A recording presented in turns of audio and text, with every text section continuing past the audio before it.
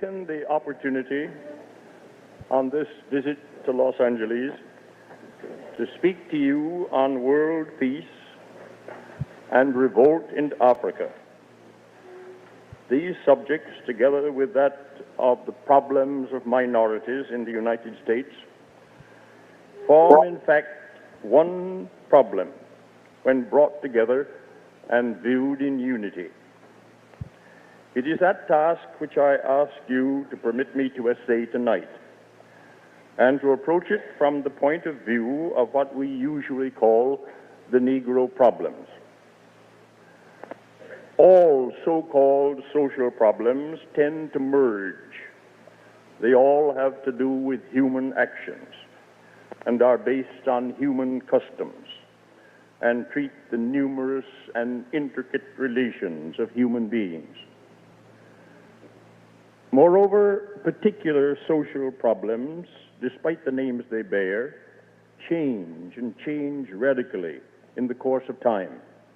Indeed, social problems change more often and in more ways than physical problems because of the unpredictable variations in human feelings and choices. They are subject to the same physical laws as sticks and stones, but there is enough of what we call will and volition to make it necessary for persons who are studying a human problem or trying to conduct their action in accordance with its present manner.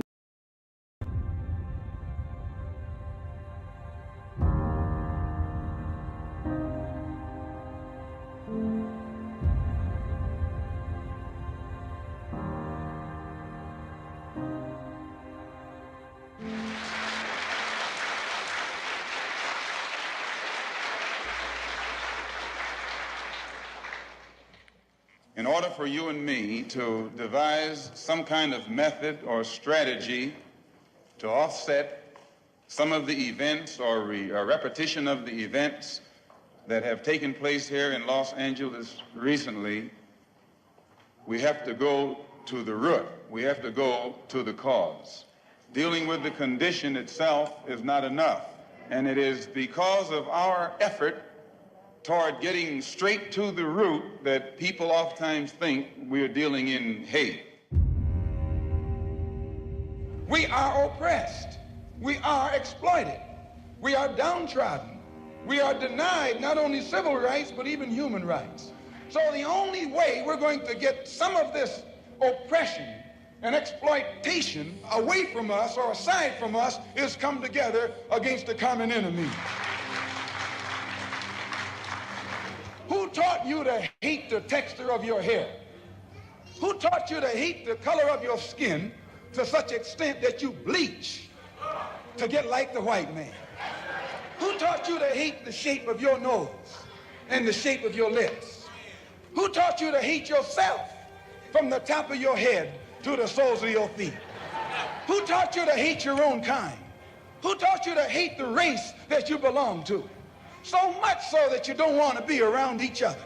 No, before you come asking Mr. Muhammad, does he teach hate, you should ask yourself, who taught you to hate being what God gave you? And I, for one, as a Muslim, believe that the white man is intelligent enough. If he were made to realize how black people really feel and how fed up we are without that old compromise and sweet talk. Stop sweet talking him. Tell him how you feel. Tell him what kind of hell you've been catching, and let him know that if he's not ready to clean his house up, if he's not ready to clean his house up, he shouldn't have a house. It should catch on fire and burn down.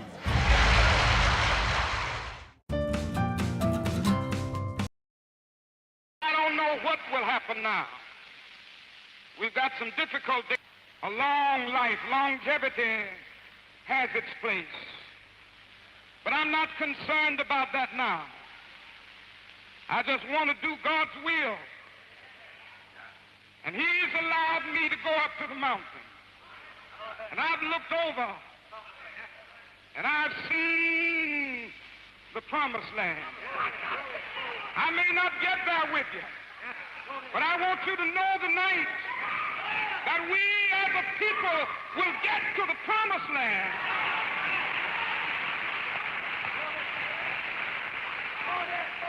So I'm happy tonight. I'm not worried about anything. I'm not fearing any man. Mine eyes have seen the glory of the coming of the Lord.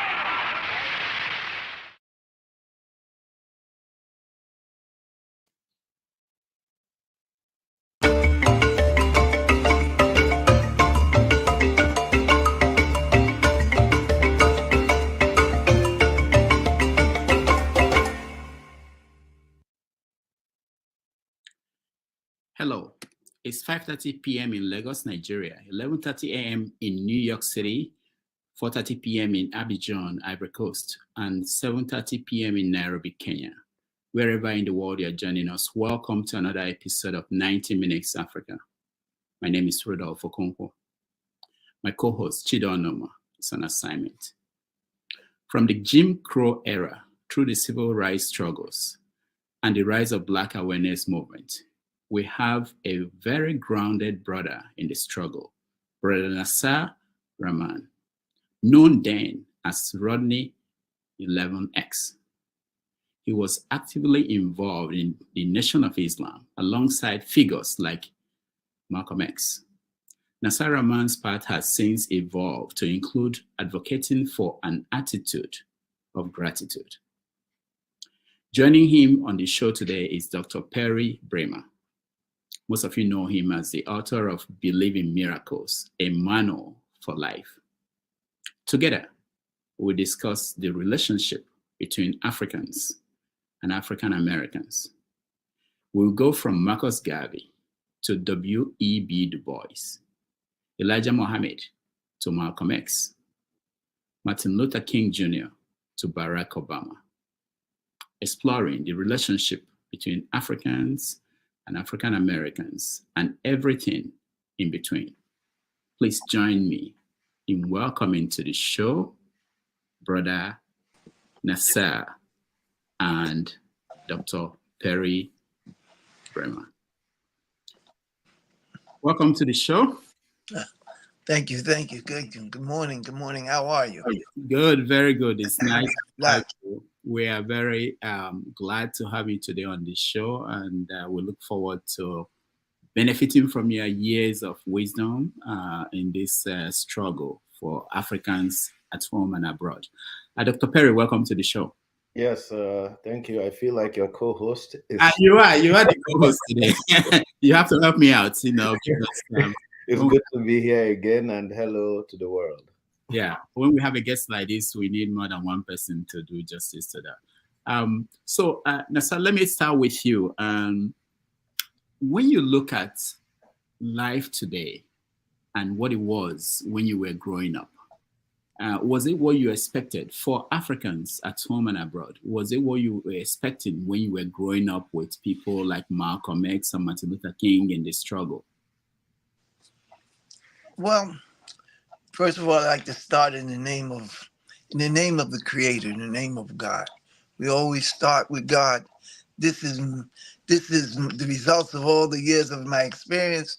I've come to realize that you start with God, regardless to what God the one Creator who created everything, and we end up with the name of God, Alhamdulillah, because He's responsible for all the experiences that He allowed me to experience. So that's why I say in Bismillah, in the name of Allah. Now, in regards to my journey, my experiences, that's all I have. If you ask me what I have my experiences in life. From the cradle to eventually the deathbed. So what would you like to start with? To start with your life in New York. I understand that you started in New York City and you were here during the civil rights movement. What was it like for you then? Oh, it was ever changing. I'm a result of two immigrant parents, one from Belize and one from Trinidad, and who met each other in New York and started to raise a family. So their mindsets were a little different. Their cultures were a little different. And I was brought up in a melting pot.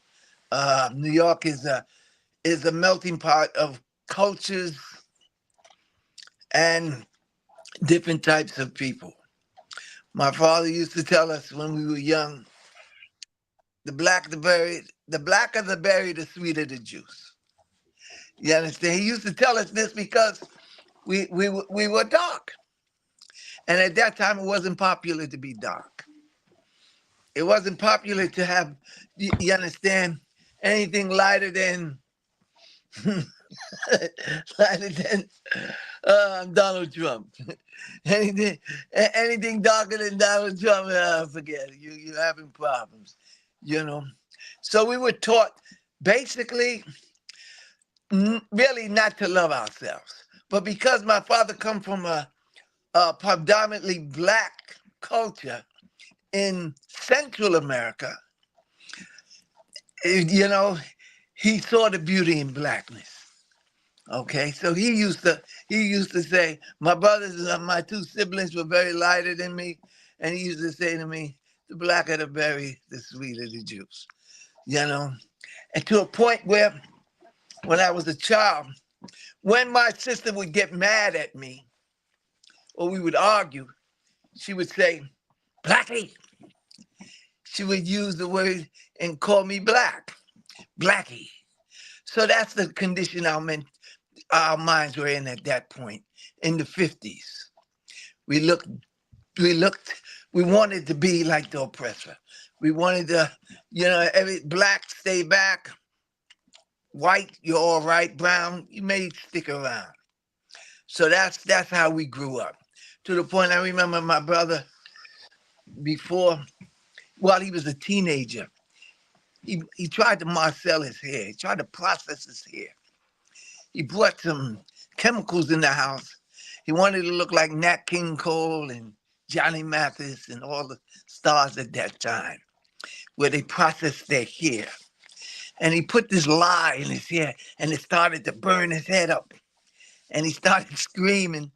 And come to find out, a lot of black men went through the same thing because we wanted to identify with our oppressors. That's how we started. But, things change. And God gave us the light of self after a while. We started to Muhammad Ali and Malcolm X, and they gave us a new spirit in life, that there's nothing wrong with being black. See, Elijah Muhammad was more of a social reformer. He knew the wretched condition that we were in, hating of self. And he knew that we were tricked into this through our education, through our religion. My father was a Catholic. My mother was a Jehovah's Witness. She was a Christian. And even in our religion, they taught us that we were black because we were children of Ham. We were cursed black. Ham was cursed by God, and that's how the black population came about.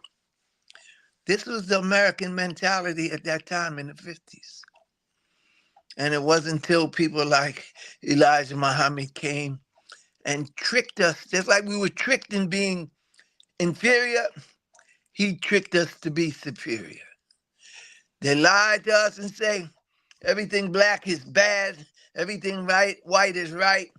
He came with another trick and said, you're God, and the white man is the devil.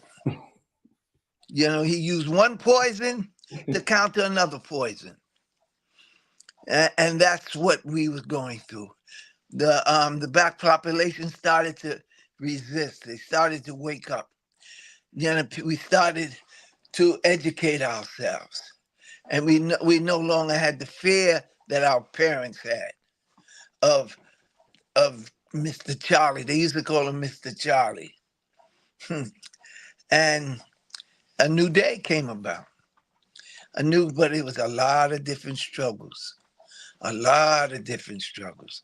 A lot of us died. A lot of our families and our friends died trying to integrate. We thought integration would be the key. If we got next to them, we could show them.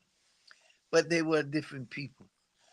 And we went through what we went through. We went through with Elijah. I came into the Nation of Islam, and Elijah had a new program, self-help program. Help yourself. Don't rely on the Caucasian. Don't rely on what we call the devil. We had to do it ourselves. Alhamdulillah. And we had a newspaper and in the front of the newspaper showed our hands stretched out over the globe and holding the Africans' hands, because we were taught very negative things about the African. We didn't want to identify with the African because they taught us that the African were backwards, that everything ugly was in Africa. That's why they needed a Tarzan to come and become the king of the jungle. So we saw black as being something ugly and negative, but Elijah told us, no, your blackness is something beautiful, beautiful, something that you need, something that they were jealous of. So this is what we went through in the 50s. And it wasn't until people like Malcolm X, Muhammad Ali, did we start to wake up.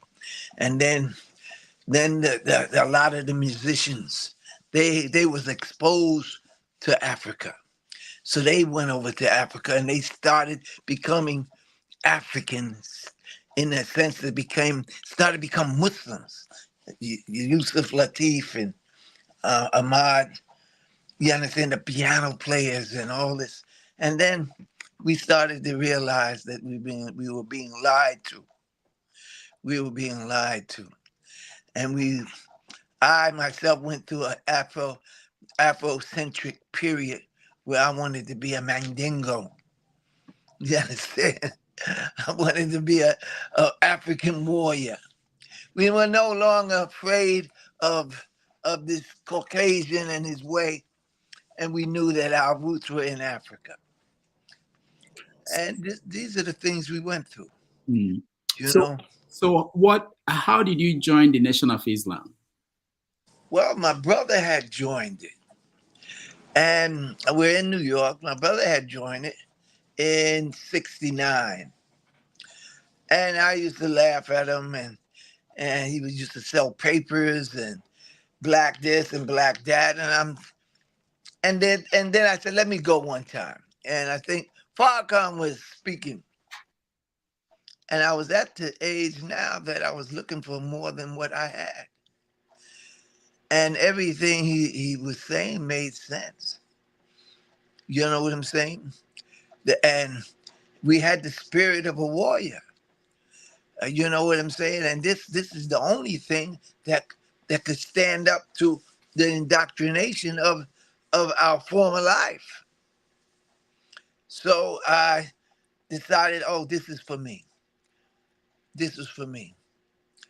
And then I eventually came in and became a member of the Nation of Islam, following Elijah, Muhammad, with Muhammad Ali, Louis Farrakhan. Malcolm had died, and there was big controversy about his death, but that was still something we dealt with. Were you in New York when he died? Yes, I was. Yes, I was. Were you anywhere near the place that he was? The Audubon Ballroom. I knew I used to go by there all the time, but I wasn't there at that night that he died. No, I wasn't there. It was a shock to us, just like, you see, you got to recognize that He wasn't that popular until he died. You know, we were in such bad shape as a people that most of us was mentally dead. Our leaders had to die for us to savor their message and to ponder over their message.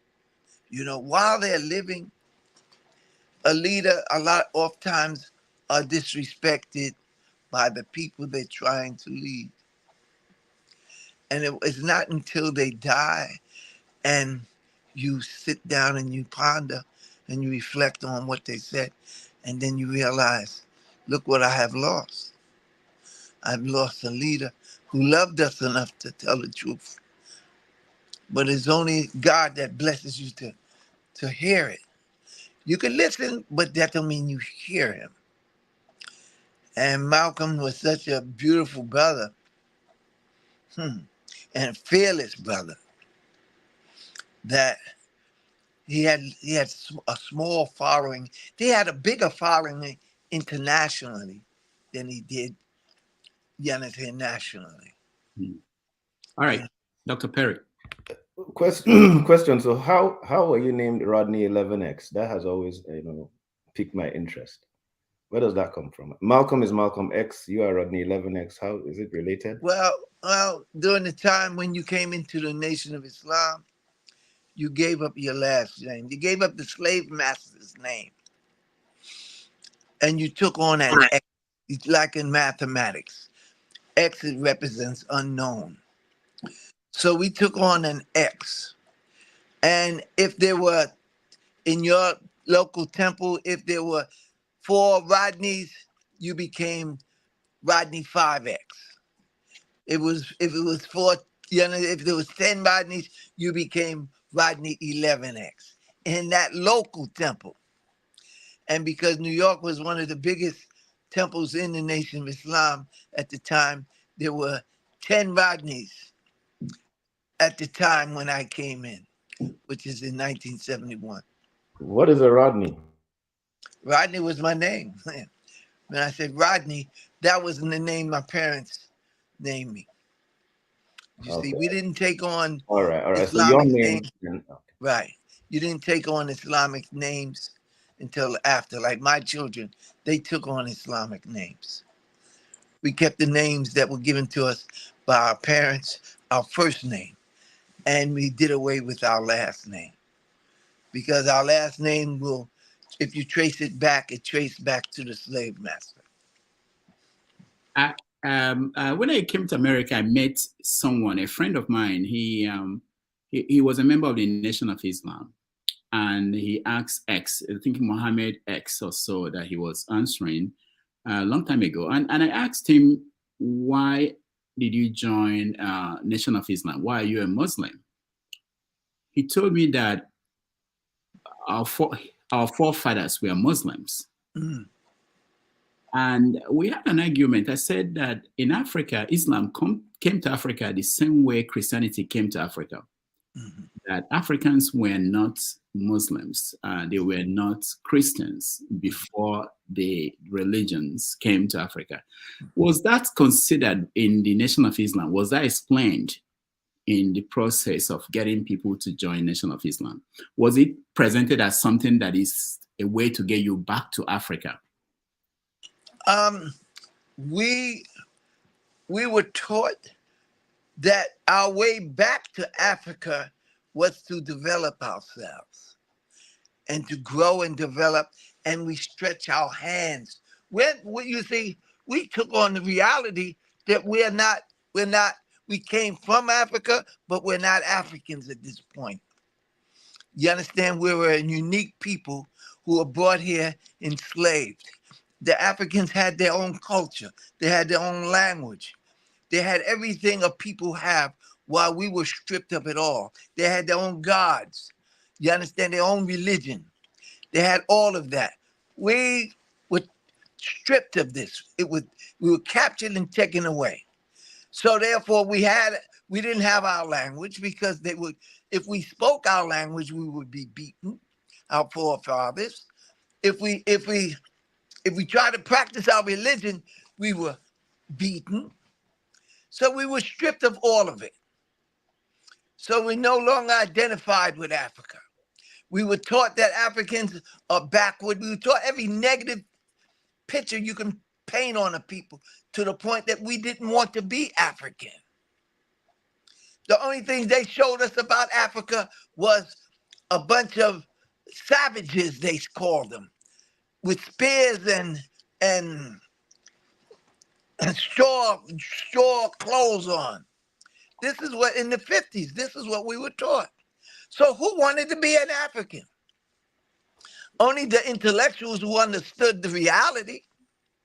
But the average person didn't want, because the media depicted Africa as something low and uncivilized.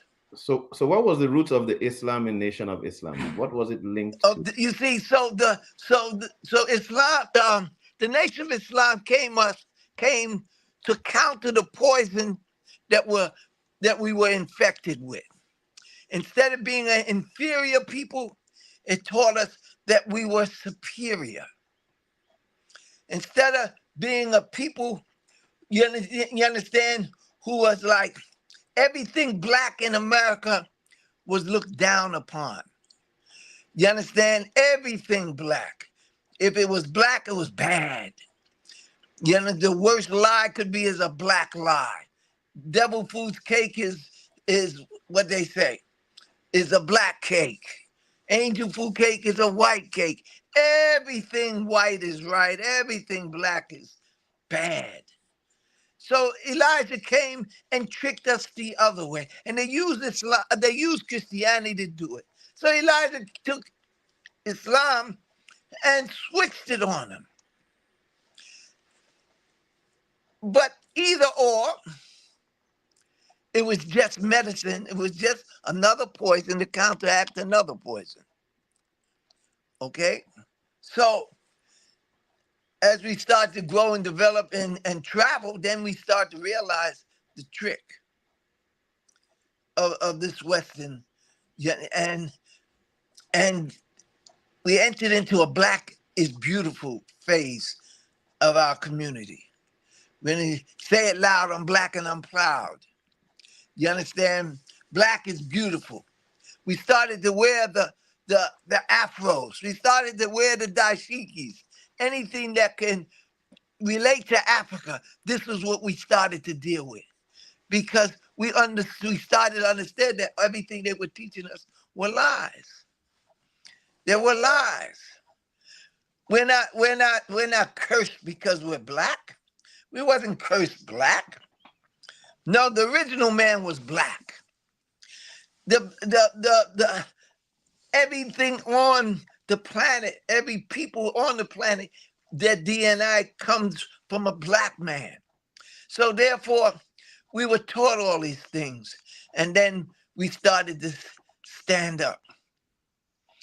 And the powers that be realized this, and they had to implement different tricks to counter that. You understand? We had Black Revolutionary Army and that was fighting the system. You had people standing up and said, hell no, you understand, I won't go to the service. We had things, it disrupted the status quo.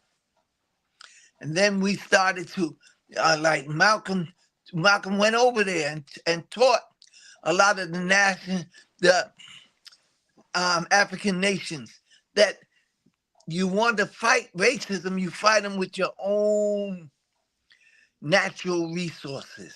You're a rich people. You have everything that everybody wants. Malcolm started talking that. Malcolm started teaching that. Okay? And they couldn't have that. Malcolm was going to take America to the world court and accuse them of genocides and everything else that they were committing at that time. So they had to stop that. They had to go into the laboratory and come up with something that will neutralize this movement to go back to Africa, to connect with Africa, your original home. You know what I'm saying? Yes. We were dead people. And we had all the characteristics of a corpse. Wherever you see us, everything around us died. So we had to be brought back to life. We had to be brought back to life. You know, and you see life shows up. When it's time, things happen. May I ask you, for Africans who were in America at that time, what was their reaction to the movement? Okay, now, a lot of the Africans that came here, they didn't come here to liberate anyone. They didn't come here. They came here to benefit from the gold and the silver that line the streets of America. You understand? There's an old song they say, the white man would say, come to America where you'll find more gold for your labor. You understand? And that's how they entice the black intellectuals or the blacks from Africa to come here. Not to get involved with the ex-slaves. You understand? Not to uplift them, not to bring life to them, but come here to get some of the riches. So possibly you could go back. You know, so the connection was very, very, very light connection. We didn't see each other. A lot of the things they told the African brothers, that we were dead people, everything negative. Here they telling us everything negative about Africa, and they were telling the Africans everything negative about us. So we didn't see ourselves as the same, you know. So, and they still do that. They still do that. They're not trying to bring us together as one people, because it's not to their advantage that we unify ourselves. So a lot of the Africans, they came here to do what they came here to do, to educate themselves, possibly to go back home, or come here to educate yourself and take advantage of the gold and the silver that's lining the streets of America, but not to get involved in the civil rights movement. Because you understand, because these people here are savages. You know, so that's, I used to go to African shops. They're speaking a different language, and they were trying to get some money. They wasn't trying to come together in the spirit of brotherhood, you know, because we could look just like each other. But no, I'm African and you're a Negro in America. You know what I'm saying? So that's was in the 50s and the 60s, there was no connection. The only connection was basically maybe the entertainers, the jazz players, and the people who had the money to travel to experience the reality of Africa. And Africa was going through what they were going through too. You know what I'm saying? They were fighting just as hard as we were fighting in America for the freedom. They were fighting just as hard. And the whole deal is never allow them to connect. And they still don't want us to connect. You know what I'm saying? They still don't. If you're going to connect, you have to connect with the foolishness. You understand? They don't want you to connect with people who are doing something, people who care. No, you want to connect through music. You understand? Dancing and partying and drinking. And this is the way they want. They use us to, as a poster child, come to America and you'll be able to do all of this. You can be a Beyonce tomorrow. You can be a Jay-Z tomorrow. And this is what turned the people on. So they're being tricked today. They're being tricked into the foolishness that we have to offer. You understand? Not anything that would serve as a threat to their position as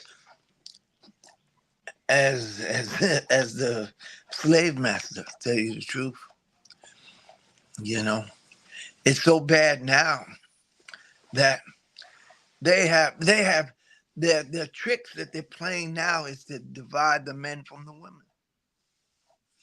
They divided in America.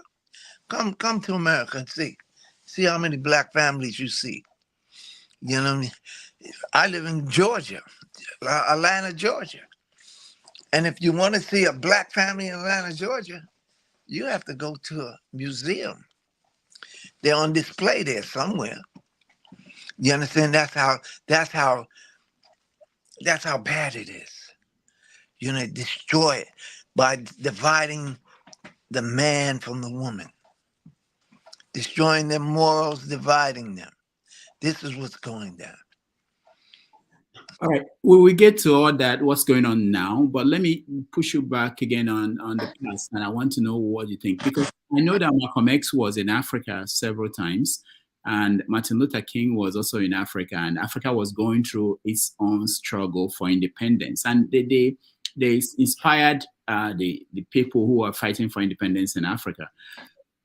But on the lower level, regular people at that point, are you saying that there was no kind of interaction? And if no, why was that outreach that didn't get any response? Well, education, you see, in our indoctrination through our educational system, they fed us things that would separate us rather than bring us together. You understand? It's like two tribes in Africa. They don't see themselves as one people until something's threatening all of them. Then they may come together. But if nothing's threatening them, I'm this tribe and you're that tribe, and we don't establish relationship. You know what I'm saying? And that's how they did America. We're not to mess with Africa because Africa has none. We're not Africans. They told us we're not Africans. That's what they told us. Okay? That's what they told us. And it wasn't until, like I said, the Black is Beautiful program started to develop, did we strive to get close to Africa. Then we started a lot of our leaders, some of our leaders went back to Africa. You know, and some of them, a lot of the revolutionary brothers had to escape to go back to Africa because they were wanted here for some domestic crimes that they put on them. But basically, the rank and file members of the community, nope. In the 50s and the 60s, very little. Okay. Dr. Perry. Yes, sir. I was just enjoying listening to Brother Nassar, but I don't want to, move the conversation forward too much to where we are now. That's, I don't want to. Let me then ask him. Have you been to Africa yourself? I've never been to Africa. Mm-hmm. I've never been to Africa. I've been to different parts of the planet. I've lived in different parts of the planet, but never in Africa. I've been to Saudi Arabia. I've been to areas of that sort, but I've never been to Africa. And my daughter, but Allah is blessing me. My daughter, she has been to about 80 different countries, and a lot of them in Africa. And she took contingents of doctors, health professionals, doctors, nurses, dentists, to volunteer to do work for the people. That's what she did. Right now, she's in Guam. You know what I'm saying? Because we've grown to the reality that this is a human struggle. This is a human struggle. You understand? Wherever you can help, you help. Not just Africa. You know, we would like to go to Africa. We need to go to Africa, but I never had the real opportunity to go to Africa and in my youth. And I'm expected to go to Senegal and this year, hopefully. Now, sorry, you spoke in a very good admirative a way that you I sense you admire Malcolm X. Do you have the same admiration for Martin Luther King? Oh yes, oh yes. He was another soldier, another martyr for the liberation of his people. How can I not? You know what I'm saying?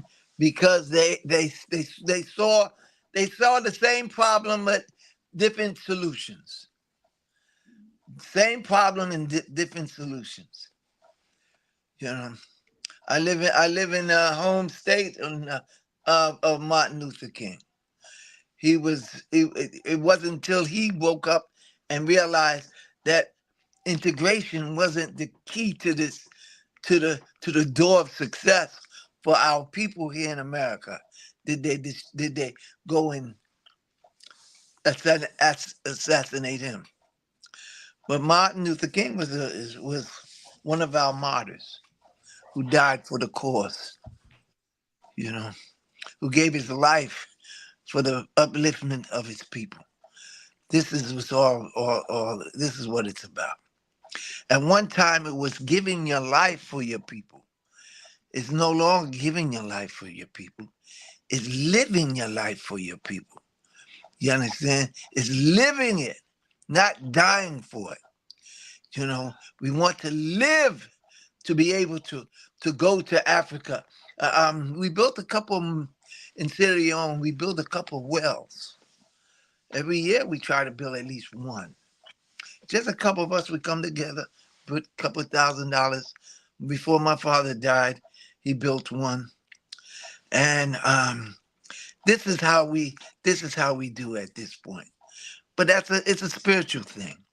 It's a thing that we need to do. Wherever the need, we want to fulfill the need. You understand? Wherever the need is. We're not worrying about, you know, any particular place at this point in my life. I'm 73 years old. Wherever I can do good, I try to do good, for the pleasure of God. That's why I'm doing what I'm doing.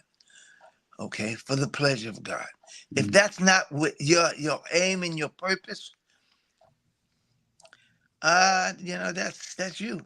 So I was hear names of how you guys escaped from Nation of Islam to Islam proper. How was your journey out? Well, we didn't escape. We just grew and developed. When you're in primary school, you go after you grow and you graduate and you go into secondary school and then high school. You know, and that's part of the process. You know, Elijah came to uplift the black community to rid him of his inferiority complex. You understand? And shed some light on his reality that you're not cursed, that you're not what they say you are, you're something greater. So once he told us that, then we could move forward. We were taught to be clean, how to wash, you know, what kind of food, eat living food, not the food of the slave master.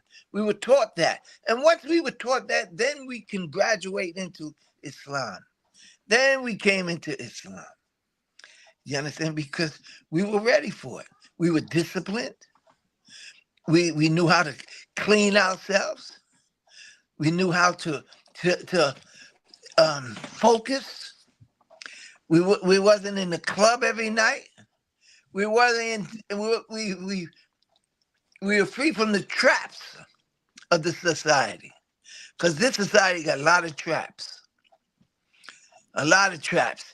And then this is what we have to teach our brothers from Africa when they come here. Watch out for the traps.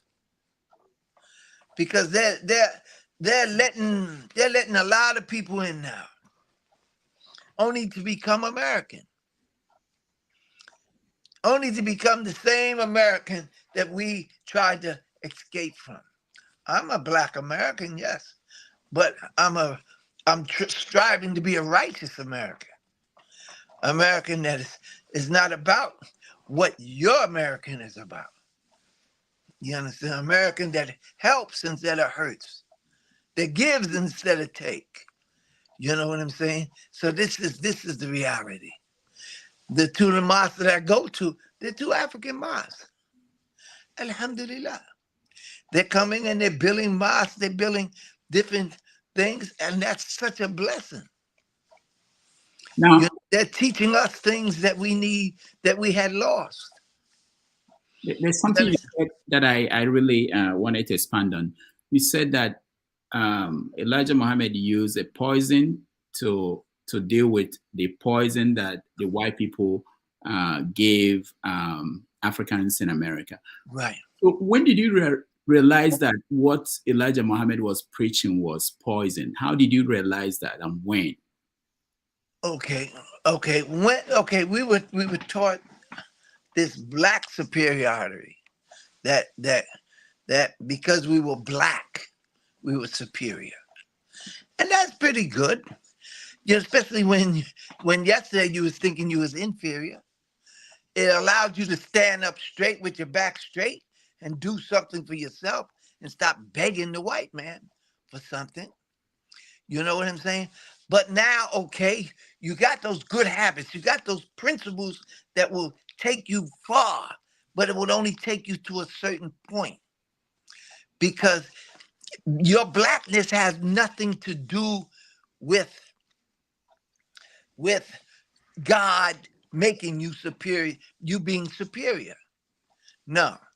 You know what I'm saying? So therefore, when true Islam came to us and we dealt with the one God, the God of creation, the God that sees everything, the God that hears everything, the God that knows everything, who is well aware of everything. You understand? Then we're no longer looking at each other like it's your Blackness that is important. No, it's your connection with the Creator that is important. You understand? It has nothing to do with your Blackness. You just because there's a lot of white people who are extraordinary people. You understand? So it's not about racism. So we graduated to the point that we're dealing with life on life's terms. You know what I'm saying? How easy was it for you to graduate to Islam? I believe in a time when, what was the behavior of the Arab Muslims in America at that period? Where did you get Islam from? Okay. No, we didn't get it from the Arabs. See, the blessing part is that we did not get our Islam from an Arab. We got our Islam from our people who have already developed. Elijah's son, Wabdi Muhammad, was taught Islam. While everybody else was doing that, Elijah had sent his son overseas and was taught Islam. Not Arab Islam, but Islam, the principles of Islam. You understand? Now, we're not going to substitute one oppressor with another oppressor. You understand? Because the only thing, the all power belongs to the one God. And this is what we need. We graduate to the reality of the one God. So is Elijah Muhammad's son went against the father's principles? Oh, it was time. Oh. It was time. And Elijah, I think, set that up. This is what Elijah did. He set that up. When he was on his way out, he sent his son out to start to teach the reality. Before Elijah died, his son told us.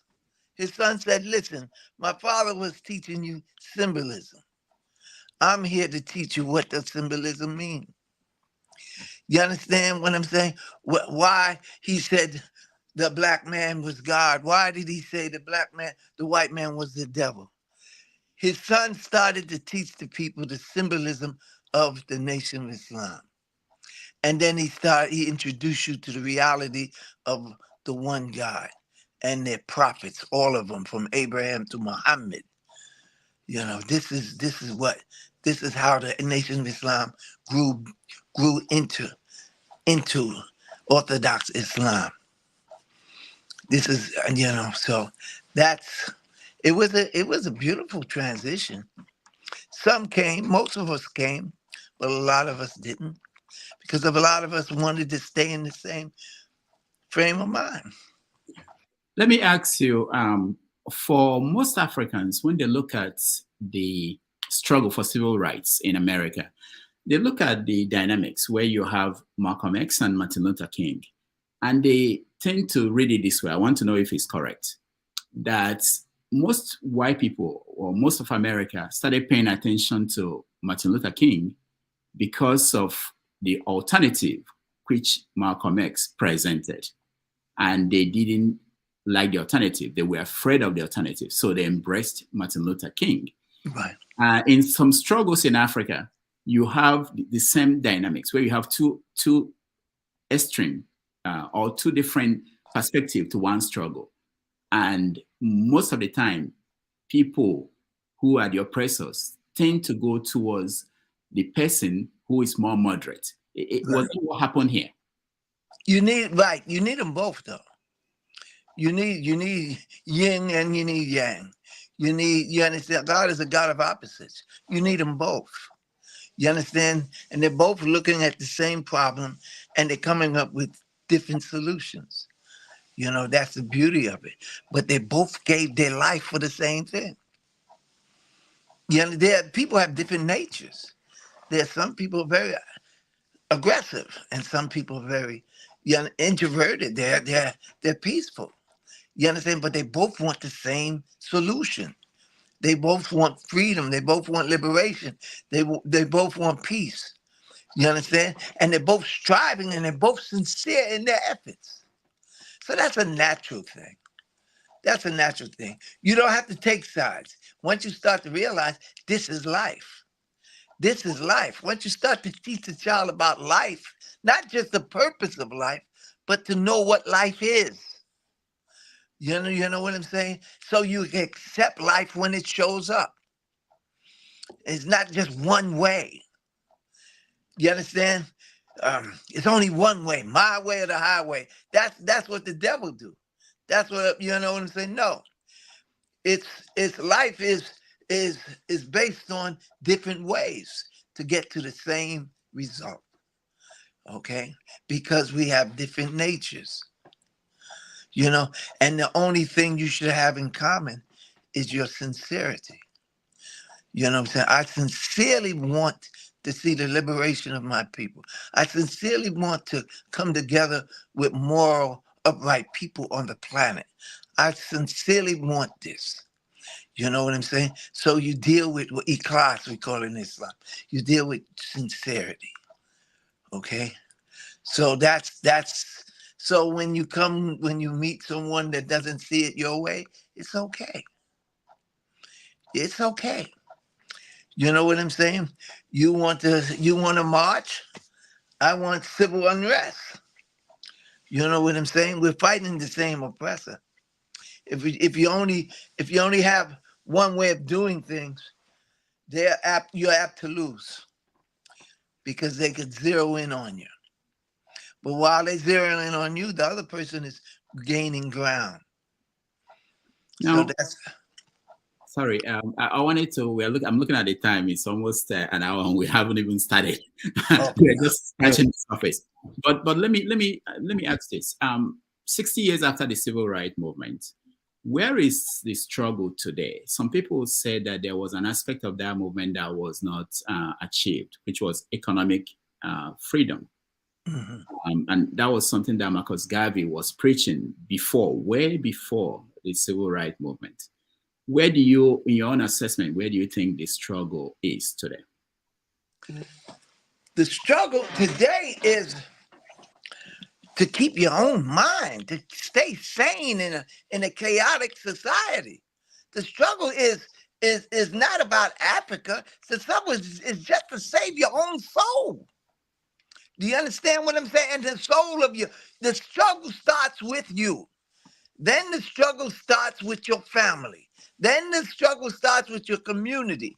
Then the struggle starts with your society. But if it doesn't start with you, see, the fight is an internal fight first, not an external fight.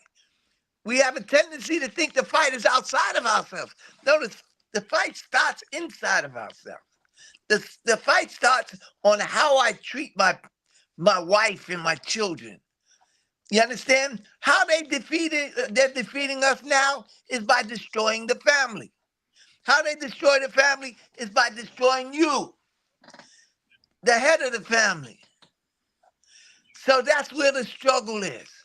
I look at movies from Africa and I'm saying, oh boy, they infected the same thing they infect over here in Georgia and in New York, in Lagos, in different parts of Africa. You know what I'm saying? They got the same problem. You understand what I'm saying? Not as bad. You know what the fight is? They show it to you on television all the time. Number one television show, The Living Dead. Look at that movie, The Living Dead. You got some people fighting zombies, and they have made us zombies. You understand? They have made us zombies, and we're fighting to just live. You know what I'm saying? What's the difference between? I look at the movies in Nigeria, and I look at the movies here. Same foolishness. The same foolishness. You know what I'm saying? So you have to start at home. You start to clean up your own house. You know, before you got to get healthy. You got to be one of the living to deal with the living. You can't be one of the dead. They're killing us. They're killing us with this internet and this information highway with false information. They're killing us by exporting the black culture, where the man's calling his woman a bitch all the time. They're killing us. You understand? Where the woman is against the man. They're killing us.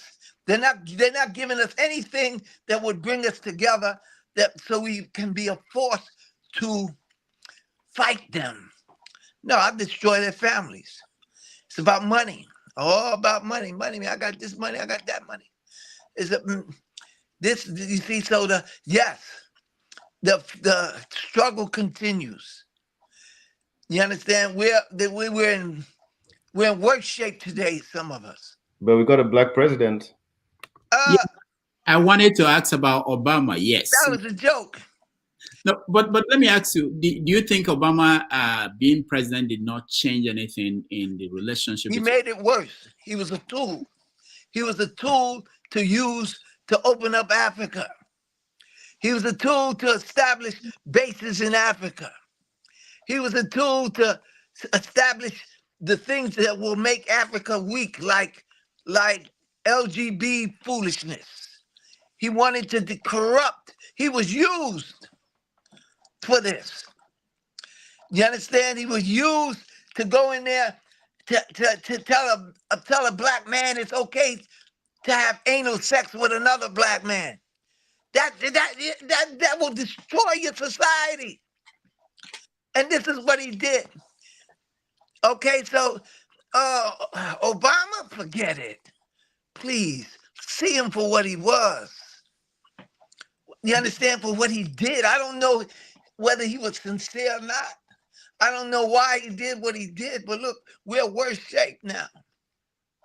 Do you think if Jesse Jackson were the first black president, it would have been different instead of Obama? If he would have been, listen, American presidents are not elected. They're selected. Okay? They're selected by by people who are in charge. You understand? And they're selected to maintain and to keep the status quo.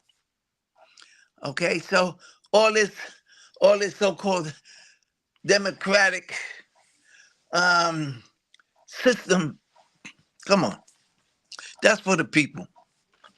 That's to give the people, to make people, you understand, think that it works. When we don't vote people in and vote people out. I remember who was it? It was one of the presidents. He said, one of the president's attorney general, they asked him a question. He said, do you think that we would allow the fickle mentality of the American people to determine who's president? The fickle mentality of the people to determine who's president. Think about it. If we allowed that, Michael Jordan might have been president when he was most valuable player of the NBA, because everybody loved him. You know what I'm saying? So this thing about the democratic process, that's been going a long time ago. It's about the private sector now, the multinational corporations. There's no such thing as the democratic process. We select the people in charge select them, and we just do what we do every day. Now, I'm in the rat race. Yeah, let me ask you this. I'll come to you next, Perry. You take over. Let me ask you this. There are people who look at countries governed by Black people. They look at mayors of cities, Black cities in America. They say that Black people are yet able to govern themselves. What do you say to that? Govern themselves? Yeah. We were never given the opportunity to govern ourselves. How would we know? We were never given the opportunity. Do you understand? What about we had a black yeah. We had a black president. What more you want? Did he govern?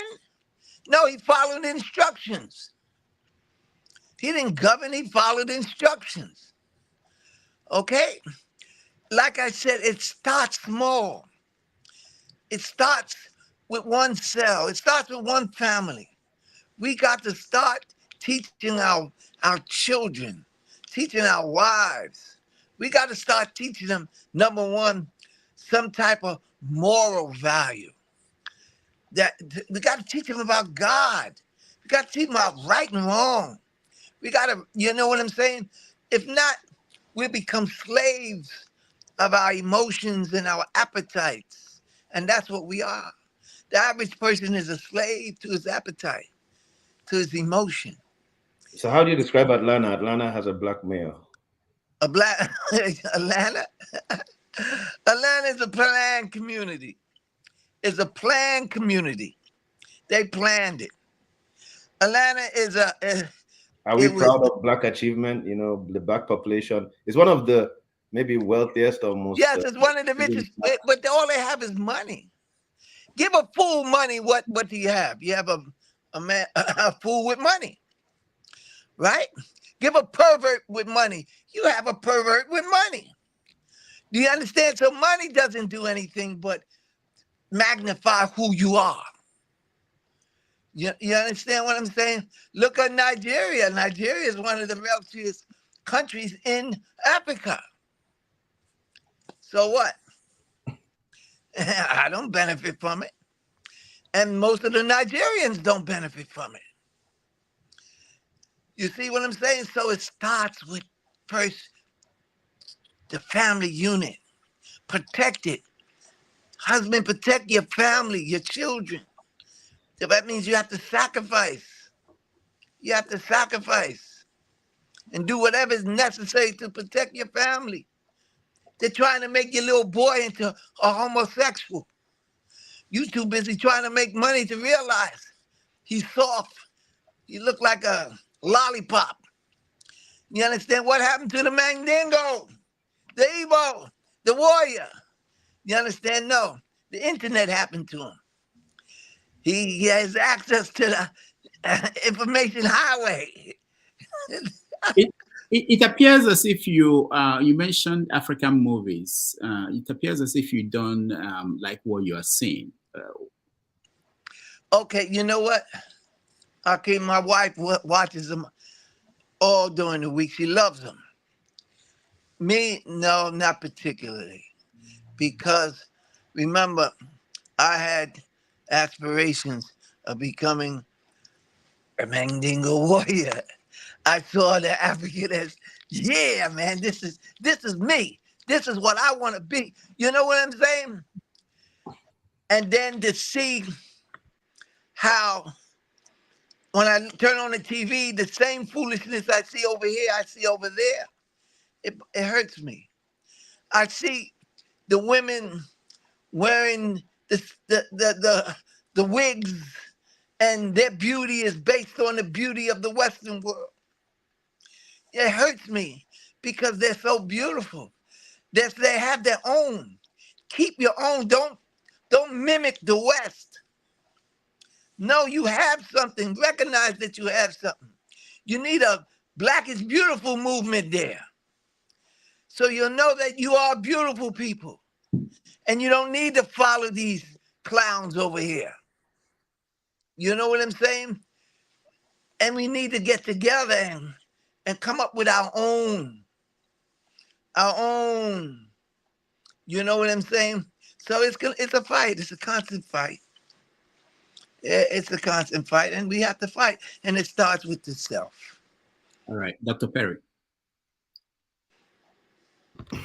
So I've just been carried away listening, but yeah,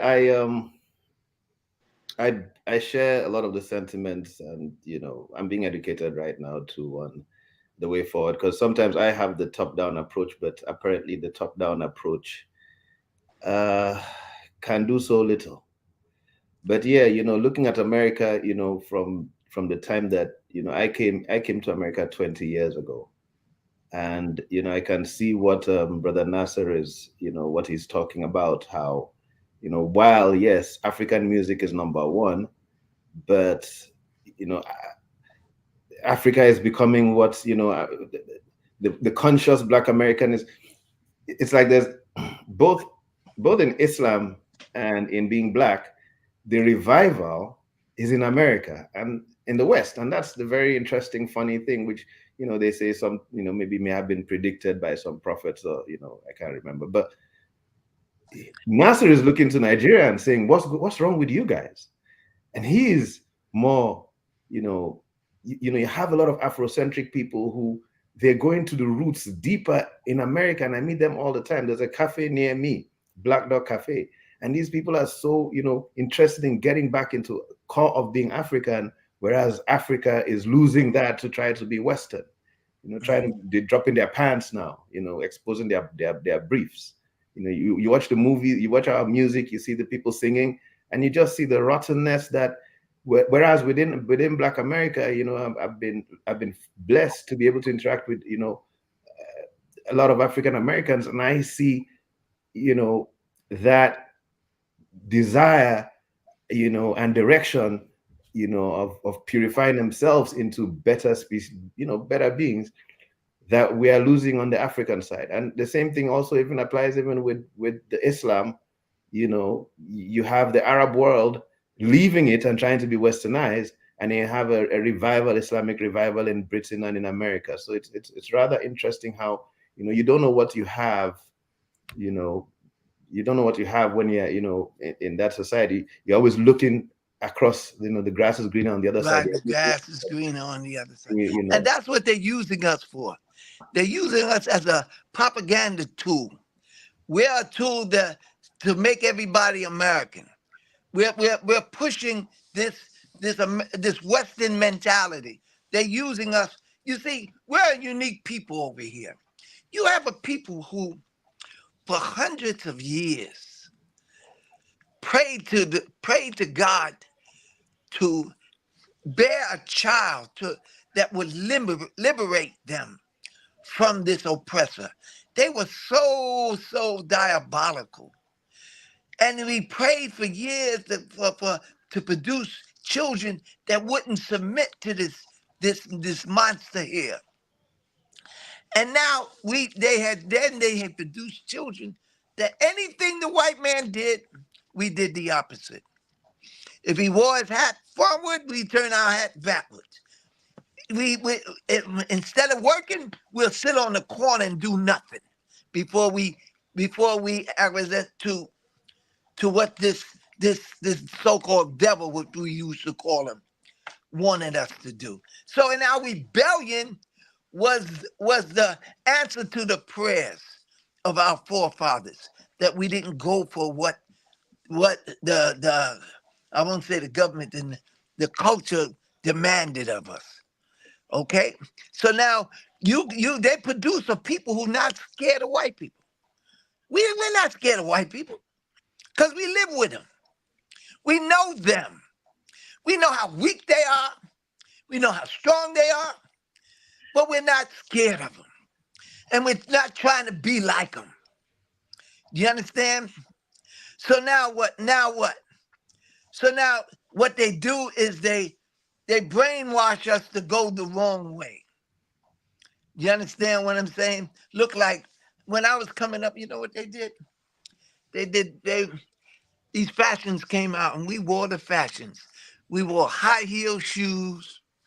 We wore, big brim hats, looked like clowns. You understand? Only because they understood that we didn't want to be like them. So they had their designers design all kind of funny clothes, and we went for it. And what they do is they will export our culture to the world. And the world follows our culture. The world follows the young Black Americans. The world follows, they come out with rap. Now they rapping that in Mecca. They rapping everywhere, every part of the planet. You go to the Antarctic, you have Eskimos rapping. You understand why? Because they use the fact that we no longer bow to them, and they export our foolishness, because a lot of it is foolishness, to the world. And the world say, wow, this is it. The movies, our gestures, the way we walk, the way we dance.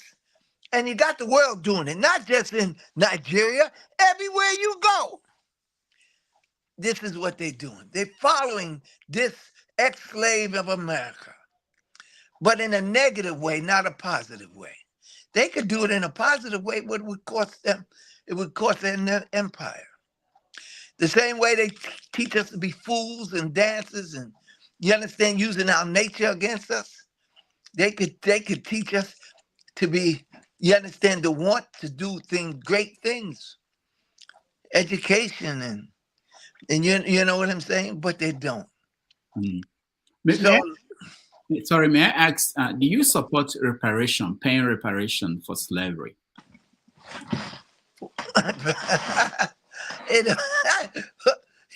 I suppose, okay. Think about that. You can get them reparations.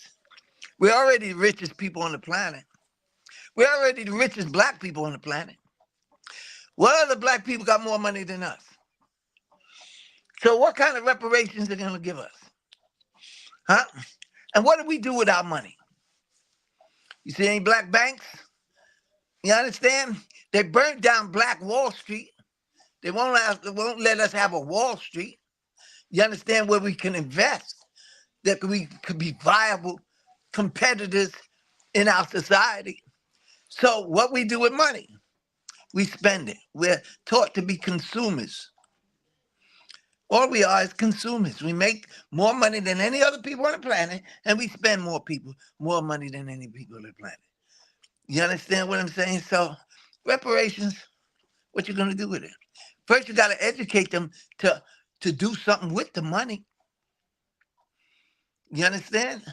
Do something. You give an ignorant man $1 million. He gonna give it right back. He gonna give it right back. So reparations, you know what I'm saying? You want to build some schools, but you're gonna put your teachers in there, and we're gonna come out dumber than when we came in. You know. So if anything, I would recommend us to go to Africa, invest in Africa. Take some of this money and invest in Africa. You know what I'm saying? Buy up. You can buy land, number land in Africa. You can build. We know how to build. We've been building for the white man for 500 years. We know how to do everything we need to know to build something. So that's the only advice I would give. If you're wise enough to do it, and if you're not a consumer, you just want to buy foolish stuff, go to Africa. Build something. Establish something. You know what I'm saying? But it's going to be hard to do that. Right. Because the majority of Africans is just as dumb as we are. You understand? So, hey, it's a fight. It starts with the heart. It starts with your connection with God. That's where it starts. You understand? Understanding that there's a power greater than myself that can restore me to sanity. You know, so that's what that's about. Mm. You know what I'm saying? Yeah. So, come giving. Don't come getting, come giving. And even if it's just a smile. The average African over here don't even smile. What's wrong with them? You understand? They come over here and you got to teach them to smile. What's wrong with you? Did I do something to you? You understand? But when you see a brother from your hometown, you're grinning.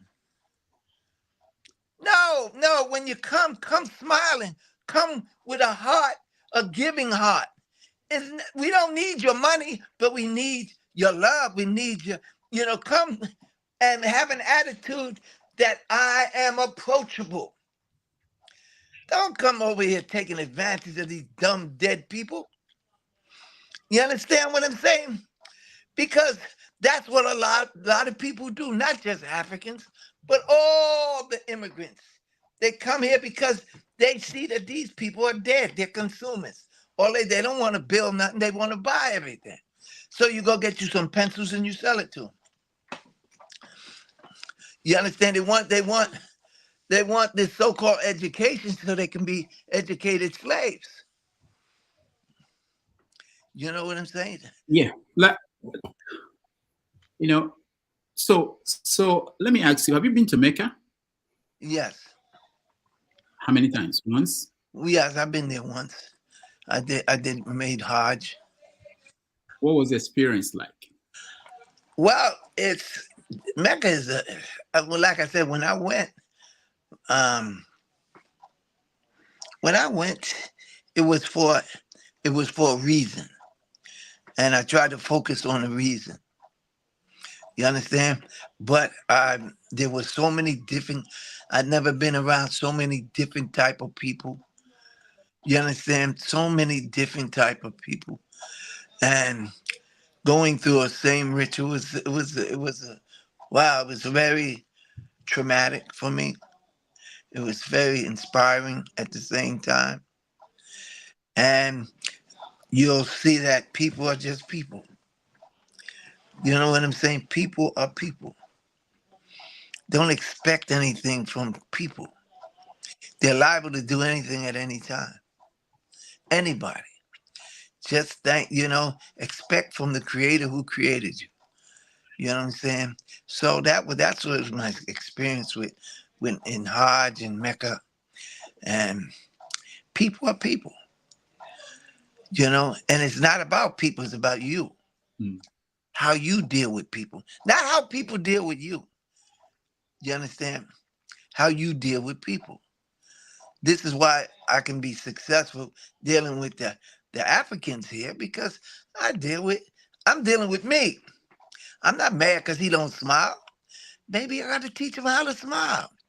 That's an opportunity for me to go to. You can smile at me, man. You understand? I mean, to me, that's an opportunity. Whenever I see a teaching opportunity, I take advantage of it. I try to. I don't take it personal because I don't know what they're going through.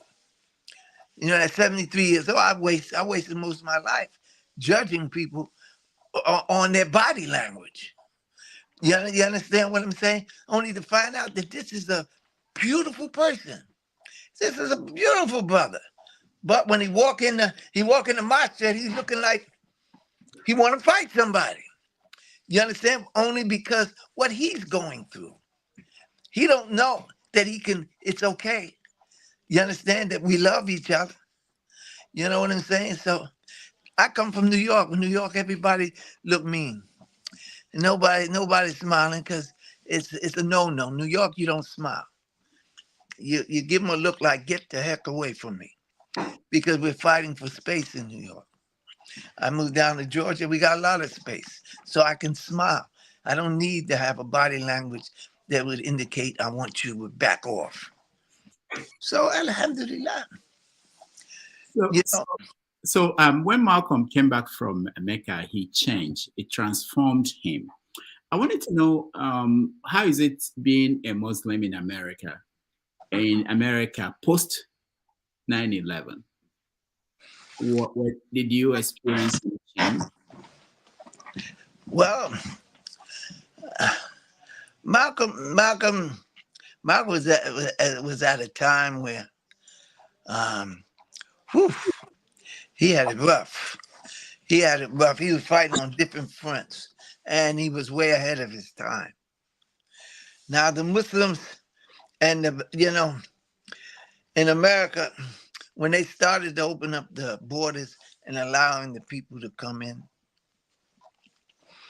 we started to see the reality of Africans, that they were just as pitiful as we were. You understand? In reality. You know what I'm saying? They came to try to establish a life. They were caught up in the same diseases that we caught, the disease of materialism, disease of sexism. You understand? All these different diseases. You know what I'm saying? They were caught up the same way. You know what I'm saying? But what they had unity. They would band together and help each other.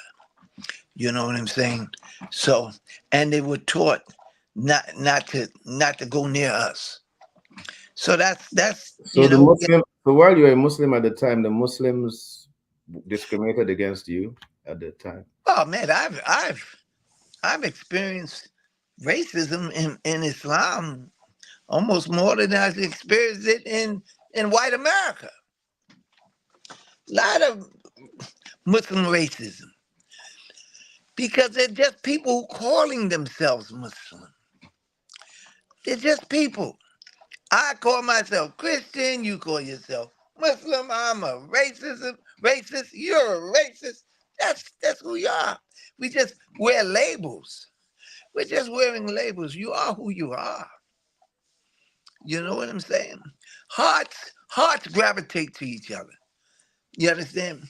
Even cultures try to gravitate to each other, but in reality, hearts gravitate to each other. It's like I meet you. You got different experience than me, but our hearts came together, and this is the beauty of it. So you guys were afraid during 9/11. What happened? 9/11. How did the Arabs survive it? Were they afraid? What happened? Listen, they acted the same way they acted with us. They want to blame somebody for something. You know what I'm saying? See, I was in New York. I could see the smoke from where I was on the World Trade Center, So let me tell you something. They did that for a reason. We know it was game. We know there wasn't no airplane that took that building down. We know that. The world don't know it, but the people in New York know it. You understand? If you really want to know it, you know what I'm saying? Those buildings came down like accordions. They were demolition projects. And we saw it. But everybody else went for the game that the news tell them. So Muslims were, you know, Oh, yes, the how are you, women, how the are you Muslims, coping as a Muslim during that the period? backlash, there's backlash all over. Oh, let's blame the Muslims. You know how they used to do the Indians, dress up like Indians and and and burn down a fort or something, and it be the same people. That's the same game they played with 9/11. Huh? Come on. Everybody knew that it was a setup. You know what I'm saying? That's and we react. What, You know what what I'm saying? what was the reason for the setup? If you believe it's a setup, what was achieved? Oh, a lot of things were achieved financially.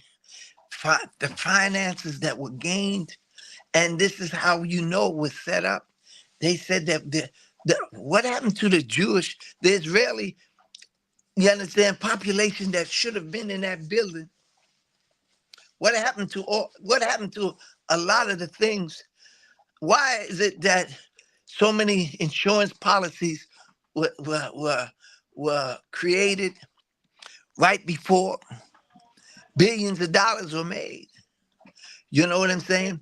We need reasons in order to start conflicts around the world. We need reasons for that.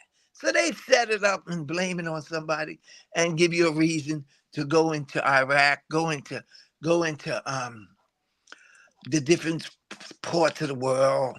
You understand? This is a game they play. This is politics. All right. And We are going to bring in our friends who want to come in and join this conversation. But before we do that, I want to get your view on what's happening in Gaza today, the conflict between Hamas and Israel. What is your take on that?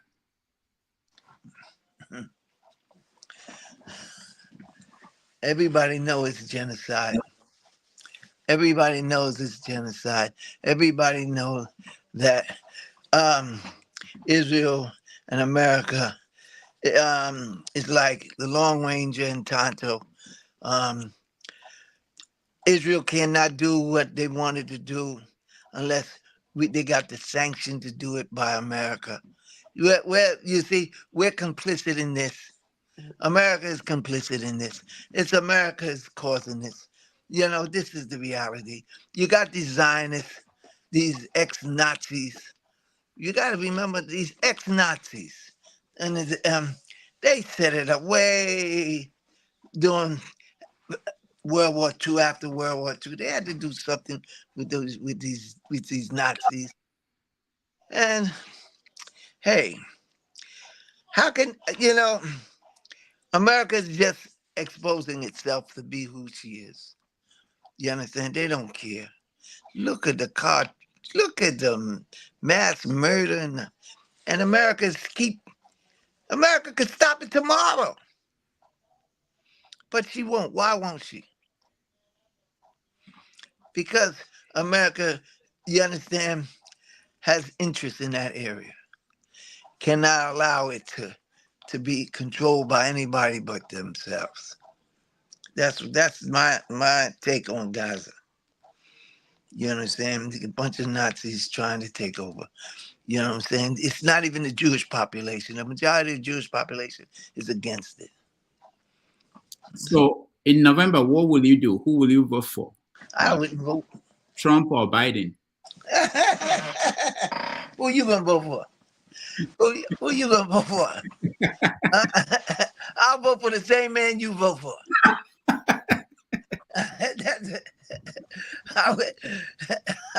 that means is in New York, so he may be a Biden. In New York, it doesn't really matter who I vote for in New York. You can vote. I take that back then. You can vote? No, hell no. Hey, listen. Malcolm says, you understand? You got a wolf. You got a wolf in the south and a fox in the north. They're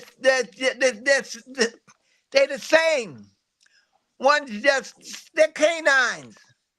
They're gonna do the same thing. They're gonna kill the chicken. They're gonna eat it. Now, how they kill it and how they eat it is different. So which one you want to choose? You're gonna die and be eaten anyway. Did you vote for Obama? Let me just. No. You didn't. No. How come you saw through him by that time? How come? Obama? I supported him. Okay. I actually made Again, statements at the time. I will say it again. The president is not elected. He I is know, elected. but I believed in Obama up until after he won the Democratic primaries. That's when I dropped him. But up until that point, I was like, it's a black man, just that black, association. Yeah. Oh, you went for the black thing? Up until after the primary, the minute he defeated Hillary Clinton, and I just saw him jump like this, I was like, oh my gosh, oh no. And then I quit Obama's side. But, all right. So let's we have our friends joining us. If you want to be brought into the studio, please turn on your camera. We'll bring you on. Ovia, welcome to the show. Thank you. Assalamu alaikum, everybody. Yeah, Ovia, just explain. Can you? Oh, the background is okay. I have to come back. Let me take care of that. So, Paul, go ahead now. Okay, Paul, welcome to the show. Oh, thank you, and good morning. Yeah. So, you have a question for our guest? Yes, let me just also follow up with the question you asked about the Israel and the Hamas war.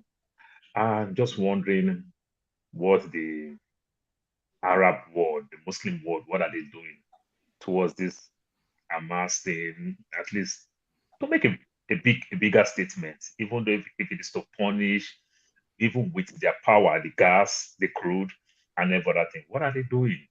They can't just let the West keep going, because I see the West like they're playing some type of game. One side of the West to support their mass, but they can't do nothing. And the other side will go against it because of their world power. So at the end of the day, they are winning. So what is the Arab world doing to make a statement? Very good. If I can take that question. So recently this is my shirt, The Purpose of Life, right? So recently I've been doing some, I just recently did some study on the purpose of life. So there's a purpose of creation and there's a purpose of life. So according to the religious story, now I know a lot of people are not, I'm interested in that conversation, but according to the religious story,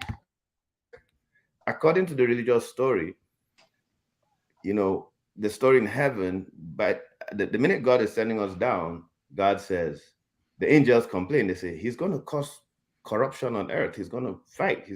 So that's the nature of man. We came here and God says, you guys are going to do that. So it's not about Arab or anybody. It's who are you?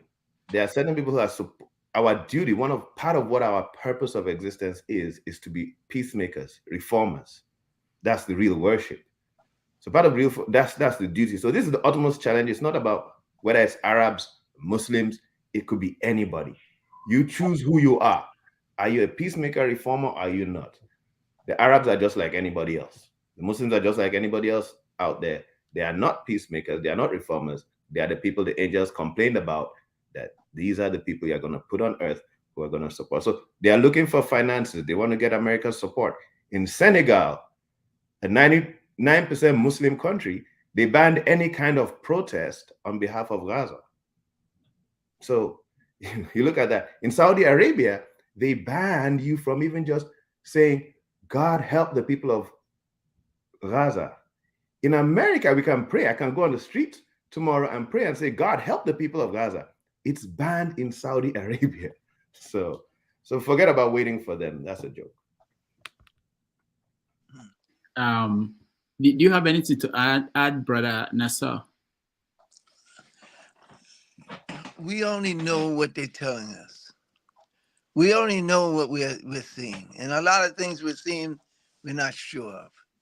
But like he said, if you want to take it on a much higher level, being a Muslim, I have to first go to what does Allah say? What does God say?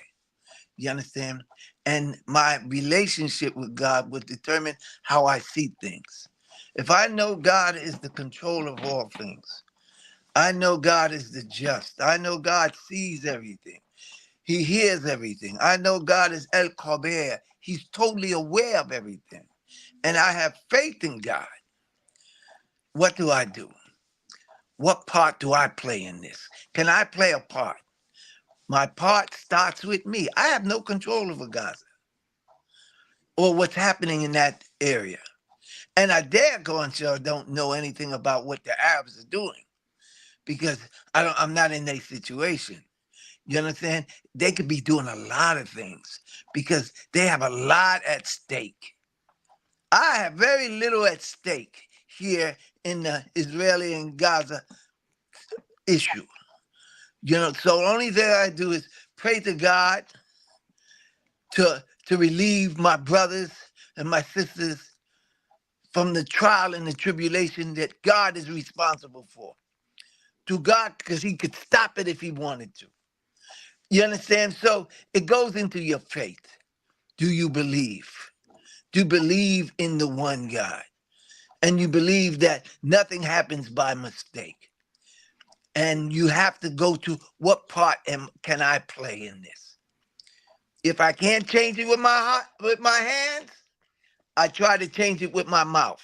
If I can't change it with my mouth, I at least hate it in my heart. That's how we deal with that.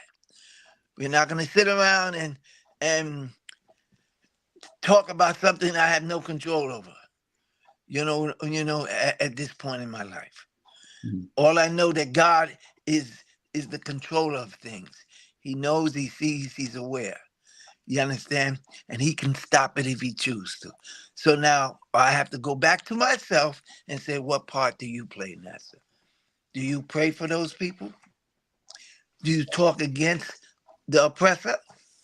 And if you're doing that, alhamdulillah. Are you sending money? Alhamdulillah, send money. Do whatever you can do.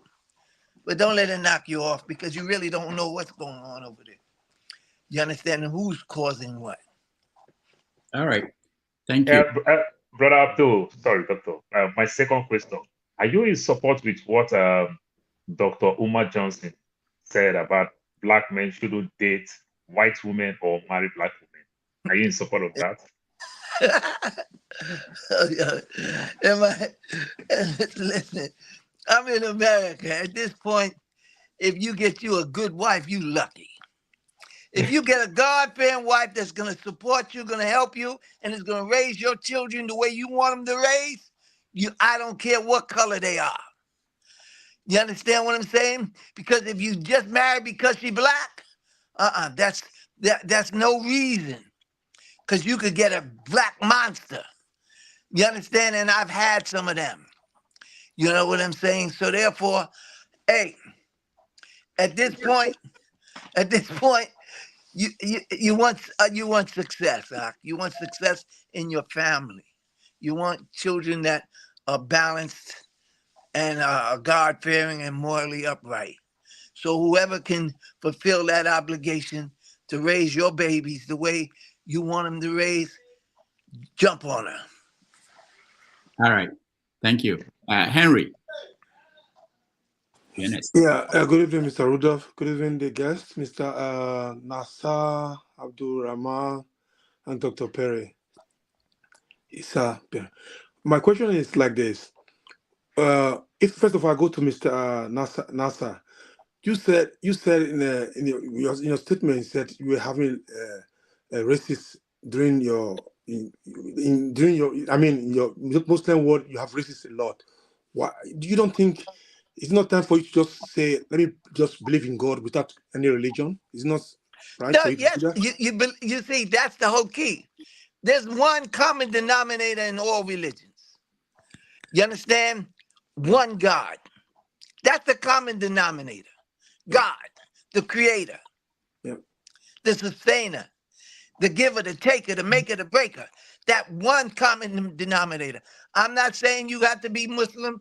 I'm not saying you got to be Christian. I'm saying understand that there's the one common denominator from Abraham to Muhammad, from Jesus to Moses to Abraham to Isaac, to all of them and those before them. One God. You understand what I'm saying? And be sincere in your worship. You understand? Yeah, sure. That's all I'm saying. You don't have to be no Muslim. Rudolph, let me just put questions all once, please. 1 minute, please. My question is, we Africans, I mean the Africans in general, they should stop playing this game, blaming the colonial people, the outside forces that making Africa not to develop. But we are free people. I mean, we free, born free people in Africans. We are ruling ourselves right now, like Nigeria. Let me call Nigeria right now. We are the black people ruling in Africa till tomorrow. Since the colonial master left that country, there was nothing, no good development there, no common electricity. They don't have it. Are we still have to be blaming the colonial masters? Are we still going to be blaming them for our own government failures? Why we don't take a challenge to say, okay, let's do it ourselves? I know we can do it. Why do Africans leaders don't have that patriotic, like the Americans have, like other countries have for their country, the future for their country? Why we don't have these Africans? And second question is, what are the Saudi Arabians doing? Where all Muslims go every year? What are they doing in this issue in Gaza? What are they doing? What are the Muslim world doing? Why the Egypt are not allowing the Gaza to go to their countries? Why are they stopping Gaza to go on from there? Why they are not doing more? Why are they not speaking out? That is my question. Thank you. You asking, yeah, go ahead. You asking me why they're not doing it? Yeah. I don't know. You understand? You see, it's not a black and white situation. They're dealing with a lot of issues that we can't fathom. You understand what they have to deal with? You know what I'm saying? What they can do and what they can't do. It's like you ask a billionaire, right? You ask a billionaire, how come you're not doing so and so? Okay, you ask that billionaire. Do you know what? That billionaire is more of a slave than you. You see these black billionaires in America? They can't do nothing with their money but spend it on themselves. If they try to do something that would interfere with the status quo, they will shut them down. In Saudi Arabia, you think those billionaires can just send money all over the world? No, they can't. The government won't let them because you would interfere with the status quo. You understand what I'm saying? You know, you can't send money to the Congo because you would interfere with Belgium. They won't let you do these things. You think you just have the freedom to do what you want to do because you got what you got? No, the status quo won't let you. You try to do it. Look what they did to Bill Cosby. He tried to buy NBC. They told him leave that alone. And he still tried to buy it. He had the money, and look what they did to him. They had 50 women say that he tried to rape them. 50, not one, not two, but 50? He don't even know 50 women. Nevertheless, try to rape them. You understand what I'm saying? So a lot of things, we ask the question, what are they doing? We don't know what they're doing. We don't know what they can do. We don't know, behind the scenes. There are a lot of things happening behind the scenes that we know nothing of. Just to comment on that, Epstein Island, that's part of the backstory of Epstein Island. They said, there's some intelligence agencies behind it, probably Zionists, and there are recordings of all America's politicians who've gone to the islands. So it's like, if you don't play the game we tell you to play, if you don't sing the song we tell you to sing, and that's one of the backstories behind Epstein Island. Yeah, Brother Nassar, let me say something one more time. But you didn't get my hand questions. Why Africans cannot develop their countries? Why Africans still stealing their money to the Western countries? That's my questions. Right, Nassar, the first question is, should we at this point still be blaming the colonialists? That's what he said. Yeah. No, we are stealing Africans' money and sending back to the Western country. Why are we doing ourselves this? That's the question. Because let me tell you something. Few people will die for their country, and less will live for their country. Do you understand? If I gave you $100 million right now, right? You think it wouldn't change you? You think that you would be the same loving brother that cares about his people? It's you know what I'm saying? When you're with the people, you care about them. I mean, the average African come here, get money, they go live with white man. Soon as they get money, they go live with the white man.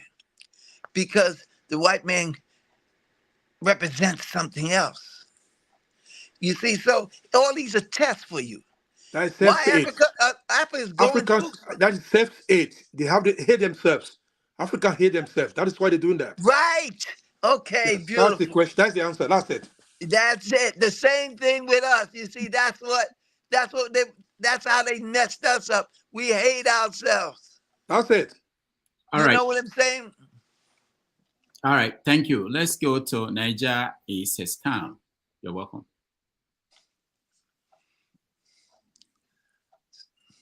Excuse me? Niger is a scam. Go ahead. Okay. All right. Good day, Dr. Rudolph. Good day, guest. Am I coming out clearly? Yeah. Oh, okay. So I just want to ask one question and a comment. So first of all, I want to ask Nassar Rahmaan a question. Sir, are you aware of the first people that enslaved the black men? That slavery existed as long as we existed. Yeah, so who it's not a started new thing. It's not a new thing. Black people enslaved black people. White people enslaved white people. Slavery was always there. Okay? Now, the way the European introduced slavery was different. They introduced slavery as the people aren't human. They relegated the slaves as non-human. They were animals. That's the slavery over here in America. Never before did they do that about slavery. Slavery it was part of the culture. It was a natural part of the culture. They did it for different reasons. You know what I'm saying? But only over here did they had to justify white supremacy, so they made the black man lower than man. Even in our Constitution, do you know what it says? That the black man's four-fifths man. He's not a man. He's not human. And it's still in the Constitution. They just did amendments to amend it. They didn't take it out. Okay? To justify their white racist attitude and mentality, they made us lower than human. Okay, sir, but I don't think you answered my question, because what I read is that the Arabs were the first people to enslave the black men. Okay, so yeah, that's what I read. So yeah, but listen, you can't believe everything you read. Listen to what you're saying. All you have to do is listen to what you're saying. Before there were Arabs, there were black people. Arabs came from black people. Arabs are a product of black people. Okay? So how could the Arabs be the first one to enslave black people when the black people had slaves from the beginning? That was a part of it was an institution that people, tribes would go to war with other tribes and they would take prisoners and make them slaves. You know what I'm saying? So the Arabs are just one of many people who enslaved black people. You understand? Just like black people enslaved other people. You understand? But because of who we are and our nature, we did things differently. We did things differently. And you can't even, I like to sit down and explain to you, even the natures of people are different. And it's not unusual that the Western or the European who finally came up and was exposed to civilization, they brought their nature with them. And when they enslaved us based on their nature. You know what I'm saying? They were remember. You're missing his point. He's trying to say, I believe Muslims are bad, like that. That's what he's trying to say. Yeah. No. It's not what I was talking about. What I was talking about is that You know, I was born a Christian, and most of us were born as Christians, right? Yeah. I believe that Islam and Christianity is a weapon of slavery. You know, that's why I asked you, do you know the people who started enslaving the black people? What I read said the Arabs were the first people to enslave the black people. Okay, Yeah, so yeah. I don't know when that happened, but I believe that Islam and Christianity is not a Christian, it's not a religion for black people. Okay, that's my own opinion. That's yeah, what I but read. that's everybody got their opinion, my brother. Yeah. You So know what I'm saying? another comment I want to make is that, you know, you said something about when we come to America, we should come with a smile. We shouldn't come like, you know, you guys did something wrong to us.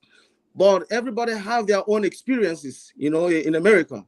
When I got here, the first job I got here, the African Americans asked me, why did you come over here? I said, well, I came here to see my brothers. They said, who are your brothers? I said, you guys are my brothers. They said, no, your brothers are in Africa, you know. And here in America, they treat Africans like, I don't want to use some kind of words. They don't treat us like we are, you know, the same people. Okay. Right. In our jobs, even here in America, you don't just greet people like that. You don't say hi to who you don't know. You know what? You might be greeting the wrong person. In America, if you go out in America, some of the worst racists in America, white racists, will smile at you and say good morning. They will hang you in the afternoon, but they will smile at you and say good morning. Do you understand? So what I was trying to say is this. We were taught to look down on the African. And a lot of Africans were taught to look down on us. They knew that you were coming. They knew they had to brainwash you to think that you were separate. Just like they had to brainwash us to think that we were separate. You understand what I'm saying? And we can't, a lot of us came out of that. And we came looking for the African. Do you understand what I'm saying? So it's not about African or Afro-American. It's about the same rights. Your heart. You got to come here smiling so that you can it's just a gesture. I'm just giving you a gesture. You know, to let people know I'm approachable. Because believe me, I look at some Africans and they are, wow. You can see the strength in them. You can see that, like I said, that Mandingo warrior in them. Look like they could pick up a bus. You understand what I'm saying? Now, here you got a man like that walking in a place and he's not smiling.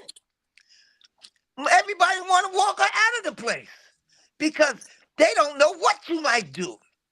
But if you come in that place smiling, your body language is saying to them, I'm approachable. I'm just like you. Do you understand what I'm saying? So that's just something I'm telling you as your brother. We're mirrors of each other.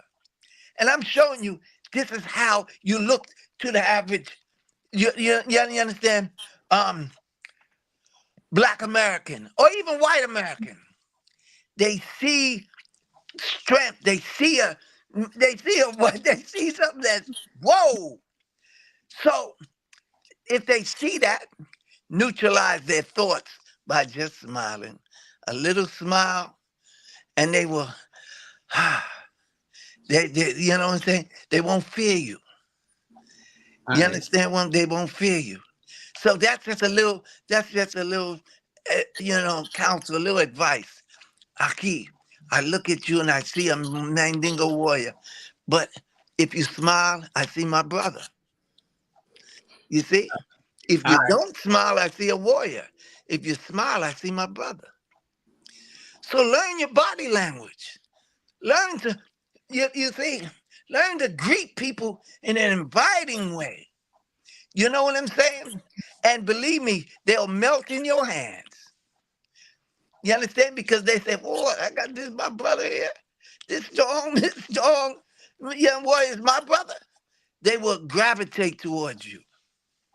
You know what I'm saying? They will gravitate. Yeah, okay. Sorry, Dr. Damages. I want to just say, I know my time is up. Please, sir. I just want to say something. Like what he said right now. The first time I came to Wisconsin, I was at a bus booth. waiting for bus. So the school bus just came around. You know, I think grade 1 students or 2 were in the bus. These boys saw me. The bus just stopped. They said, hey, are you from Africa? I said, yeah. They were all happy in the bus. Hey, you are my brother. You are my brother. I was like, wow. You know, Yes. that's what I expected when I came over here. But when I saw the, you know, aged man at my job, it was different, you know, story altogether. You know, so everybody's my brother. It doesn't matter where you come from. If you treat me as a brother, I treat you as a brother.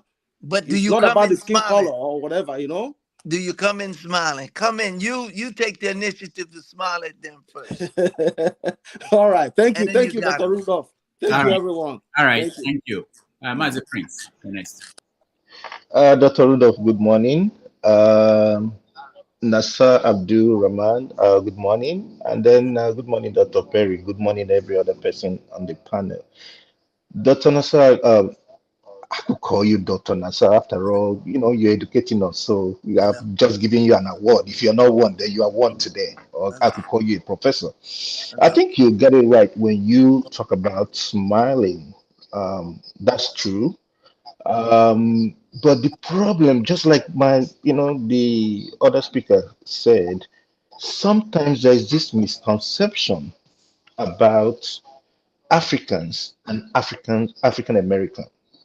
It takes us some time whenever you go to any workplace to be able to establish yourself and educate them. Some of them feel that when you get into that office, when you guys are, definitely if it's a white boss, then that you're gonna be promoted rather than them being promoted. When I came into America, I dabbled into retail. I managed a lot of the stores, and it's owned by a Pakistani and all that stuff. I found favor in him because he kind of like expanded my horizon in promoting me faster than the other ones I met there. They didn't like it. They didn't like it, and it was all about, oh, you just can't. You Africans, that's what you guys do. Especially you Nigerian, and that. It really took me a while in order to adapt. Explain to them it got nothing to do if I'm from Africa or from we all want. You understand? So what I'm saying in essence is I'm in support of what you say. Smile really helps. And when a woman says you got that mamba, you know what it means. So that there right that there is also a problem that we're having with them. They feel that we're coming to take all the women, It's not our fault that we've been loved by the women. We love them too. I love the sisters, So we got enough of them. If you want here, please take some of them. I mean, please. I got a couple of daughters. Are you kidding? There's very few men. So the women, you know what I'm saying? Just know who you are and know that people are people and they're liable to say anything or do anything at any time. So be prepared not to react to people, but to respond to people. That's what you want to do. Respond to them. And to respond, you have to know, you have to have some knowledge of what you're dealing with. You know what I'm saying? Or you're just going to react to them. And then it's going to be ill feelings because you didn't do it. You didn't, you didn't open the door for me, or you let the door go and you wouldn't even open. These are little foolish things. Alhamdulillah. All right. Man of prestige, Jonas.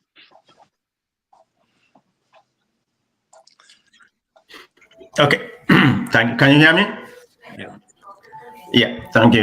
Good afternoon, good morning, everybody. Mr. Abudu Rahmaan. Yeah, Dr. Perry, I greet you and the panelists. I greet everybody.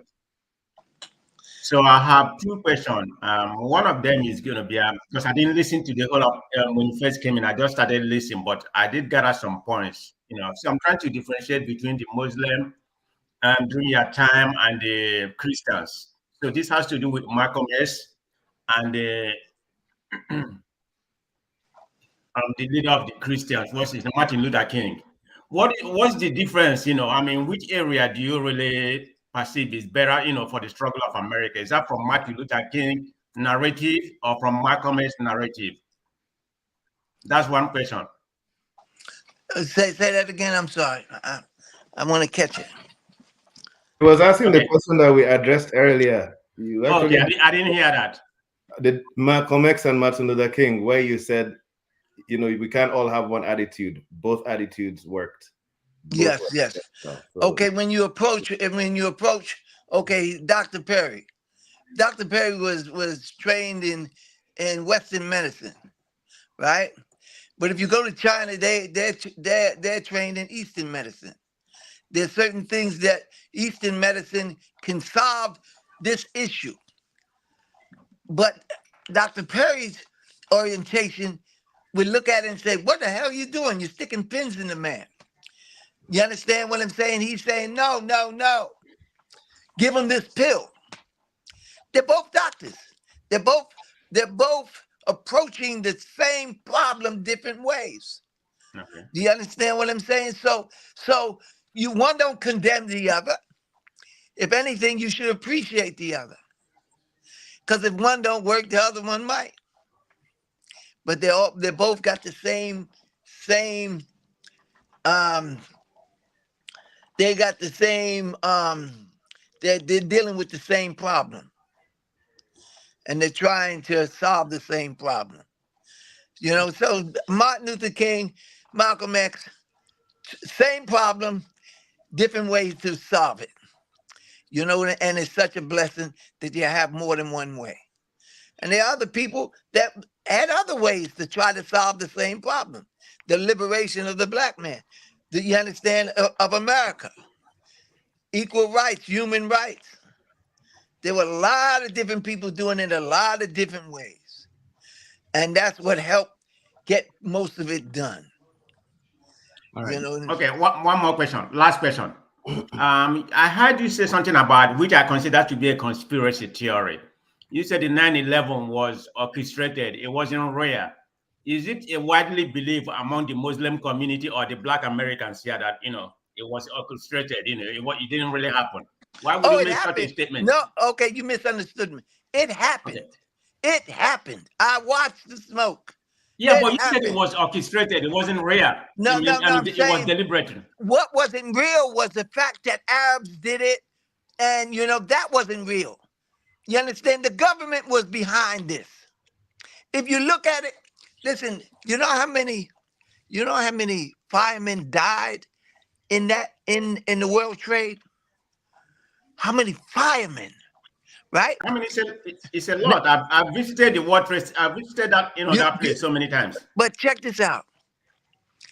So many hundreds and hundreds of firemen died in that World Trade. Now in New York, I was born in New York. The firemen in New York was like grandfathered in. Very few blacks at that time, from when I was young. If you were a black fireman, that was a big thing. So they kept that real close. A few tokens here and there. But because of 9/11 and those white boys running in that building and they're all dying, it opened up the books for black firemen, for Chinese firemen. You understand what I'm saying? And the firemen knew that this was a demolition. It wasn't because some plane melted everything and it fell down. They knew because they were there. They watched their buddies die on this demolition. It came down like an accordion. And they watched the explosives on every other floor and let it drop. Do you understand what I'm saying? So we knew that this was a demolition job. We knew there wasn't about no airplane hitting the top. You understand what I'm? Now the whole world, they were telling them something else. But the people that were right there saw it. You understand? Brother Nassar, let me ask you along that line. Do you believe that America went to the moon? I don't know. I leave that alone. I don't know. I don't know. I leave that alone. What about Kennedy? How was Kennedy killed? Who killed Kennedy? He was shot. He was shot. Kennedy, he was shot. What did Malcolm said? The chicken come home to roost. They're killing each other. You understand? They're killing each other. All right. Let's go. What's the stand for you? Conspiracy theory. Janaba, go ahead. Thank you so very much for coming to Dr. Rudolph's shows, and thank you for what you have done as a black man for the black community, your voice and all the sacrifice you are making, and also go to Dr. Perry, and of course our greatest town hall chairman, Dr. Rudy, and Paul, Harry, and Mazi, man of prestige, and of course my boy Ove, and the Indian chairman. So thank you all for being there. I think I don't have so much question. I've been listening. I was in church. I've been listening from the very beginning. Your word is very inspirational. Look forward to come and have dinner with you in Atlanta one day. And I think so what you talk about the black people being against each other is a setup. I completely believe what you said. Other thing I cannot question you. You may have your own understanding in terms of the World Trade Center. I was there. I think I got my head caught here sometime, but I believe you. Take your word for whatever you know. But in another word, thank you so very much for being here, and thank you for your word of wisdom. And I hope you visit Nigeria before our time runs out. Inshallah. Thank you. All right. Thank you. Mazi Ovie, you're next.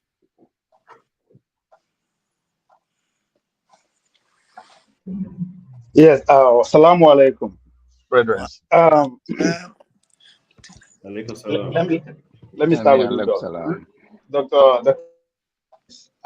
Two options for you. You either allow me to ask 5 questions, or you facilitate him coming to my platform for me to have this kind of session too with him. The choice is yours. Okay, I will facilitate that to happen. Okay. Dr. Perry, I salute you. Thanks for coming back, even after the last hour was very, very, very interesting. And our guest, Brother Nassar, I don't know where to start. Because when Dr. Rudolph put up the topic, I was pumped. I was right in the middle of things that the topic is actually centered on. Then I said, okay, who is Dr. Nassar Rahmaan? I try as much as I can to get more information about you, but I wasn't successful. But listening to you talk today, I don't know anything I can say other than say thank you. It is coming from a special place. Thank you very much for this educative moment.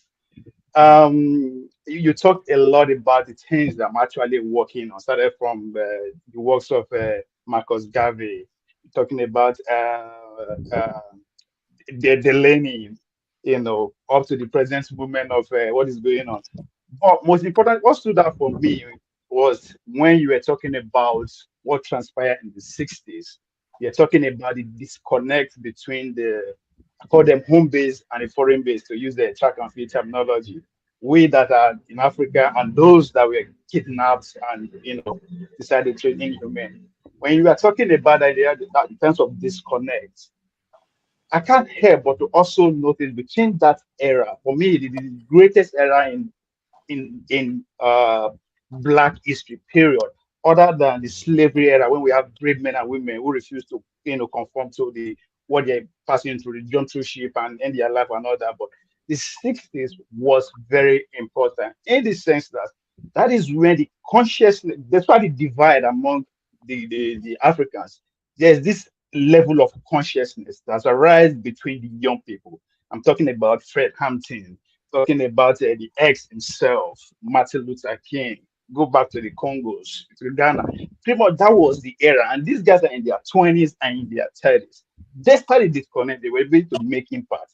I think it's 60 that led to the movement. Is the greatest achievement of any movement in human history.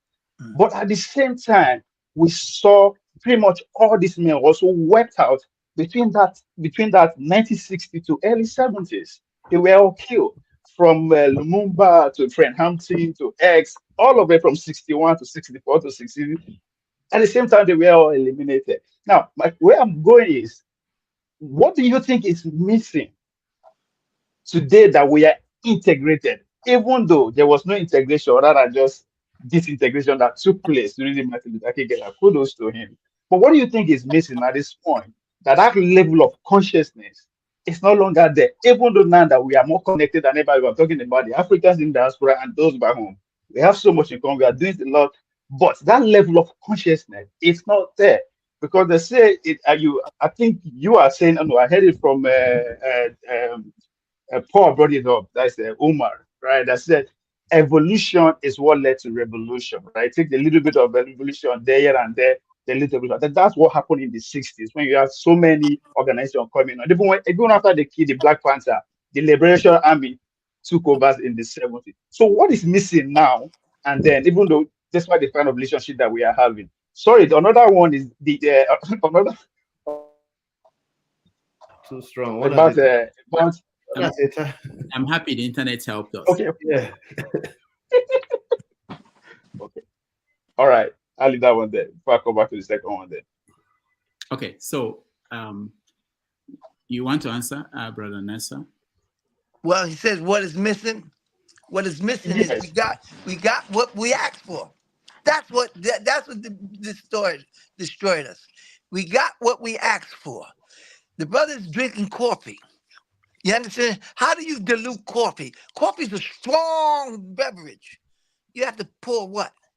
Milk in it. It weakens it. It weakens it. Right? When we got integration, right? And we thought we arrived. We thought we arrived. And the ones that didn't go for the integration, what they did was they plagued our community with drugs. You understand? They made us, they put the drugs on us real bad. And then what they destroyed the Black family. They paid off the Black woman by making her independent of the Black man. When you destroy a family, you destroy the community. You will have no power if you don't have no family. Do you understand what I'm saying? Look at the men marrying men now. Look at the women marrying women now. As long as we had a family, even during slavery, we had a family, we were strong. Soon as you destroyed the family, you understand? That's it. That's it. You're not a threat to us anymore. Because they put our women in charge of us here in America. I live in a city where women control everything. Do you understand what I'm saying? That's the whole deal. You have to stand up and protect your family. It says, save yourself and your family. Save yourself and your family. It's not about money. It's about you saving your family from corruption of the mind and the soul. You know what I'm saying? So that's what it is. They buying us. They buying us. Huh? I come to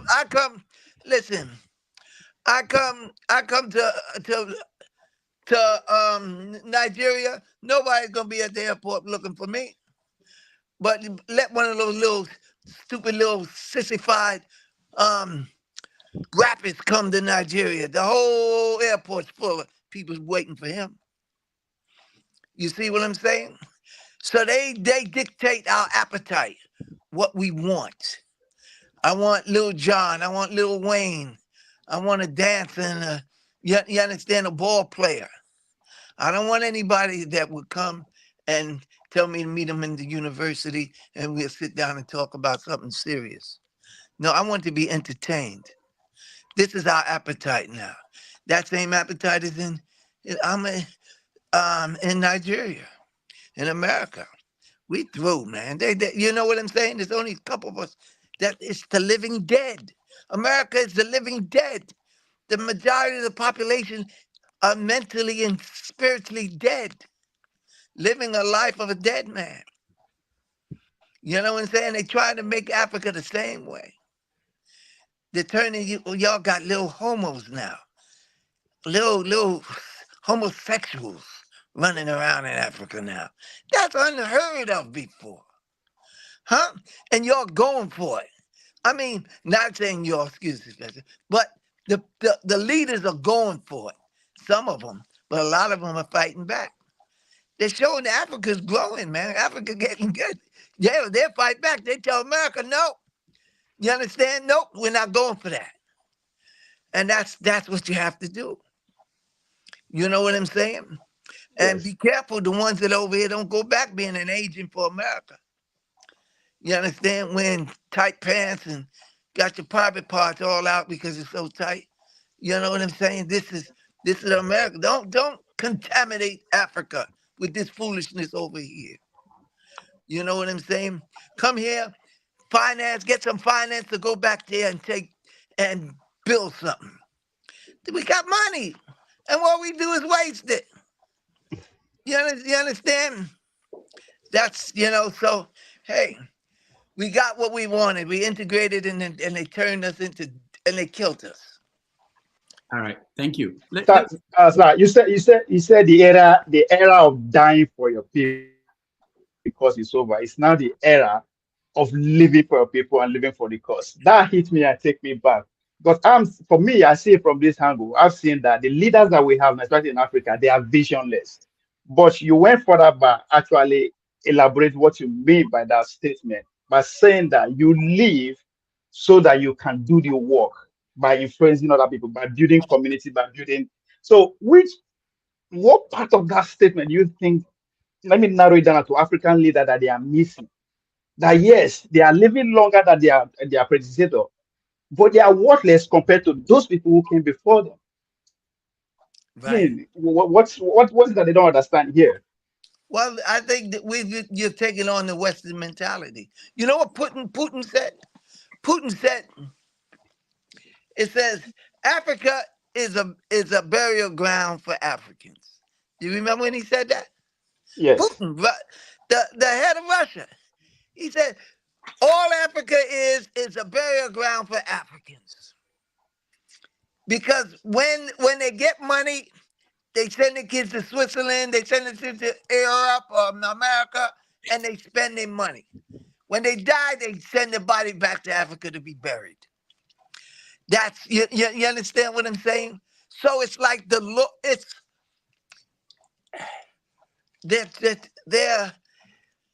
we want what we want, man. You know what I'm saying? We want America. We want Super Bowl. We want Beyonce. You understand? Cut off that daggone TV. Start, tell them this is ugly. Don't take on the culture. They're selling, they're buying our culture. Our culture killed us. You're looking at dead people on TV. But the Africans don't know they're dead. They think they're living and they're living the life. But these people are dead here. You understand? They're dead. All they do is make money. And do what with it? Ask them where their children are. You don't see families no more. You know what I'm saying? I see, oh, brother, I can tell you some stories, but alhamdulillah, Allah is merciful. Just call on God and ask God to guide you. Ya Hadi, guide me, because I need guidance. Ya Qawi, I need to be strong. I need to be mighty against my nafs, my desires. Because we know what to do now that we don't have money. But give a man $100 million and see what he does with it. You know what I'm saying? And we can't blame the Arabs and the Japanese and all that, because they're doing things. They're looking for world power. They're investing in their future. You know what I'm saying?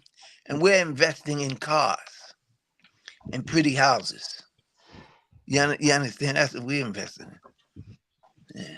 All right, let's go to Eagles Air. Let's hear you. Thank you. Thank you, Rudolph.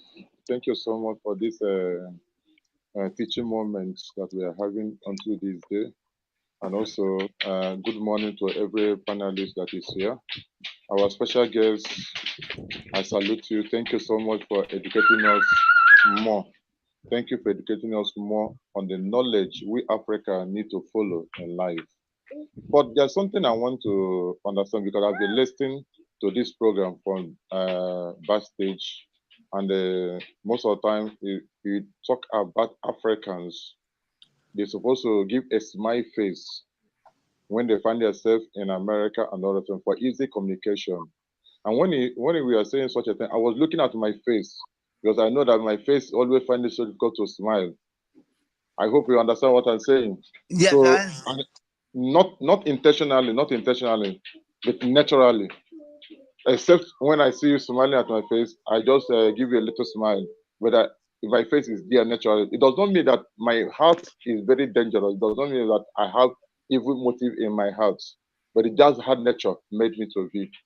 But I want to ask you, there's two questions I want to ask you, because what we are discussing, what I found that we are discussing here, we are talking how to redeem Africa, the image of Africa, and sensitize our understanding so that we'll be able to belong and fit in a society of this day, and liberate ourselves from the slavery of the white man.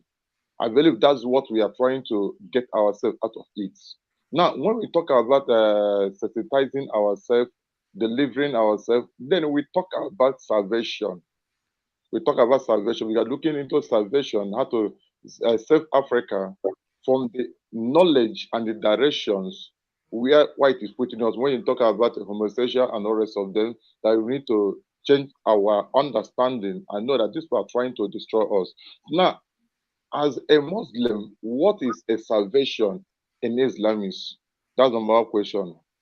Number two question I want to ask, if you look at a European nation, Western nation, you find that when blacks are doing well, Africans are doing well, whether you are African American or whatever, Britannic African or rest of them, you find that when they are doing well, along the line, there's a problem that occurs in their life.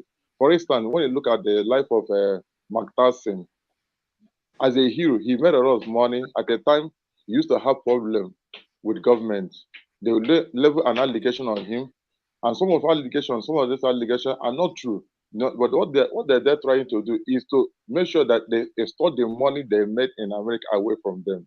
Then the second example, if you look at Man City defender called Mendy from France, they level allegation on him that he raped a young girl in the club or in his house. And because of that, he lost his job in Man City and he went to prison for it. Now, you people in the America or Black America in Europe, what are you doing to make sure that this kind of incidents are no longer happening? For instance, this young man from Senegal, I respect so much, a musician I respect so much in Senegal called Akon. If you watch Akon, there's kind of life that he lived. He made money in America, but he invested back in Africa, in Senegal. So you people over there, African American community in America, what are you doing to make sure that this kind of events will no longer occur again? What are you using to do what to sanitize the understanding of Africa who are doing well in America? Thank you so much. All right. So the first question is, what is salvation in Islam? And the second question is, what are Blacks in America doing as a community to protect Blacks from the system? If I may just Thank you. Yeah, you understand it clearly. Oh, okay. Salvation in Islam is connecting with the Creator and following his messenger, his guide from Abraham to Muhammad. That's salvation. Salvation is your connection with the Creator. We call Allah in Arabic. Allah, to connect with him and to submit to him and to obey him. Okay?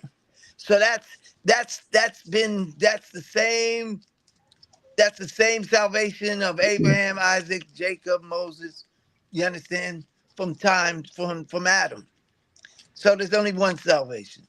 Okay. If I may continue on that on that topic. So from what Brother Nassar said, salvation to me, except where it's a little bit different in Christianity, across from, so if you just take Jesus, what Christianity understands with Jesus out of it, if you look at Moses, Abraham, and everybody, any prophet or any, great person across to Muhammad, it's the same idea of salvation. And if you look at their lives, what do? They submit to the Creator, one God. And that's the same thing salvation is. If you look at Moses or David or Solomon, you submit to one God. You believe in his, instruments of operation, angels. Okay. So this is the definition of salvation. You believe that he controls what happens, that he's in charge. You submit to him. And Islam just means submission. So you submit to him just like everybody else did. You have to do certain righteous actions. Okay. And those actions. Sorry. I want to, because this question is coming based on the explanation being given to me. Now, if we are talking about, because when you talk about salvation, talk about a redemption, connection with your Maker, then what is it the African community in America, in Europe are doing to do what? To connect the community together to avoid slavery. And that's what we are doing. What are they doing right now? What is missing in a lot of people, even Muslims, is missing, is that a lot of Muslims don't understand the purpose of life. This is the Shatamware. If you translate it directly, it says worship. But when you convert it to English, you lose the essence of what the purpose is. And if you see the purpose of life in the Bible is to glorify God. But the purpose of life is more than this. The purpose of life includes serving God. There's something I read, a hadith. They said, you will not believe until you love the people. And then the people came to the Prophet of Islam and said, we love each other. He says, not just each other in general. So people miss it. We were not, if God didn't want, he would have put us one person on one planet. Why did he put us together as a community? Because serving God includes serving the people. And a lot of Muslims and other people, this is the true salvation. He sent us here as what?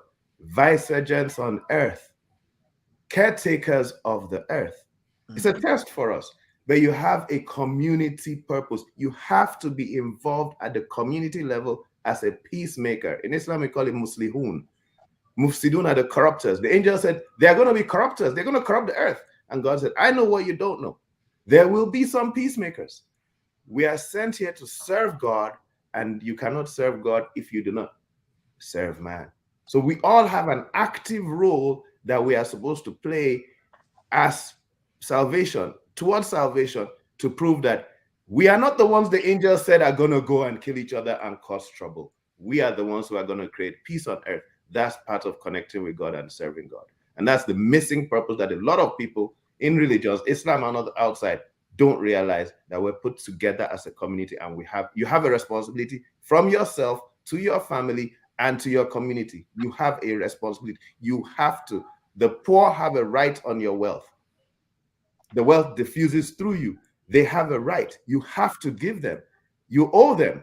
You don't give them and say, I helped you out here. No. Take what belongs to you. It passed through me. You have a right to give mercy to the community. It's your right. It's your obligation. You have to promote peace. You have to be involved personally. And that's true worship. All right, we're rounding up. I will take Foley B and me. All right. Good evening, everyone. Go ahead. Yeah, sorry. I'm very happy to be here this evening. I don't know if Dr. Rahmaan can actually give me I can answer two questions I want to ask him.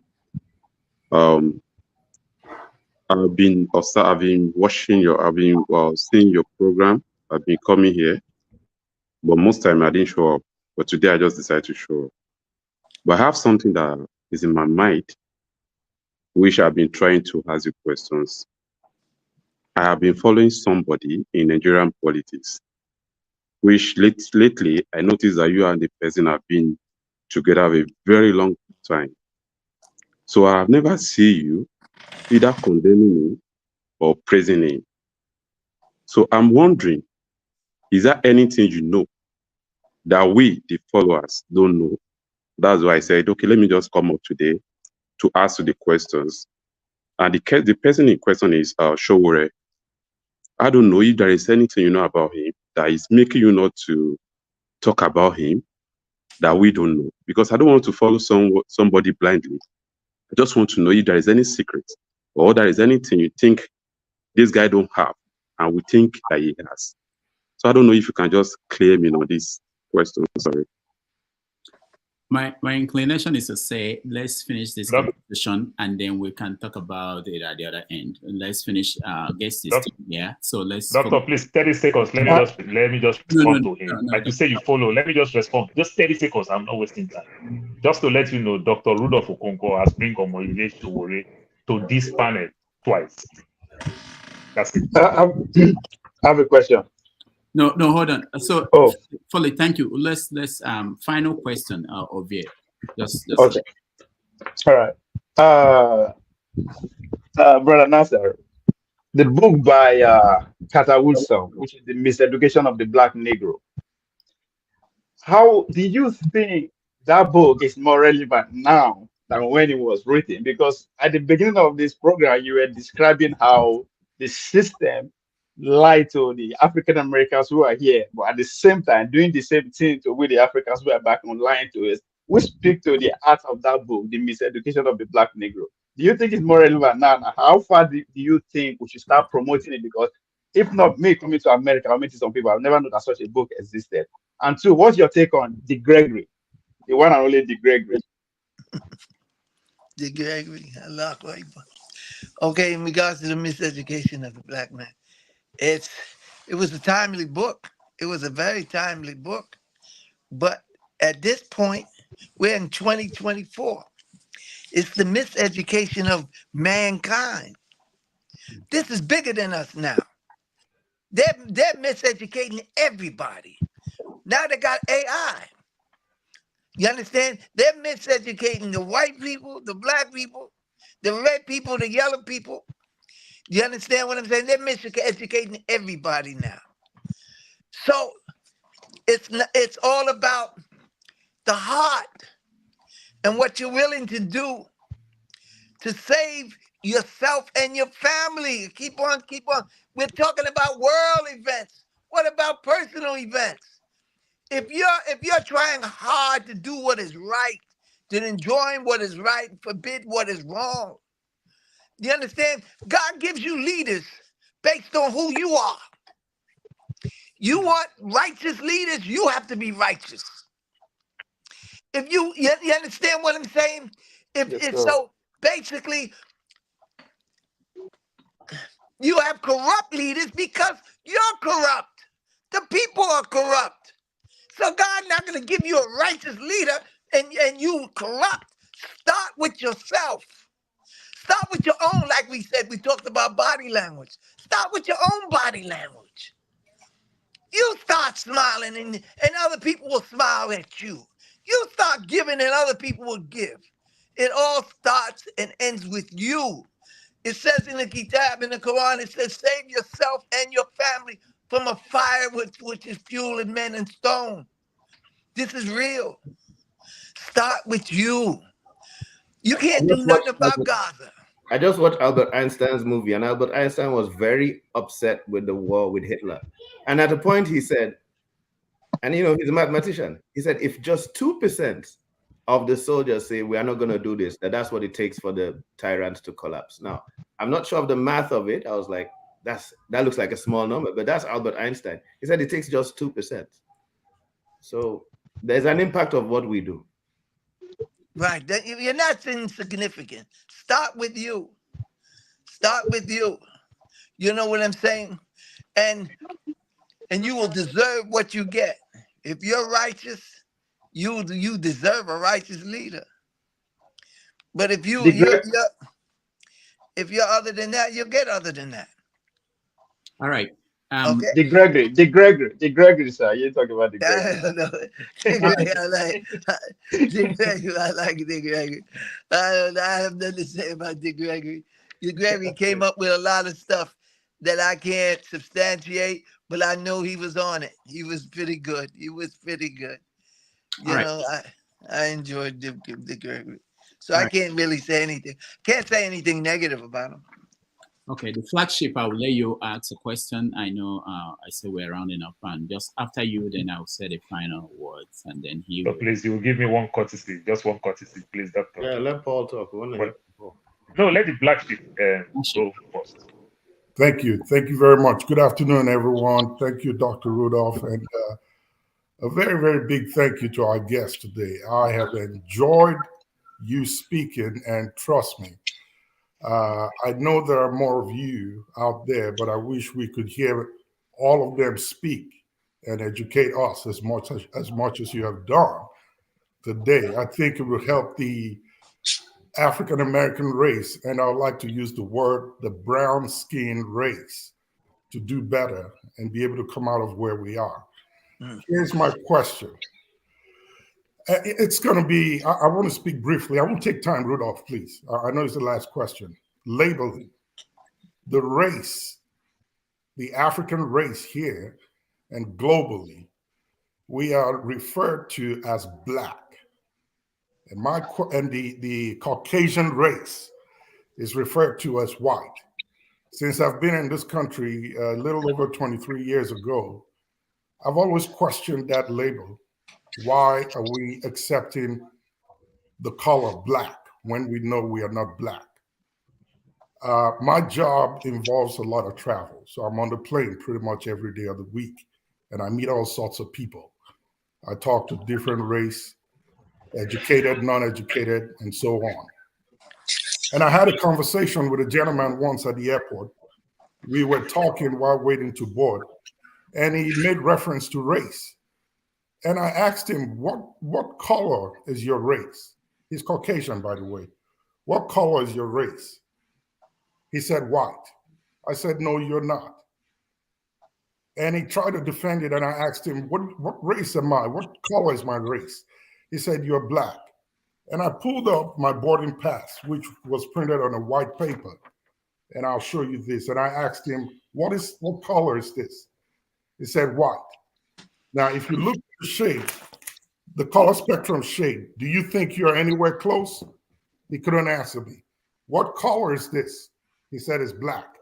Am I close to this? He said, no.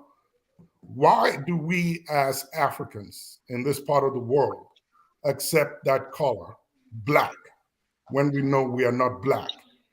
And lastly, part of my job involves a lot of data gathering in the medical field and analysis. And I'm really very not happy at the way the African race has been subjected to this medical interpretation of being susceptible to almost every disease that is known to mankind. The African American race, and allow me to use the word, which I probably do use, the brown skin race is classed as most susceptible to every disease known.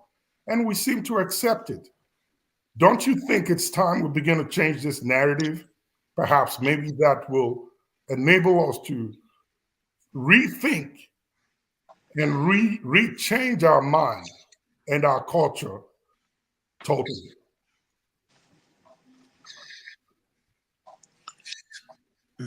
All right.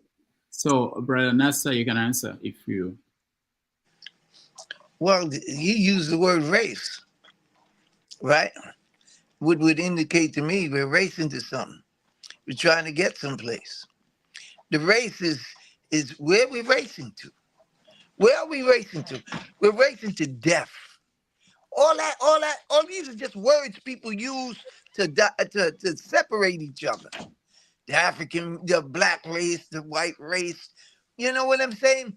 We're all gonna live and die. You understand? So take advantage of the time we have, because that's the race, the time we have. Don't worry about, that's for lightweights. We heavier than that now. Believe me, we're heavier than that. Understand? Because where's the blackness in you? We're one soul. We got to look at each other as individual souls. Some corrupt souls, some righteous souls. You understand? Not races no more. You know what I'm saying? So keep that out your mind about the black race and the white race and all that. Go to the soul. You understand? And try to purify the soul. You understand? So when ultimately this body goes and your black skin goes back into the ground, the only thing left is what? Your soul, who will live on. And then you will be questioned. What did you do? You understand? They're not going to say, what did you do with your black skin? What did you do with the time I gave you? What did you do? Was you respectful to your parents? Did you help your neighbor? Did you do whatever you could do? That's what it's all about. Use the time to do what you can do. You can't do everything. You can't take up arms against the Israelis, but you can help the lady across the street. You can teach your children, spend time with your babies.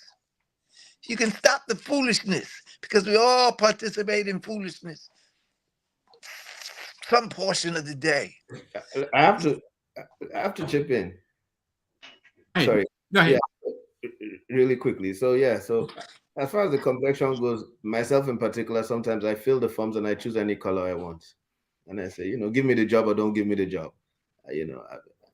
I'm not ascribing to the colors. But that aside, the second question you asked, I think in particular, is my duty to answer on disparity, because I'm a health disparity researcher. So, back in New York at a certain conference we had, we're presenting all this data, everything, high blood pressure, blacks more susceptible, diabetes more susceptible, anything you name it, we're supposed. And I was like, guys, I asked in the whole conference, I'm like, but we know the root cause is our diet and our habits. And that's why I'm like, because it's a kind of cheat sheet. It's a kind of cheat sheet. For us minority health disparity researchers, every day we're throwing out new articles. Just pick a topic, look at blacks, and we'll be able to prove that blacks are worse than whites. Pick any topic. Anxiety. It was a win-win. We were just pushing out papers like this. And I'm like, guys, we are cheating here because we know what's going on. It's our habits. It's not as if we are worse in everything.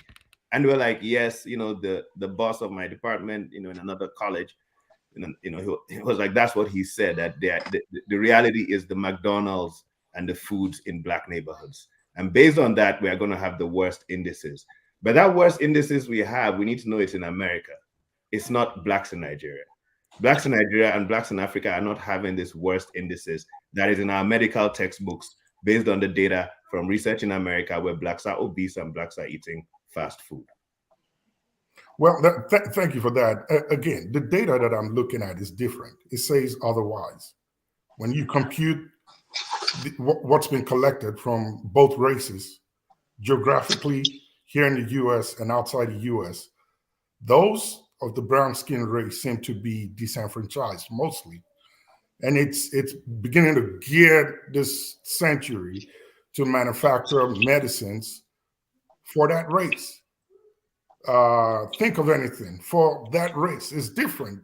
It's almost looking like there are two of everything that is out there now based on this, in my opinion, biased data that has been extrapolated and put out there for everybody to see. So I still challenge it. Yes, lifestyle, food we eat, and all of that contribute to a great extent. And in my opinion, education is one factor that if we get a good grip on, will change the narrative. So I haven't seen it different where to say for all that's been collected and analyzed, we are always for everything, name it, education, health, finance, we are always labeled or put at the bottom of the list. So that's what I'm asking. Like you challenged it at your conference, I've also challenged it everywhere that I go. I'm looking at the data, it's telling me otherwise. But your interpretation and publication is saying the opposite. That needs to be corrected. All right. Thank you, the flagship. It's a deep topic. Okay. Yeah. Okay. Doctor. Okay, Paul. Yeah. So, Brother Abdul, I have this question that I want to ask you. Let me just talk a bit about, it's kind of two questions. So now, talking about the white and the Arab, they'll be fighting for God knows when. See, France and England fought war for 100 years. It's just in their nature to fight. And when they bring us into this thing, whenever you see these people around us in Africa, we keep fighting. I think we need more sensitization about that, how that can help. I don't know how you guys can preach this thing, because slowly, I see Black people started thinking in that direction, you know, where we want to fighting can solve any problem in mankind. Then talking about Black people, when you see like in the 60s, after the Jim Crow thing, Black people own a lot of properties. I once lived in Newark. I live in Linden. Black people own most of these properties in Newark. Somewhere along the line, the white people live in the suburb. Black people live in the city. Gentrification came and they started kicking Black people out of there. The Jewish people is acquiring the same thing in DC. Nearly all the properties, Black people own these properties. And the people who own these properties, these are not educated Black men. These are men who had just trade, plumbers, you know, electrician and the likes. These people own a lot of property for their kids. Today, their sons are losing it, they are in jail and the likes. What do you think we can do to better off all these things? I know Clinton brought this funny thing that you got to go to school to get trade certificate, and so many of them couldn't have basic knowledge, so they are not satisfied. This is how they lose all those things. What are you doing to educate the young Black man that is not interested in racking up all this student loan just to get some funny degree that will not take him anywhere? Thank you, Paul. Brother Nassar, you want to respond? Well, there's a big problem, and they got all kind of organizations. My grandson go to a school with boys, an all boys school, and a brother graduated. He started an institute, and they're teaching them, they're mentoring them, they're using the traditional way of teaching men. They're eliminating the female, right, from the classroom, and teaching men how to be men. Okay, they're mentoring them, they're guiding them. See, we have to start on that level. We can't. This is not something that we can do right now in America. We got to start to teach our babies. We got to start taking the young men from the women at a certain age and take them on the side and teach them. You understand what I'm saying? They can be men. Men will take on the responsibility of a family, of a wife. You understand? So we have to get serious in that respect. We got to start. We can't start globally. We got to start locally now. You understand? Because we're rank and file. We're the neighborhood guys. We gotta clean our communities first. Then we'll broaden our hands to the rest of the society. But right now, you gotta worry about your own son, your own daughter. You gotta get your daughter a husband, or she'll get a girlfriend. This thing is serious. This thing is not a global thing. We're not worrying about the water in the Sudan, and you live in. No, you gotta start with yourself. You gotta start to protect your own babies. So what he's saying is Understand what I'm saying? They're feminizing your son right as we speak. Community breaks down when you remove the man from it. You know, the sense of responsibility, you know, on the home. And for some reason, if you look at the statistics, the data, African Americans have a disproportionately high population of same-sex relations than other communities. So, you know, whereas when you look at the mean, let's say maybe white people, maybe it's at 6%, the African American community, it's like 25%. Why? This is we are talking about. Why do we have the highest amount of same-sex relationships? And if that sector of men is weakened, where they are, where they are same-sex, then the rest of the people are also diluted. So that's when Nassar said you put milk in the coffee. You destroy the system. See, so listen, and believe me, Nigeria is gonna follow us.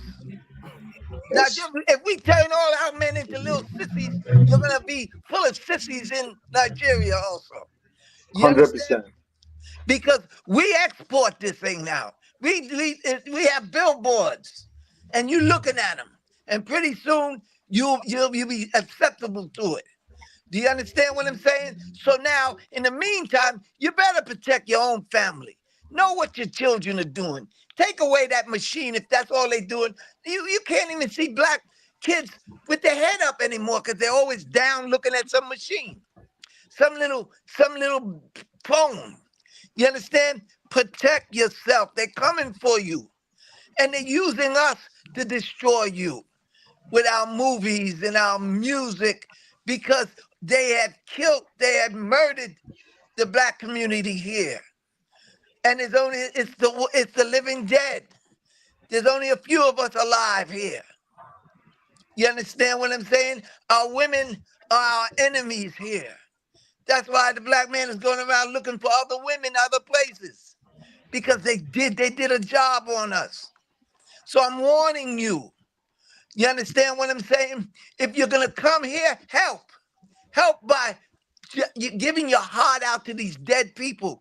Smile, start to organize yourself with them. Find anybody that is willing to do something and join forces with them, starting on a small level. And I think if you look at the population of Nigerians here, because we have a different culture that we brought, I think it's our duty to integrate with African Americans. Right.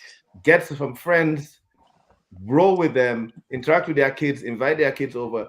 If all African families here integrated with one Black American family, we'll repair we'll strengthen ourselves and repair the cracks in the system. And believe me, I'm doing my part. But we're also damaged now. Damaged people cannot fix damaged people. I think that's what Brother Nassar is trying to preach to us, that it's pretty much global now. So some of us, we use Islam to heal that other damage. And that's what we use as a bulletproof. It can't let us become same-sex. No, we don't. In Islam, we don't like mince it. We don't joke with it. We don't joke with certain things. No, that's not happening. In the public or in the secret? Use that in public or in the secret. Something else again to build you, and that's what's the manual. Because I believe every creation has a manual. There's a manual for human beings. God created us. He gave us food, right? Water. He also gave us a manual for our brain, and we use the holy books as that manual. So you have to heal those problems in your system with the manual, and that's where we use, Islam and the Quran as our operation manual. All right. Because you're right, we are damaged. We have to go. I want to thank Brother Nassar for joining us, and Dr. Perry for joining us today. We're almost 3 hours, and we didn't agree to that. But I want to ask final question while you give us your final thoughts. Is you have this advocacy for attitude of gratitude. What is that? In the Holy Quran, it says, Allah says to Bani Adam, children of Adam, if you are grateful, I will increase you. These are the words of God. He's telling Bani Adam, he's telling all of us, if you are grateful to me, I will increase you. So that's the first thing we have to start to do. The key to success is being grateful to God first. And then being grateful for whatever, if he uses you as a vessel, I should be grateful to you. You understand? So you should develop the attitude of gratitude. If you're grateful for sweet and bitter. You're grateful for pain and pleasure. You're grateful because you know it comes from the Creator. You don't deny discomfort. You embrace it. You understand? You want comfort, but you embrace discomfort also because it's part of life. This is what life is. Life is up, life is down, life is square, and life is round. Whatever comes in life, embrace it. Don't blame the white man. Deal with the white man. Do you understand what I'm saying? Don't blame, I can't get along with my neighbor. Well, you never even knocked on the door to try to get along with your neighbor. Okay? For those of you who live in America, do you know your neighbor? Are you friends with your neighbor? Half of us don't even know our neighbor. Half of us don't even talk to our neighbor. That's how bad it's gotten in America. You understand? You don't even know if your neighbor's eating or not. You understand what I'm saying? So no, we have to change. The individual has to change. You know what I'm saying? I'm looking at you brothers right now. I say, look how strong and, man, mighty they look. Boy, if I had a crew like y'all, I would, oh, boy. But how are we going to get together if we don't, you understand, take the initiative to know each other? Do you understand? To know each other. Practice. If you want to be good at something, practice. If you know your body language doesn't depict to the people that I'm approachable, practice. Change your body language. Walk out the house smiling, saying hello. They may look at you like you're crazy, but so what? You won't look threatening. They already see the muscles coming out your fingers and everything else. You understand what I'm saying? But you're letting them know I'm available. And then start with your family, man. And take charge of your community. That's all. Alhamdulillah.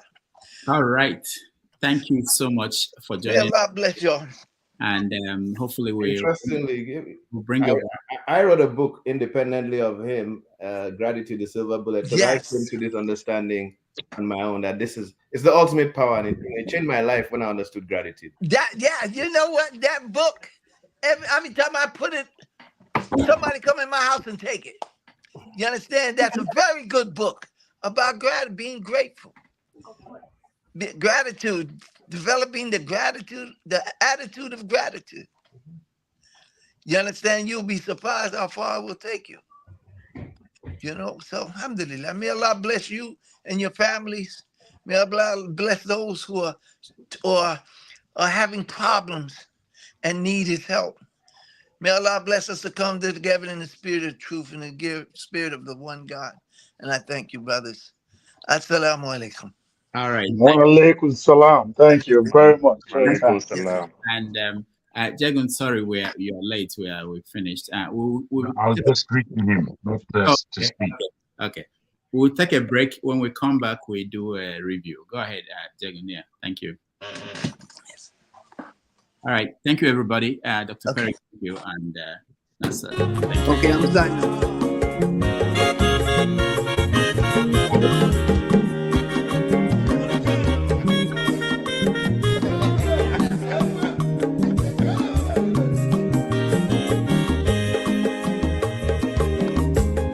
Onye mazolo bio akwa nwa mazolo bio Max ibia bunye gokwanu mo no fube nazo olaga ni biazugo mmanwu olaga do ni biazugo akwa nwa wilochi o biko rapuzo kona bazia Onyo mazoro biko aboma watara dasari Ibya unye nigwana mo Ulaga doni biazigo Ulaga doni biazigo abama wilo chino Bigora buzoro Mazi wekoma Odogu no kwere zinenke onye money gadele mo mazini biazinga Ibu go with the melody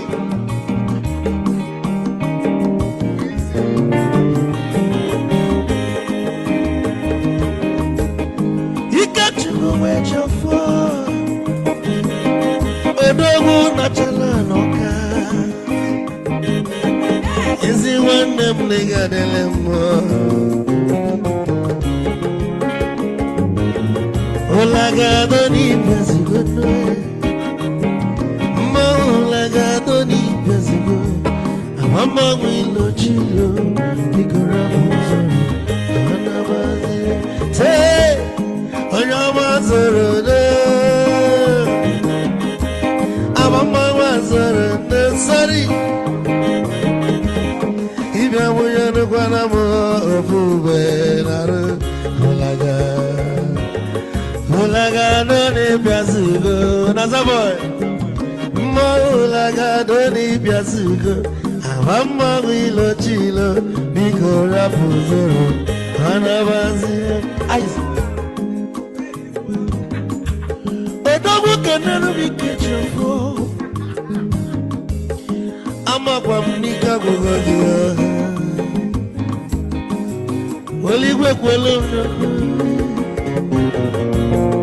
You get your mobile bag. Hey, you want?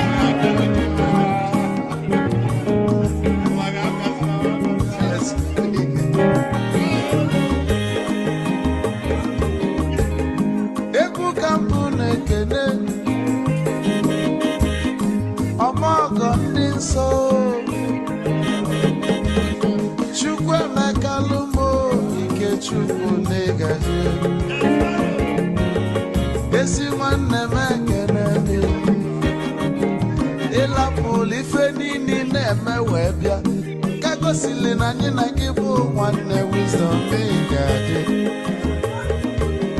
ka nne gị maịkị ka ogobanya bụ egwu isili maxi ọ bụ na-etiri egwu a malụkwa malụ n'imego m ife ọjọọ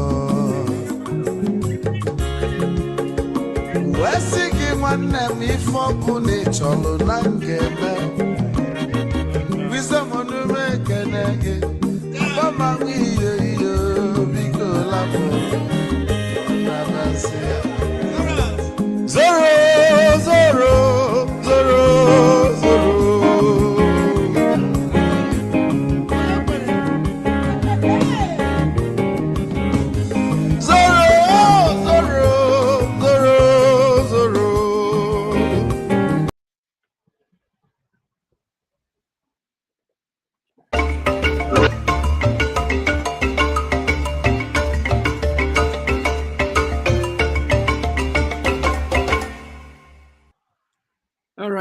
Welcome back, everybody, and thank you for hanging in here. And we had a wonderful guest, something different. I think we are going to expand this conversation on Sundays.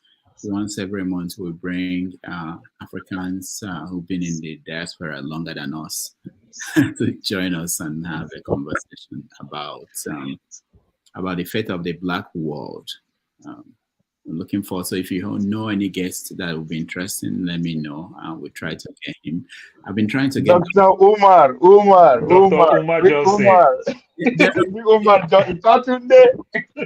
Doctor, I strongly believe he's going to be willing to come. No, he will come, yes. He will come.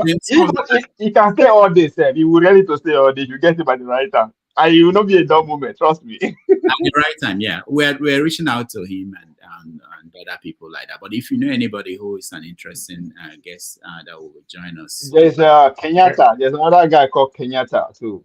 Okay. He's in Chicago. Okay. Doctor, if you don't mind too, are you willing to bring somebody like Jake Yuga? Who? Jake Yuga, the TYT. No, I don't know. I don't know.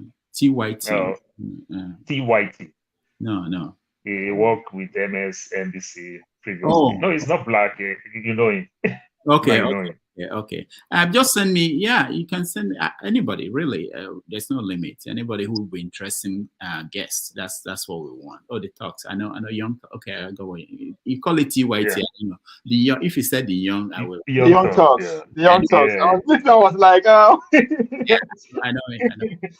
Yeah, I like that.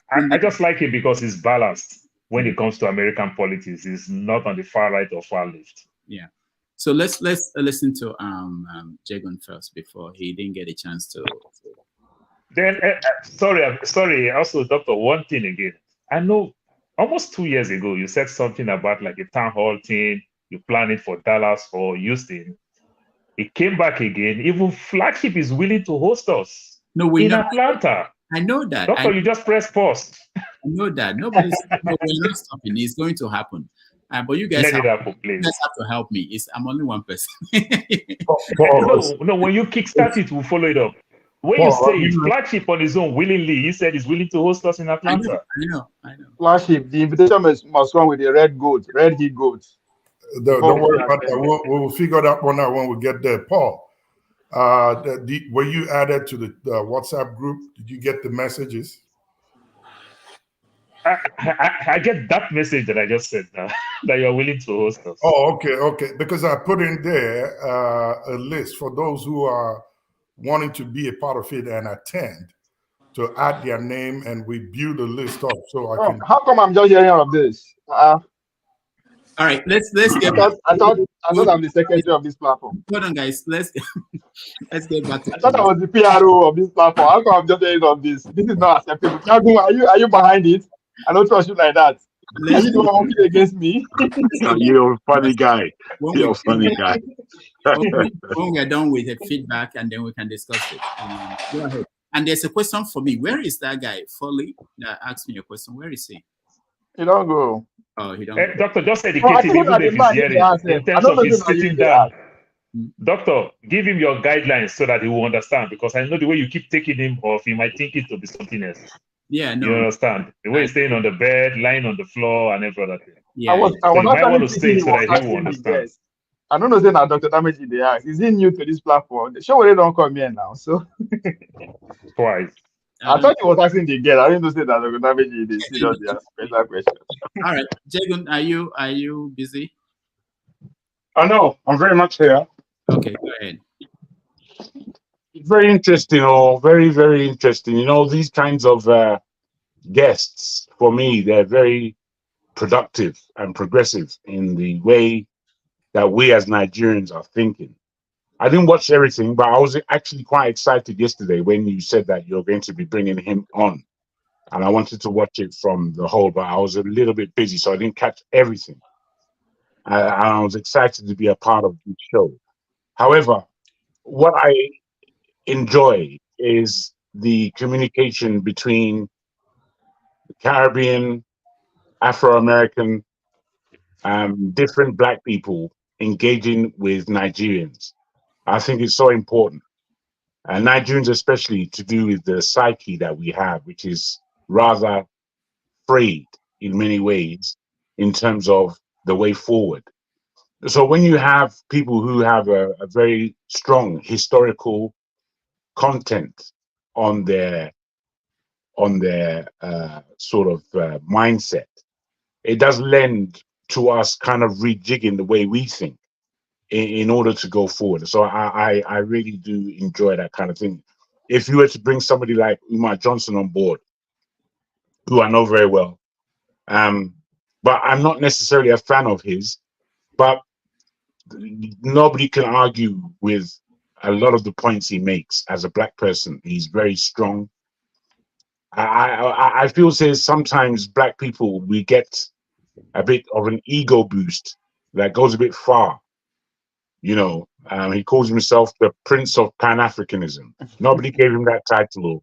He just put that title on his own head. So these kind of things I object to a little bit.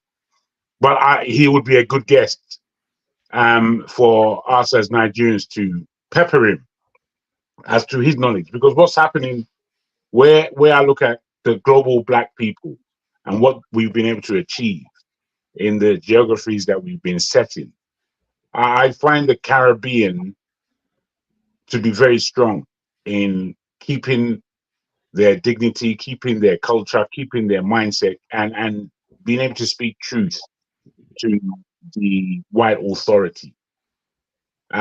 We have this at different levels. In America, they've done their part, no doubt. I still feel strongly, though, as many as we've had from Africa who have been strong, it seems that we don't reach the levels of a kind of global conditioning that lends to us knowing that we are players in this game. So many from the continent don't seem like players, even though that they're the head of state, even though they have a very strong position. So I'm very glad for people like the ex ambassador to America for the African Union, Dr. Nkwame Kwara, I believe, Kwai. I'm very grateful for people like Lumumba, Patrice Lumumba, who has recently come on board from Kenya, a very erudite and specifically minded individual who points a direction, at least, to where our minds should be. And I am disappointed by so many of our African politicians who seem to have nothing to do with this Pan-Africanism, Pan-Africanist thought, Pan-Africanist understanding, to the fact that we have a foot on our neck, and that foot on our neck has a specific orientation in terms of race. So, you know, I'm very glad that you are bringing these kinds of people on board. Thank you. I just want to say that. All right. Thank you so much, Jagan. So, Paul, let's start with you. Yeah, feedback. Take away. Oh, Doctor, I really have some my last question, but I really appreciate his balance. Just like I told you about Jake, Yuga, and Young Talks. I like people who are very, very balanced. Then I also embrace that he's very, very family-oriented person. You know, it's trying to make us understand that word that our parents tell us back home, that charity begins at home.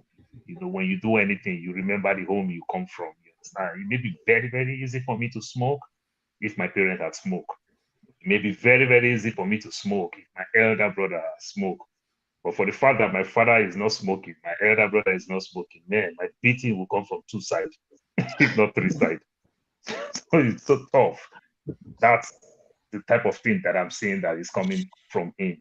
And the things I see in my community that everybody do, I also want to do that thing. So if we have the right vibes, the right family, the right community, we can grow in strength.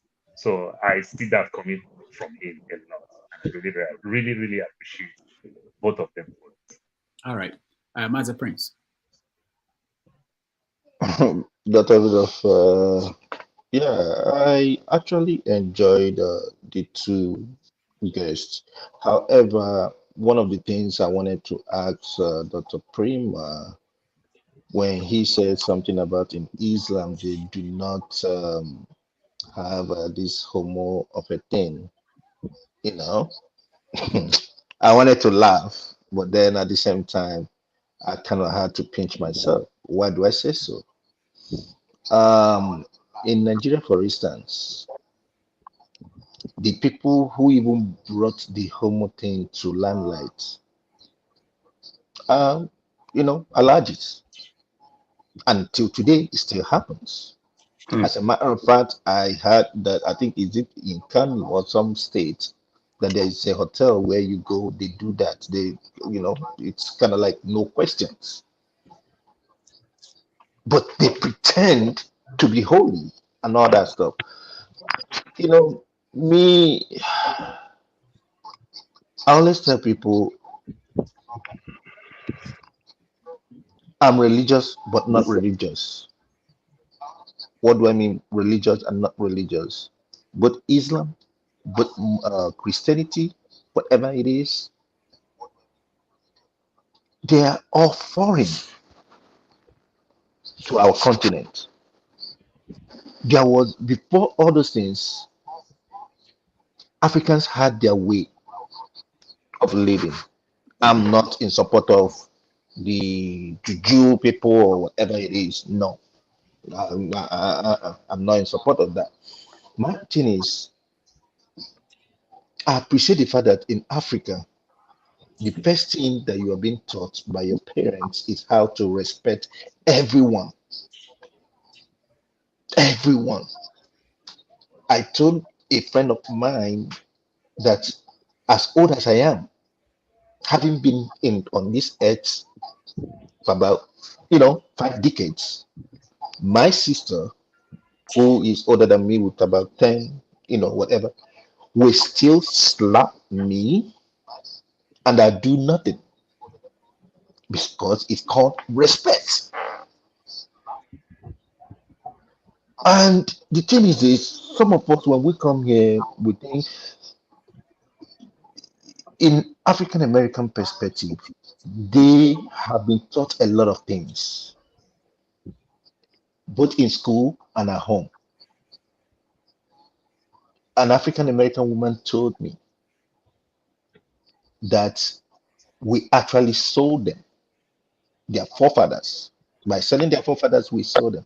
And I told her, I said, these things you are saying, I, Prince, did not know about it. I wasn't the one that sold you. I don't even know if my great grandparent participated in it. But you are bringing the blame to me right now, and you are using it to judge me. It just has to do with education. So when they say smile, let people smile. Master Prince, hold on. So if you are going to remove yourself from responsibility, how do you then agree that Jesus died for your sin? Jesus Christ. Because you were not there when the sin happened. You don't carry me to go where I don't know. You don't carry me to go where I don't know. Foundation of your Christianity. Jesus died. Well, there's even closer. There's even closer question for you. If I may put this to you, just like Rudolph did. Excuse me. The fact that you are taking yourself away from that responsibility means that you cannot blame the white man for all he has done to Africans through slavery or colonialism. You can't do it. So, if you understand the history at all, if you have any understanding of the history, you have to understand that you are responsible. It's very simple. Jagun, let me come in. Starting from the back and forth. I don't start again. Starting from doctor. Okay, let me put everything in a nutshell. My own kind of Christianity is believing, yes, there is God, there is God's Son, which is Jesus, and there is the Holy Spirit, which is the Comforter. And when I try to explain these three things, first, Holy Ghost, you see those things. I don't believe in when you go to certain church, they start shouting fire, fire, fire, fire, fire. That was not what the Holy Ghost is meant to do. It's supposed to be a comforter, something to rely on in the absence of Jesus. Yes, I believe that Jesus came. How it all happened, they said it was documented in the Bible, which is fine. And there is God. Whoever says there is no God, then that person is ignorant. There is God. Definitely we are being created by something and all that stuff. So that's that by the side. Jagun, I never said I don't blame. Bros, maybe only you there. Can't spend 2 hours listening to you now. You don't say they like to interrupt me. You don't start now. When you ask that your long we are getting bored. It's not fair to the rest of us. Your episode question. Okay, hold on. I'm still controlling. Those your episode questions. I didn't say anything to you. Okay, so Jagun, I'm not saying I didn't blame white men. They have their faults, but I'm not gonna take what happened in the past to judge the present. I've moved on, and that is how my life is. I just move on. I see no color. I see no. That's me. I just move on, and that's me personally. Thank you. All right. Thank you. Let's go to Veer. You can only believe what you don't know. That's as simple as that. You only believe what you don't know. You cannot say, oh, you believe this is your father, this is your mother. You know they are. If you say, I believe in that, I believe in God, I believe in Christ, because you don't know, which is fine. Now, I guess I really thanks, special thanks to Dr. Damiji. I think we need this kind of education from time to time, if not for any reason, to actually spur more conversation or to actually make us engage with facts and a little bit of context. This is a man who actually lived through history, going by his age and his life history. And I didn't know anything about him. I tried to Google him, tried to see him. I thought he's a young guy that is coming, just like his teammates who came as a young guy. Not that I don't have anything against young scholar, but I don't think they have the resources to actually go down the memory lane to get some kind of information. It's financially draining. So I appreciate that. What I take from him is that he was able to actually summarize. I was actually going through the work of Martin Delany. A lot of people don't know about Martin Delany. To me, I think he's the father of Pan-Africanism. It came before Garvey and all that. And our guest actually started his conversation from the 60s, which is centered around Martin Luther King and the rest. So hopefully you get us a guest that will go beyond 60s, what transpired in the 50s, in the 30s, 17th century, 14th century, we got all this in time. And I would recommend a book by our own brother, the former Minister of Finance, Heather brother, Dele Ogun. He wrote a book called The Fatherless People. It's about Nigerian history. It talks about what actually transpired. If you read that book, you can actually deduce exactly what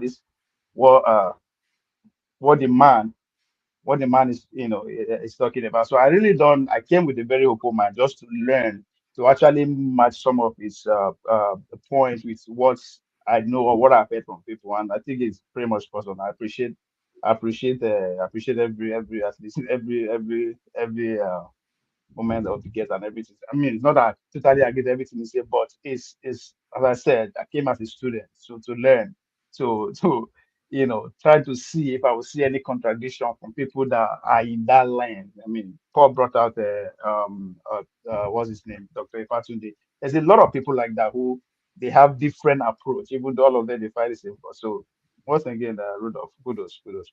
All right, thank you, Obi. Well done yourself. But we need Africans with such view of actually what happened to the Black history. I apart from Lumumba, once in a while I touch on that. I never really see Nigerians or other other African countries in terms of history. But currently, I know there are actually see people who specialize in trying to merge the past now and pretty much where we are headed. So I think it's very good at doing that. All right, thank you. The flagship. Thank you once again, Rudolph. I appreciate the opportunity, and thanks for bringing that guest to come speak to us and throw some light and education into the African culture on this side of the globe. It was a great conversation. It was really enlightening and educational. And I think a lot of people need to hear this and many more to come out. The height of it for me was his clarion call to those of us here on the screen and those who are listening online at home, to the awareness that we need to do something to either stop or change the perception that the African race is heading towards, most especially with reference to our country, Nigeria, which in Africa seems to be the standard for many African nations. They look up to Nigeria for almost everything that happens. And there's a narrative out there that says, if Nigeria fails, then the entire African continent may go down. We have to pay attention to his passionate call for us to begin to step in and fill in gaps within our African community, to educate, most especially, to mentor, to begin to speak into the minds of the young generation, those that are behind us, including ourselves as well, to begin to highlight what we need to know with reference to who we are, number one, and what the game is out there, the agenda is out there. There's a huge concern about the African race, so to say. In my reading and my studies, research so far, this is the only race that has not been conquered here in the West. When I say the West, I mean America. It still stands for over centuries that we have been here, that we were brought here as slaves, or however we found our way here. Many other races have been conquered, subjected, or either pushed to one corner where they make a habitation for themselves. But it's still very difficult to overrun the African race. We have to keep that fire burning to make sure that the next century from now, we are still standing. And it's concerning because when he referenced Nigeria by saying that it's on its way there now, the people are being changed to begin to think like the West. He's actually correct. They don't need to come here now as it is before they start imbibing the culture or the style of life in the West. Social media gives that to them free of charge. And they seem to assimilate it at a very fast rate that if you go to Nigeria today, there are many young adults who have not stepped outside the shores of Nigeria, but they tend to speak the way the Western people do. They have the language, they're having the behavioral patterns. They are trying to imbibe the culture. I use that word rather in quotes. And it's a concerning phenomenon that we really need to address. We seem to be the only race that the moment we escape out of our country, we dish our culture and tradition, the good parts of it, and we go straight on for the Western culture and act like we were never from Africa. It's very concerning. I think if we can get more people that understand this trend and can speak more on it to educate us and get us back on track so that even while on the white man's land, I use that word not seriously, we still know who we are and we can hold our culture and our tradition. Lastly, I work with a lot of people from other race. It shocks me to see how strong they hold their tradition and cultures and never let go. Why they take that of the white man is like a pick and choose. What they think will enhance their culture and tradition and make it better. They pick, put it to it and move on with it. They don't seem to drop theirs. But ours is different. And I don't totally blame our people.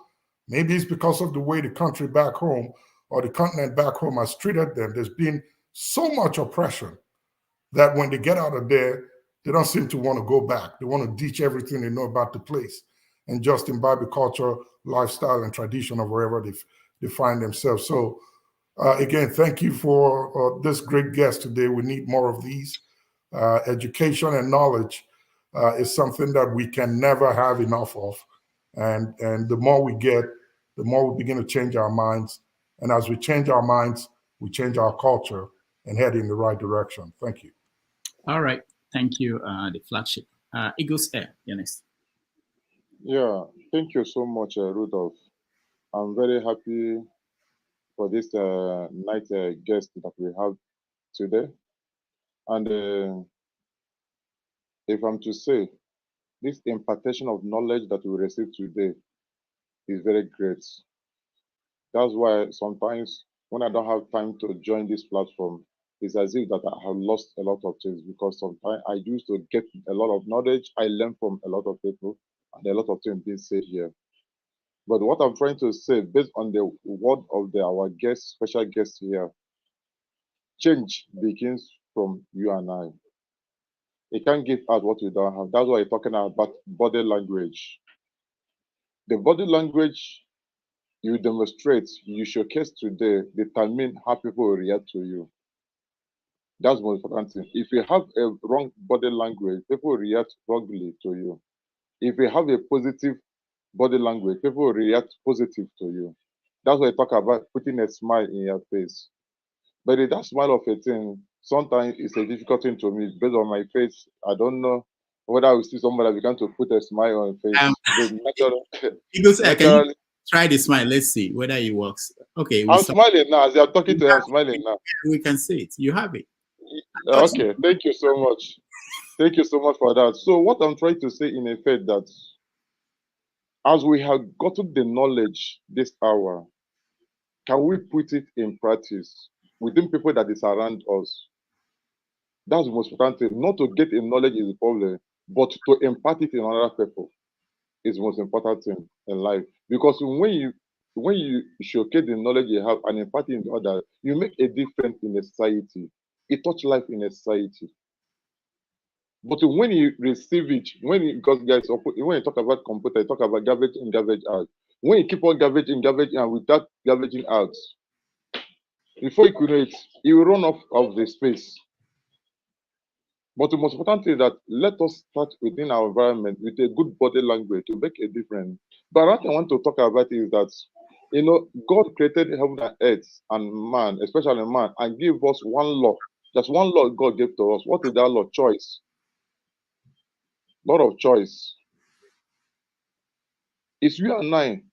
We decide whether we choose wrong thing or the right thing to do. But if we choose the right thing to do, then we bring positive in a society. For instance, what is happening in Abia State today? The governor of Abia State choose to do the right thing in Abia State. That's why there is changes in Abia State. People are laughing, people are rejoicing. But when we make a wrong choice, by the people within around us and the kind of life we live, people cry. For instance, the choice that the cabals in Nigeria did with Tinubu, now people are crying. Even people that were celebrating him yesterday, today they are crying. They're the one on the streets demonstrating. So the wrong choice we make today determine how far we go in life. Now you talk about dealing of the head of the family. When a man lost it all, the family has lost it all. Then what makes a man to lose it all? When you copy the wrong thing. You make a reference of Nigeria, that Nigeria is next place, that this atrocity or this moral life, immorality that's coming down to Nigeria. You found out that Nigeria, the problem we have, we copy, we don't copy well. We are fast in copying the wrong thing. We are not fast to copy the good thing. That's the problem we have. And as long as we are fast in copying the wrong thing will keep on happening to us. That's why has Nigeria happened to you. If Nigeria happened to you, you understand what I mean by that. So please, I will applaud you that this time around you look for better people that will part of this knowledge. Because when we have a change in our side, then we change the society. Just one narrative I used to say. And what is that narrative? When you educate a woman, you educate a nation. But when you educate a man, you educate a single entity. That's how it is. But as we have the knowledge, we're able to impart it in people that within around us, both our wife, our children are within around us. Then when they go out, they showcase what they have from inside. And people will do what? We cling to it. So I thank you so much for this better knowledge and this guest that you brought to us this hour. And expecting more of this knowledge so that we'll be able to impart it to others and make a difference. Thank you so much. All right. Thank you, Agus. Jagan, you've had your chance. Yes, thank you. Yeah, thanks. You see, listening to everybody and taking the fact that they were all able to see important points in which the guests made today, I think this is quite fundamental, because as it was said, these things sometimes things of change don't always happen from the top. They can do, but they're not always real. They're rather manipulated changes that we are somewhat coerced into. But the whole idea that I underlined from the gentleman who was speaking, forgive me, I don't know his name. Nassar Rahmaan. Nassar Rahmaan. Thank you. Rahmaan, yeah, Abdul Rahman. Abdul Rahman, very good. The gentleman, he said that change can happen locally and not necessarily globally. Now, this is real. And I think it needs to be really paid attention to. There's something I always speak on, and I say that we're supposed to be looking in the mirror. Because if we are glad to be pointing the finger of judgment, of criticism, of blame, if we are able to do this, then we have to accept our own doing. This is why I underline to our guy, Mazi in California, that responsibility is what we have to tackle. We have to tackle our role. We have to tackle what it is that we are doing as individuals. It's too easy to complain, to blame. You know, we all know that Nigeria, our country, is a sham. But there's something about Nigeria that has actually followed my own trajectory in life, where sometimes I'm doing extremely well and sometimes I'm doing so poorly. It's terrible. This is just me. And if I don't tackle these things that are happening to me, the negative things that happen and why these negative things are taking place, if I don't tackle that, then they don't change. You have to tackle the ills that are within yourself, and you have to know what they are. You have to. Because people can only advise you so far. People can only tell you so much. You know the term, look after yourself, when people are saying goodbye. Look after yourself. How are you? These terms that we put to each other, they can be kind of terms that we just say, but don't do, because we don't really engage with it. But the term look after yourself is so deep. It is so deep. You have to understand what it means when people tell you look after yourself. It's because nobody else can. Nobody else can look after you. You have to look after yourself to become some level of product within the community, within the society. So I put to everybody that these things that we are looking for in terms of change of our society, in terms of not just swallowing, full scale, the edicts of the West and their culture, and imbibing that, we have to look after ourselves in such a way that we are progressive for the greater community. Now, these are the essences, I believe, of the kinds of individuals like Abdul, who came on today. These are the depth of what we need to be taking from what they are saying. There's a historical content to it. There is a contemporary content, and then there is the future content. And all have to make a straight line. All are relatable. I thank you. Thank you, Jagan. Janaba. Thank you, Rudy. Thank you so much. Dr. Rahmani? Abdul Rahman. Abdul Rahman. He made my day. He's honest about whatever he's putting out there. He focused one thing about family, that we should make ourselves, that the change start with us and from the family level.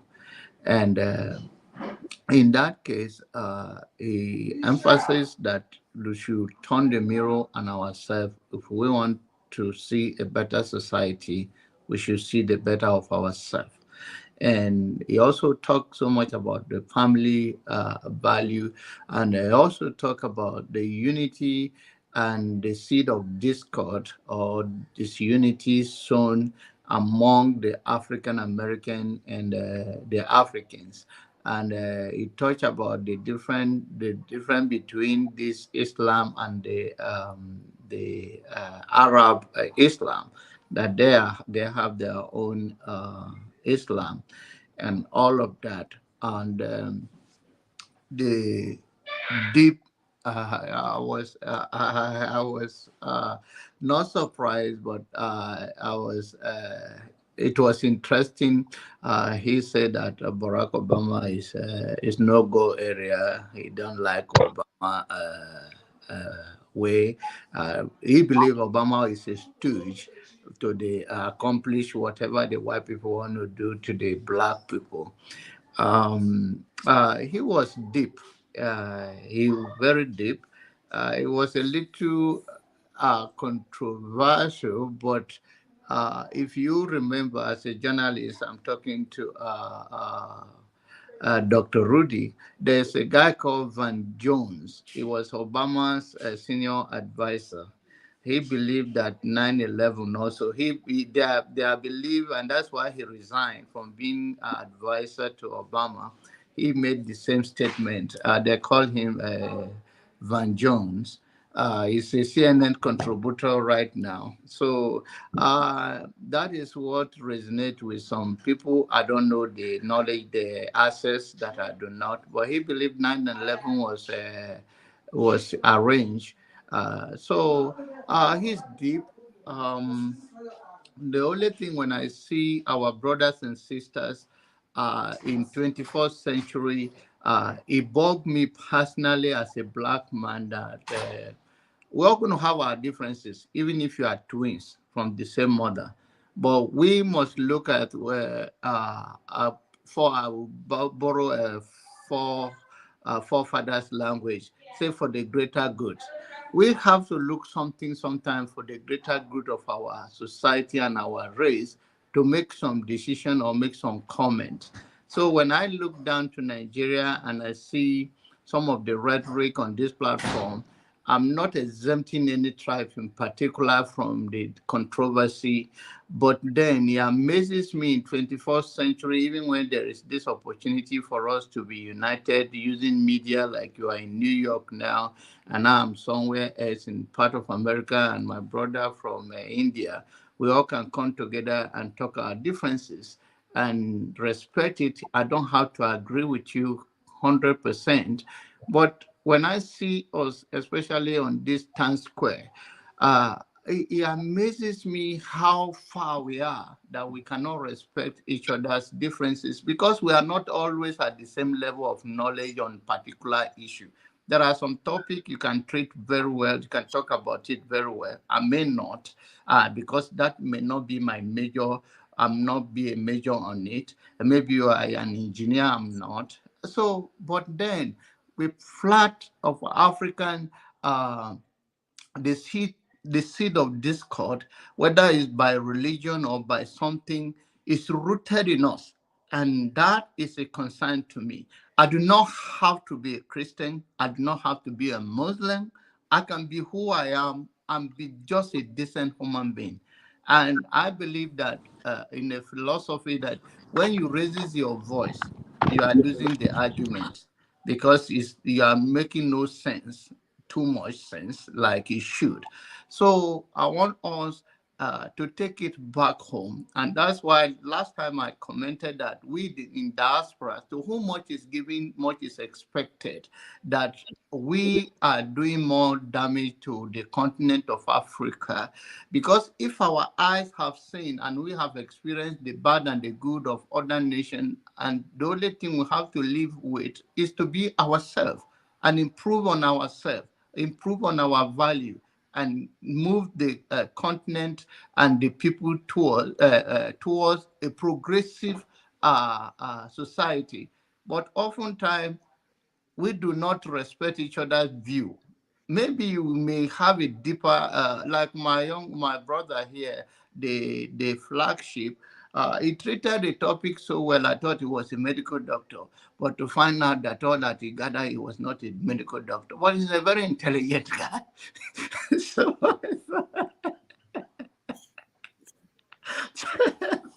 but that is intelligent of Nigeria. We are very gifted people, and forefathers' last name could not make us have a meeting. Somebody say he must talk like you give him a job.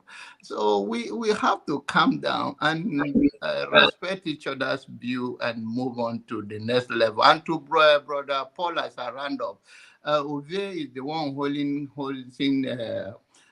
Dr. Rudy here. We have been to several places trying to book appointment towards June this year.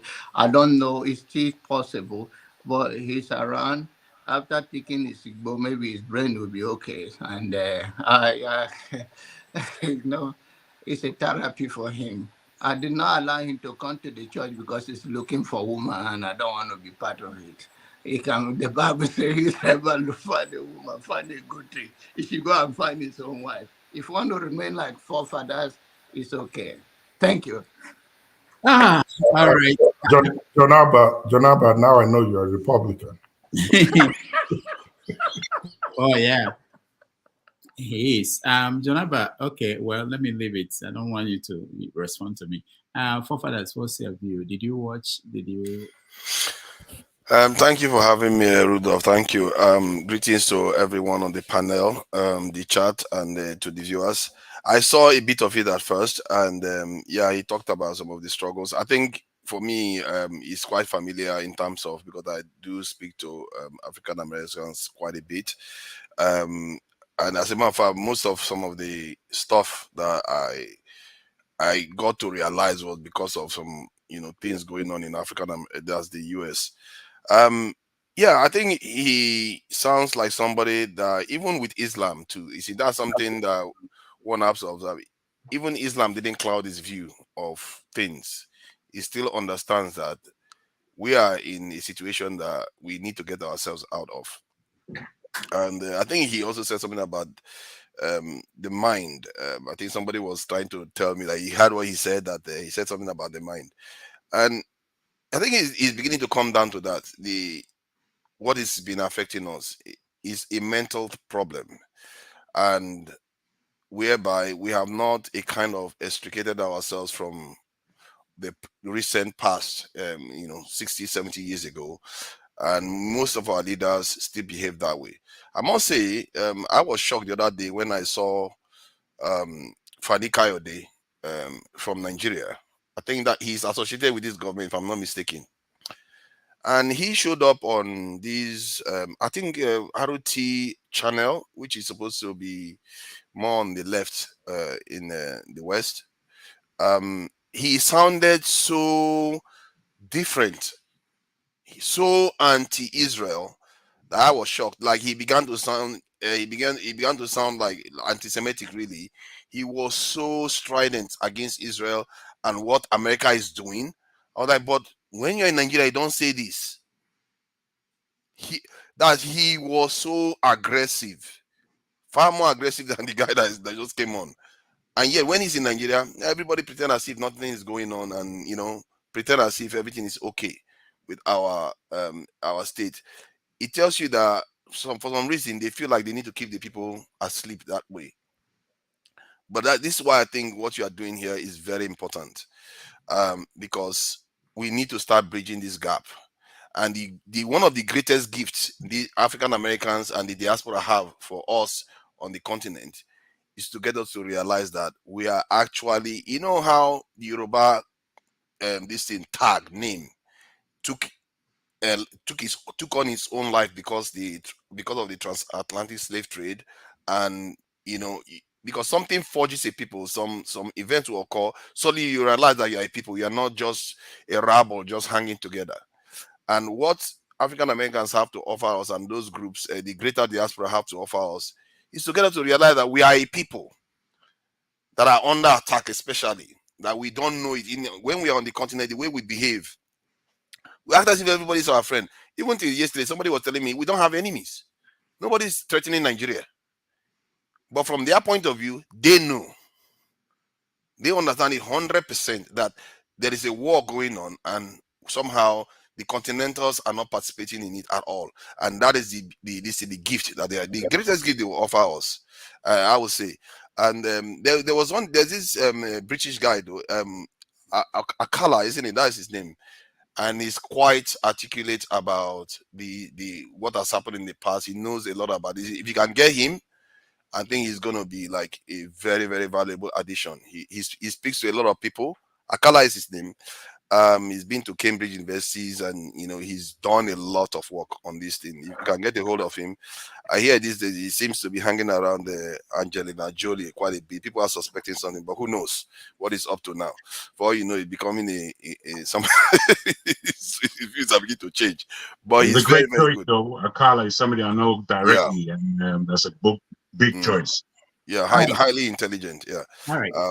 So yeah, that's what I think. I think what you are doing here is a big thing. That move of bringing people from there to Nigeria to talk to Nigerians is a big one, because sometimes they need to hear it that from people that have lived it. They are not just saying it. Their parents, their grandparents, they've lived the hardship. So you hear some of the things they will testify. Nigerians will not. Some of them they don't even understand how bad it can get. So thank you for that. All right, thank you for that. KJ, I know you've been waiting. Sorry, I wanted to make sure you were not driving. Sorry, thank you so much. Somehow I had to go to church, so I didn't hear. I had bits and bits here and there, but the last speaker I had, his last closing remarks, and I was quite impressed with it. There was, in fact, coincidentally, I had a video of Dr. Umar I wanted to send to you, where he was asking that Nigerian home Nollywood should invite him. He wants to be part of the Nollywood industry in Nigeria, and that he's waiting for an invitation. Anybody who is a producer in Nigeria should invite him. I'd be so glad to be part of the movie industry in Nigeria. And he's only going to play the good parts. He doesn't want to play any bad parts. He doesn't want to play the drug baron. Doesn't want to play. He just want to play good parts. And I thought that was interesting for a big, commentator like him to want to feature in the Nigerian movie industry. And probably also talk shows like this one. So, but as well also invite him to start from here. Yeah, I agree with majority of what, especially when he talked about the color of one's wife and all that. The truth of the matter is that to be African is not being rude. To be African or to show that you are liberated, not being rude, it's not being some people present themselves as the fact that the more rude you are, the more unruly you are, the more then that makes you are fighting against the system. No, we should be more what, how do I put it now? We should be more wise than that. We should put more things in place. If I want to fight against the system, it's not by physically doing, showing action. It's by mentally taking over the system, bit by bit.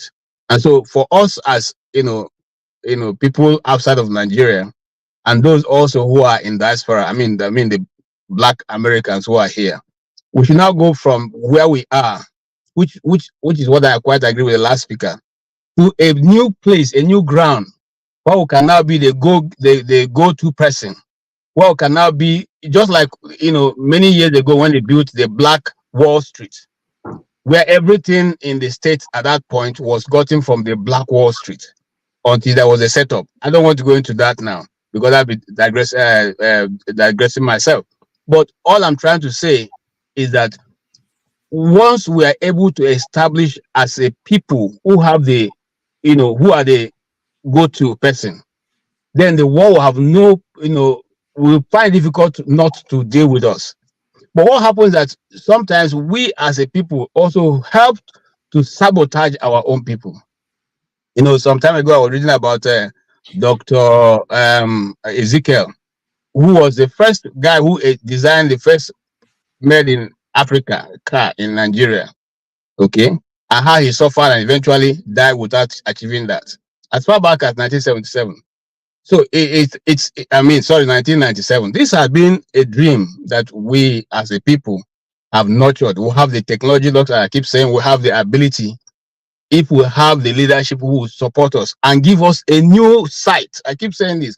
We as the biggest Black nation on earth, we need a new sight. We need someone to point us to. Israel had a leader called Moses, who pointed them across the sea and said, "This is the way we are going. This is where we are going." And so we need at this point in time of our development, we need a Moses who will point to us the promised land. Okay, we need a Joshua who will be ready to fight through to get to the promised land. It's not all about sharing national cake, which we have been sharing since Nigeria became independent till today. Nobody has been able to eat even a good cake from the pie they've been sharing. So maybe if we get someone who has a mental capacity to draw us back, to rewrite the history. It's difficult to sometimes I think about what I read, in primary school. Why would I be reading about Mongo Park? And I was shocked when I went to Niger State and I discovered that some people have been living there before Mongo Park ever came. And we accepted that these things be taught our children, that Mongo Park founded River Niger. Okay, so we, the leadership of the black race, especially in Nigeria, and I say that because we are more in number, should take into cognizance what they are allowed to be educational foundation of that people. I come to culture. I came to, like I said here some time ago in this meeting, I came to the US and I discovered that they are doing Halloween. For all this is witchcraft. But the churches celebrate Halloween. They make big sales in Halloween. They do all that. Am I saying we should go back to that practice? No. But I'm saying that if this is the culture that they are practicing, they are even doing this, they don't even know itself. Because the Hmong cultural dance past this one when they do now. But we should go back now and tell our people, come, being a Christian is not living your culture. I'm not saying, listen to me carefully before I'm misquoted, because I can see Mazi Prince. Where you are going is not where I'm going. Okay? Oh yes, I'm personally calling you because I heard what you said, about the Holy Spirit. No, that's not where I'm going. I am, a Bible carrying, tongue speaking, hand laying, okay, demon casting Christian. I don't have any this thing about that. I'm saying that we should go back now and package our own tourism. Package it very well. Okay? Our Momo festivals, our Ekpe festivals, all of them, package them and make them a tourist attraction. Publish, they put the paper so that the whole world knows when to come to Imo State, go to Calabar, go to Lagos. Hold on, KJ. Yes. So you have to first talk to your church people to stop burning our shrines, because how can we do this festival and get tourists when your people are destroying we have to start from there. No, you see, and when I'm talking about church now, I'm not talking about Odumoje kind of church. You understand? Those are the ones who are going to fight. Daddy, the Lord. That's my daddy, the Lord. Come on. Those are the ones who are going there to go and fight the shrines. We have shrines in my community. We have churches in my community. Nobody has gone to, because the shrines are on their own. Leave the shrines. Nobody's even worshiping the shrines now. People are going to where they get results. So the church should exist. The shrines, or the now I don't want to take the word shrine because I don't want Mazi Prince to quote me again. But you send the fire to go and burn it, a magical fire to go and burn it. No, listen. You talk something about fire. You see, there's something the Bible says. Say the things you don't understand, you disdain. I don't want to go there. But these are things that you need to learn differently from this platform. And so what I want to simply say is this. In my community, if you go to watch the Hmong festival, you don't have to be a member of the Hmong festival. These are tourist attractions that the Oyibo are using to bring money to their country. We can go to Lagos and watch the Eyo festival. That festival is there. Anybody can go pay money, come to the city of Lagos when it's being held, and after that you can go to Calabar to go and watch the what is this? The Afofuna festival.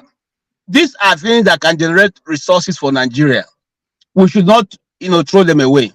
And I don't have any problem. Anybody who wants to worship the idol, you can take your idol if that's what's giving you result and that's what you believe in. It's okay. It's okay because they are crafters in America. They are crafters. Are they not crafters? They even have Church of Devil and the Church of Satan. It's everywhere. Okay, they have those who worship technology. It's everywhere. So what I'm simply saying is that we as Africans haven't discovered this thing now. That is some form of deception in it. Remember, I do not subscribe to those who say religion is the thing of the white man. No, not at all. Okay, and so the thing I'm saying is that we also should package our own. We should be more wiser than the people of the West. and repackage ourselves also, and then introduce this and make it a yearly or monthly or whatever festival we want. But let it be on the calendar, on the world calendar of it as a tourist attraction. Okay. 2 days ago, I was watching a documentary of a man, the river, the cleanest river in Africa, somewhere in River State. Okay, where King Jaja of Okpobo used to take his bath. These are tourists. These are things who can package them, make a get the best of Nollywood or Hollywood to design these things and make them I know Jaja of Okpobo have some of his grandparents. They can set up these things, set a place where you can go. They tell you stories. You think the Israel will go to those places that where Jesus was born? No, they tell you all kinds of stories. This was where Mary batched leg. How do you know that was where Mary was standing? So all this we can repackage our own and tell our own story the way we want it, and also publish it and make sure that we stand by it and make our money. I'm serious. So that's what I think, and I think we should come to a place of changing our mindset. Thank you. KJ, I like you. Doctor, I think it's my turn now. Oh, I thought you spoke. No, we're gone round. Look, everybody has spoken. Everybody has spoken. Yeah, but I want to go, but I want to say some things. Okay. I want to answer Foley, who was talking about on Moyole show, right? So if he's watching, I don't know what he meant, but my role here is not to support anybody, especially people in the political arena. My role is not to support whoever, whether the person is my friend. I happen to know most of them, some of these people who are running for whatever position. My goal is to make sure that this place is a place that anybody can come in and air their view, sell their product. If they're a politician, I invited all the presidential candidates to come here to talk, so I'm not going to be out there promoting anybody, whether the person is my friend or not. So I wanted to say that. And also, just for the purpose of making it clear, he's been here several times. Since he was freed, I've called him and invited him to come back. He will come back when he wants to come back, when the time is right. So it's not, I don't think I don't invite the Tinubu people to come. I do that every week. Almost every week, and whenever we see anybody, we see them. But I'm not going to be promoting any particular candidate for any particular position. No, that's not the job. All right, that's it. I will thank you guys for coming today and for joining us. Next week we are going to bring another interesting guest, and I got some names that you guys shared on the comment section, like Dr. Ray Higgins. I know Dr. Umar, I've been trying to reach him, and then Kala and many others. So I will continue to reach out to different people and anybody who can help. Most of the time it's about access. There are some people that you reach, they may not be familiar with you and they'll be wondering, but if you have that connection, in this business, they have a team. If you go to NBC or CNN, they have a team that book guests. A team, not one person, not even, it's a major aspect of what we do here. The better your team is prepared, the more they can drag people and bring people to the show. But we're doing our best and we'll continue to do our best. Thank you guys, and I appreciate everybody. Doctor, don't run. You said you're going to talk about the town hall team. Oh, the town hall. Okay, no. What we are doing, all right, we set up different groups. We had, oh, you are there. I think you are in that message. If you are not, I'm sorry, but you should be there. Yeah. I was in the message all through to the group message, just missing team air. But I was there. I know what. I just don't want to go comment as things that is not so relevant and everything. What we're doing now is that we're breaking it down into 3 different groups, different interest groups, because it appears as if a lot of people were in that particular group. Some people are not interested in some things, some people are interested in other things. So we're going to do that, and then we'll go from there. But it's going to happen, I trust, at the flagship. We've talked about it, and we'll make, as we continue the planning, we'll make it public. So, but give us more time to put things together. But I'll add you, Paul. I'll add you to that group. But you have to lead. You don't just come and observe. You lead. I just want to come and eat free food. Flash, you want to say something? Yeah. I wanted to add that for that group, I sent a message, and I'm going to resend it again today. And I started a list. Okay. If you know you're interested and you want to attend, please just add your name and open the next number up. It's going to help me plan. I need at least 3 months to get this rolling, to get a place, and to make sure I work around catering for those who are planning to eat food goat and so on. So I need a name, a head count that will help me plan. And also I want to chip this in, please, for those that would want to attend. Beyond us, if you have teenagers that are up to age that understand, you think should know and understand the things about Nigeria, please include them and bring them. I think it would be proper for us to not only have this discussion amongst ourselves, we're going to get our children in on it so they too can get a grasp of what is going on. Who knows, someday they may decide to go back and want to help to keep the fight going and make a better Nigeria, whatever it becomes. So please add your name to the list, send it out. If you get it and if you're added, if you're interested in coming, add your name and let's keep it going. Where will this be holding? It's going to be in Atlanta. It will be in Atlanta, Georgia. Okay. Yeah. So if I get up to 30 names, I would kick off the reservation process and start working on things. So it's out there. Thanks. All right. Kudos to you for that. Flagship, kudos. Sometimes you never can tell. People may want to come outside the country, and Oh yeah, it's open. It's open to anybody who wants to come, as long as So you might also want to update us on time so that the cost of hotel and tickets. In the message, I also included that information. I proposed June this year, the summer. But as it is now, Rudolph would you and I will talk later more on that. But I did propose June to have that meeting done. But if it's going to be beyond June, that's fine. Whatever time it is, once Rudolph decides, I'll take it up from there myself.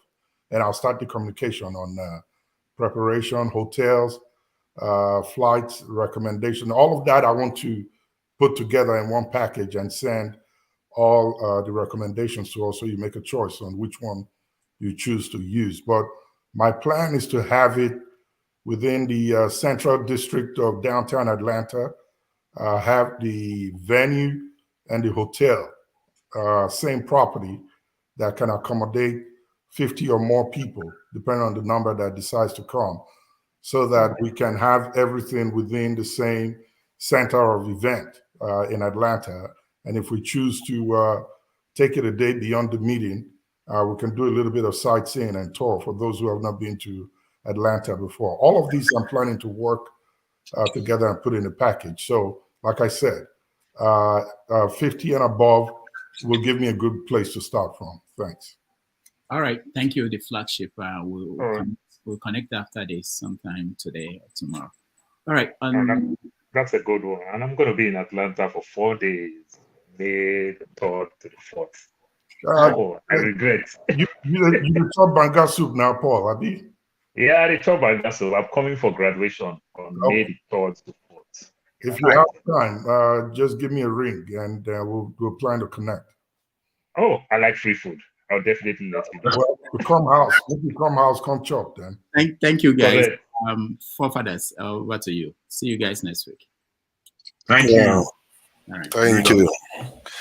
Thank you, man. It will be great to be getting some of all these Umar, Dr. Okala, all these people here to come and have these discussions. I think Niger man is a scam.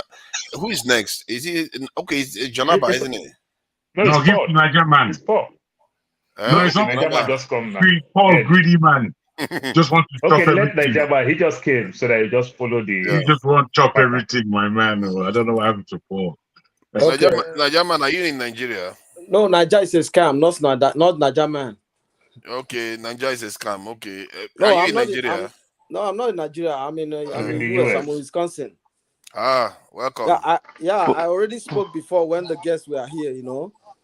So Yeah, our forefather, you would have started from the beginning to make it easier than we Yeah, going No, on. this guy is the last guy to speak he now. He will just not be able come, to let him speak for speak. a long time. He won't be able to Ah, speak for a long time. man, what's the I don't confusion, have man? much to say anyway. I don't have much to say. Why I came in here is just to ask KJ a question, because when I see Africans and black people trying to protect Christianity and religion, I feel some kind of way. I want to ask KJ a question. Do you know how your ancestors became Christians? Before you guys continue, I'm sorry to just bump in this way. Can you put me in the backstage? I'll be back in a few minutes, please. Okay. Nigeria is a scam. I'm Igbo, and my Igbo name is Okechukwu. It was not an English. It was not an name invented by a Christianity. It was given, and the name the Igbos have been bearing before the coming of Christianity. And if you know the meaning of Okechukwu, you know that it's not coined after religion of the whites. It's coined. I'm just want to take you. I don't want to go beyond this point. It's coined after my tribe, the people who I am. So if you go by this postulation, you find out that the Igbos were already practicing what is being put in the Bible now before even the Bible was invented. No, Right. KJ, hold on. KJ, hold on 1 second. That is a dodge there. KJ, hold on 1 You second. didn't even name yourself. KJ, hold on 1 second. Forefathers. Yeah, please go ahead. Yeah, forefathers. You see, forefather, you keep making those. That's why sometimes when But you're that on is this your platform, parents. That's because not you. It's you they are talking you about, have, not what your excuse parents me, did. excuse me, you have the platform as a moderator, and you just jump in. I don't have that right. Okay, so You why don't have you a right. just keep? Are you not No, I jumping don't have in? it because you shut me down. You normally will put No, I off didn't the shut you of the down. No, mic. no. Okay, I will never shut you down. now let us go back to the assertion I created. My forefather didn't create the name of Okechukwu. My great-grandfather didn't create the name of Okechukwu. The name of Okechukwu has been in existence as long as the Igbo race has been in existence. Did the white man also create the Igbo race? No, but you use your name as an argument. Please, Okay. energize this scam. Go ahead. Okay, forefathers. KJ, you didn't answer my question. I didn't ask you about your name. My name is Kelechi, right? Means thank God, right? What I'm asking you is, did you know how your ancestors became Christians? I don't understand it. Did I tell that my ancestors were Christians? Did I say that anytime? Okay. If your ancestors were not Christians, why are you a Christian? I'm a Christian not because I was born into a Christian home. I decided to read about religion. You are lying. I decided to do my research. He's not lying. You can't tell him he's lying. No, you you're can't lying say right he's here. lying, You but are the telling question lies. is different. He's answering You became a Christian because someone taught you about Christianity. You No, just grew up to be a Christian. my brother, Naja, look, I'm a full grown man. I have the right to make a decision. In fact, if you wanted to go that way, you would ask me what was the brand of Christianity I took first. I was a Catholic. I almost became a priest. Let me tell you, if you want to know my history. Okay? So, but I went out of my way to do my own research about religion and how it all began. So I have a full and in-depth knowledge of how religion started. You can't teach me that one. Okay? So my brother, no verse. Just like I told you, the simplest way is each and every one of us here who sometimes we mistake to say that Christianity is a white man religion. Maybe what is being practiced now, probably have been introduced by the white man, does not mean that whatever we are practicing now came from Oyibo man. It didn't come from Oyibo man. Oyibo man didn't come to teach us shifting cultivation in Igbo land. Obama didn't come to tell us how to do certain things which are being practiced now in Igbo land, which is what some of them are that are written in the Bible. They're not that. So don't say that, please. It's not a very well. I Please, don't know. KJ, with just all asking due you a respect, question. okay? With all No, I'm please, okay. I just have a little minutes to be here. KJ. Okay, sir. I want to say something, please. I want to say something. What I'm trying to say, based on what KJ was saying, when you read the book of Old Testament and check the culture and tradition of Igbos, you'll find out almost the same thing is written in Old Testament. That I'm is just telling you the inaccurate. truth. I must say. I don't think it's inaccurate. I don't think it's inaccurate at all. People say things. Old Testament is very, very different from what we practice in Nigeria. I'm telling you the Necessarily. I don't know. I don't know if it's That's my the time same for to speak. Yorubas. I don't If you look know. at the Old Testament and you look at the Yoruba tradition, the deep tradition, they're accurate. They just fit on top of each other. So all these things that Nigerians are coming out with newly. Oh, Christianity this or you bought that. You are just coming across that way of thinking. The rest of the world was there in the 50s, 60s, and 70s. That's where they were in that period. So there's nothing new about what you're saying. It's just new to you. So the people have basically understood that there are separations in culture where religion is concerned. So the religion of Christianity that came out of Europe was a Europeanized way of Christianity. It was quite different from the Coptic of Egypt and the Ethiopian Orthodox Church and the Armenian Church in the Middle East. So these traditions of Christianity were all different, and there are even more differences. However, when we're looking at history and we see how history fits with religious texts, this is where we get to know who is who. Nigerians, by testimony of their culture, are the highest circumcised men in the world. And this didn't start yesterday. It's been like that from time immemorial. We are more circumcised than anyone in the Arab world, anyone in the Jewish world, anyone in the European world. So when you come with this idiotic new brand way of, do you know where Christianity is this time? Do you know where wait, let me land. Hold on. It's not idiotic for one. And what they are saying, well, wait, hold on. Let me finish what I'm saying.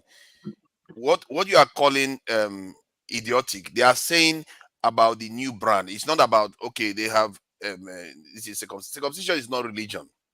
No, circumcision religion, but it is spoken. It is spoken. Some customs. See, no, wait, Big Boss. It's not religion. No, but you see, you have to take on board. Forefathers, please. You can't mix it up like that, forefather. Hold on, Jago. You can't do that, man. Hold on. The question Nigerian man asked is a very specific question. Once again, it's a very specific question. The question Niger, this is a man, Niger is a scam asked was that where did your current Christian religion come from? That's what he asked. I think KJ. Wait, let me answer that. Hold on now. Even the Ethiopian Orthodox. That wasn't my question either. That wasn't my question. What was the question? Ask the question again. Question, I asked KJ, did you know how your ancestors became Christians? Because you took Christianity from your ancestors. Okay, that specific question, I think, was answered very well by KJ. He spoke completely about what as he really underlined and mentioned, he's a grown man. He can think. So he spoke about the term Okechukwu and what it means and how long that has been within his culture of people. And then he spoke specifically about his own Christianity, where it began from a Catholic point of view, but then he studied. He went into it. He wanted to prove certain things to himself. And as such, he came out with the fact that this is the type of Christianity that I, myself, as an individual, am going to practice. And that's legitimate. There's nothing you can post. I agree with you. He has the right to answer that, but that is not answer to the question where exactly. It's an answer to the question. Exactly. No, it's not. No, Christianity. Then you have to answer that question for your own family. Are you seriously trying to make it controversial that we don't know where the modern Christianity that we practice in Nigeria came from? Are you trying to No, there is I beg to put this to you, forefather, that there are differences. Because I'm speaking from my own point of view. Wait, my brother. Let's hear him. Let's just hear what he's saying, please. Okay. Yeah, go ahead. No, go ahead, Jago. Go ahead, Jago. Thank you. When you put that question to us, I put it to you that it is controversial. Where Christianity and how Christianity spread around the world is a controversy, and where it is in Europe, it's a deep controversy. deep. So unless you can decipher this controversy, you can't say necessarily that I don't use the term Christianity for myself, but I follow the book and I follow Christ. And that's how clean I am. I'm away from Christianity. You don't tell me that I'm a Christian. You understand? I'm not good enough to be a Christian, or I'm not bad enough to be a Christian. I'm not a Christian. I'm somebody who follows the Bible, and I'm somebody who knows the royalty of who Christ is. So with that, that's how I do my Christianity. Nobody taught me that. No one on the planet.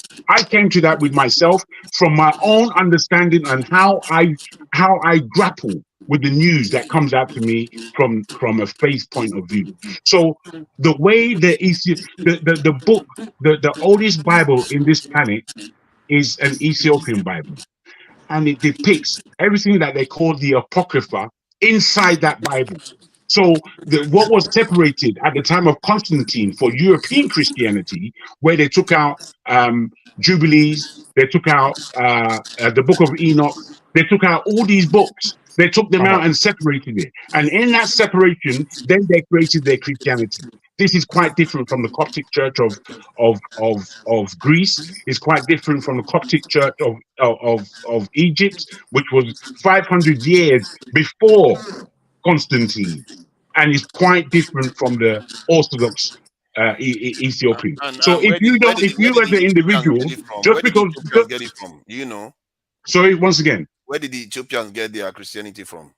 Well, the Ethiopians have a very long history in terms of where they are situated in the Horn of Africa and where Israel is. From a Greek. Wait, no, and that part of the world. So they have been following Judaism. If you understand the Aksum Empire, then you know that they've been following Judaism for a long time. And the Aksum was the first Christian city in the world, if you want to put it in that way. I know this history. Okay, let me read people that are just coming across these things, and that's why you're finding it very confusing. Just to share information, let me just read. It says Christianity first came to the Aksum Empire in the 4th century AD, which is before Constantinople, when the Greek-speaking missionary named Frumentius converted King Ezana. So this is what we are talking about. That's a similar question. Nigeria is a scam. He says he's trying to understand. He asks you, where did this stuff come from? Just like the Greek person was able to convert one king, and the king converted the entire nation. Where did ours come from? That's what he's trying to ascertain from this in KJ. And I'm sure KJ, come on, man, you're just dodging the question. You know what the answer is. It's obvious. So we just you see my challenge with you. This is what I said earlier. You are hogging the mic. You are the one who is the moderator, and you jump in. We are not allowed to jump in that way because you shut us down. You jumped in. So no, I don't want to jump in because I think I want to keep myself some level of respect. So now what I have answered is my own answer. If it does not align what you're thinking is, it's okay. But don't tell me what I'm telling you is wrong. You have the right to say what you have said. You don't. What I've said, you don't believe it. You don't. But don't tell me it's wrong. Yeah, you are right. You are right. It's your answer. So I can decide that maybe I don't agree with it. It's okay. That's your view. Yeah. Father, can I come in now? I think Jonamba wanted to say something. Anything just say then, you can say then. Yeah, I'll be very brief. Anyway. I'll be very brief as usual. I think the question the guy was asking was that what was KJ religion, or what is their forefather religion? It's not a difficult thing. We all know in Africa we have other religion before the Christianity and Islam. Islam comes from the north, and Christianity comes from mostly the west.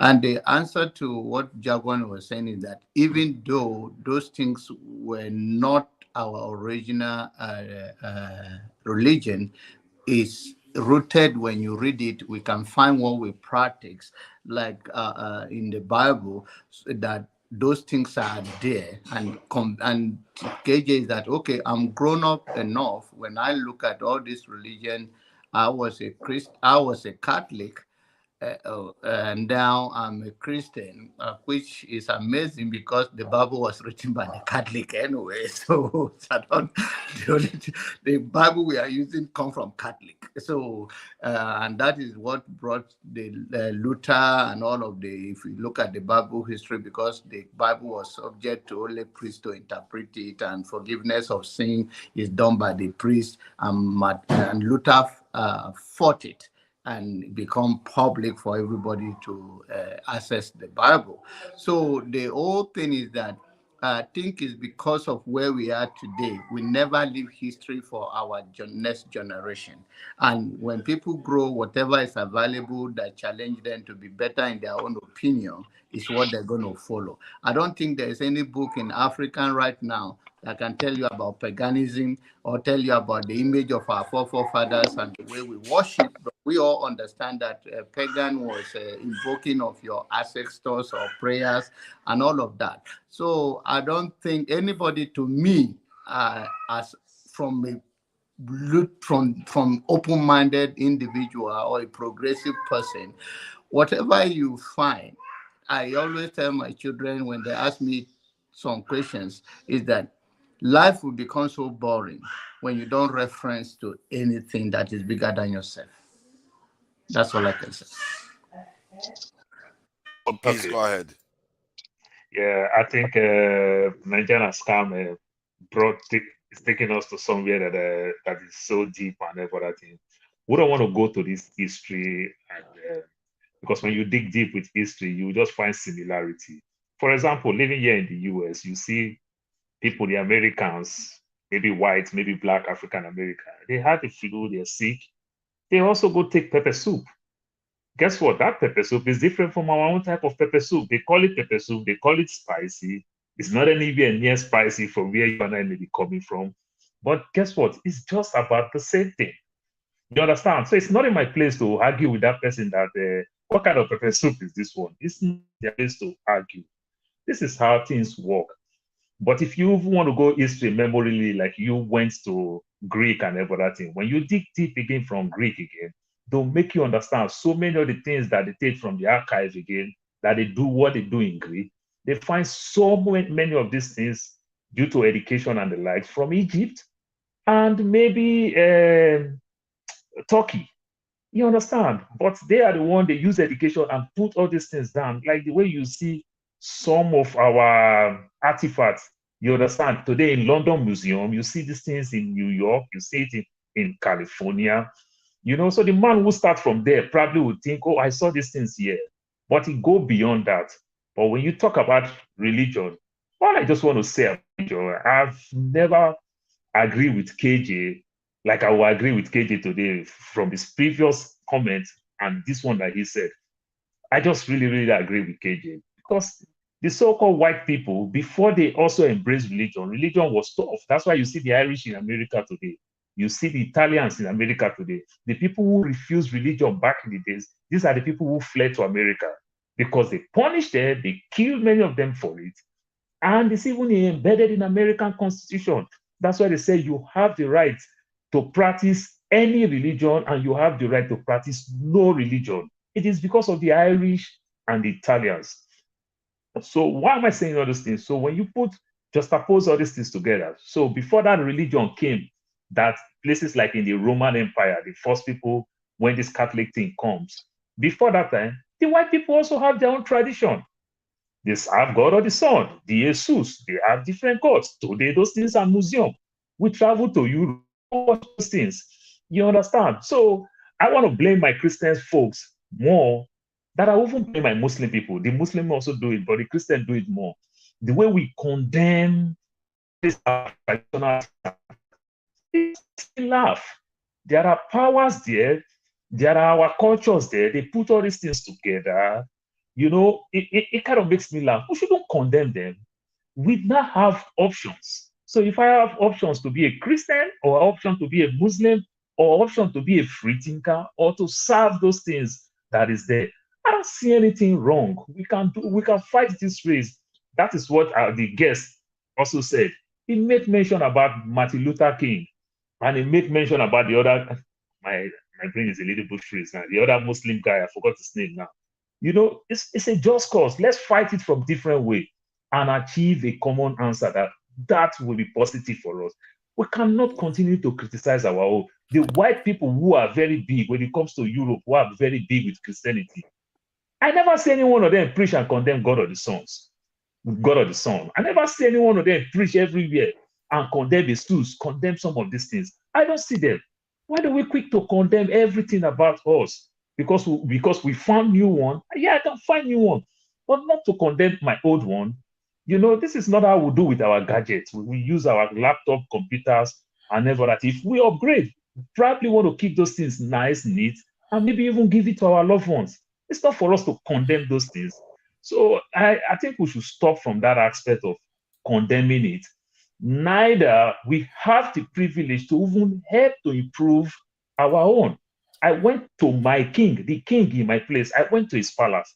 I told the king something. The king said, God, what your father have been doing, that's exactly what you. The king told me, he said, I am right, but it's hard for him, the king, to even implement some of those things because it will look like sacrilege. And what is the question that I asked my king? There are bushes in our place that they will call evil forest. Nobody enter there. Festival is coming. Few people who enter there, they'll kill all type of animal. They do some ritual before these people enter. But guess what? One white man will just come from Canada, enter this place and come back, nothing happened. And my great-great-grandfather, to my father, to myself, we can't enter there. And I asked, what is so special? Why did this person enter and come back, nothing happened? So don't you just think that it's just fear that you put in us and everything? Why not sell some of these things? And it was funny. So it's time for us to refine our own certain place that they say, oh, you can't enter here, you can't enter here. Make us see reasons in some of those things. That's all I'm just saying. We don't need to condemn our culture.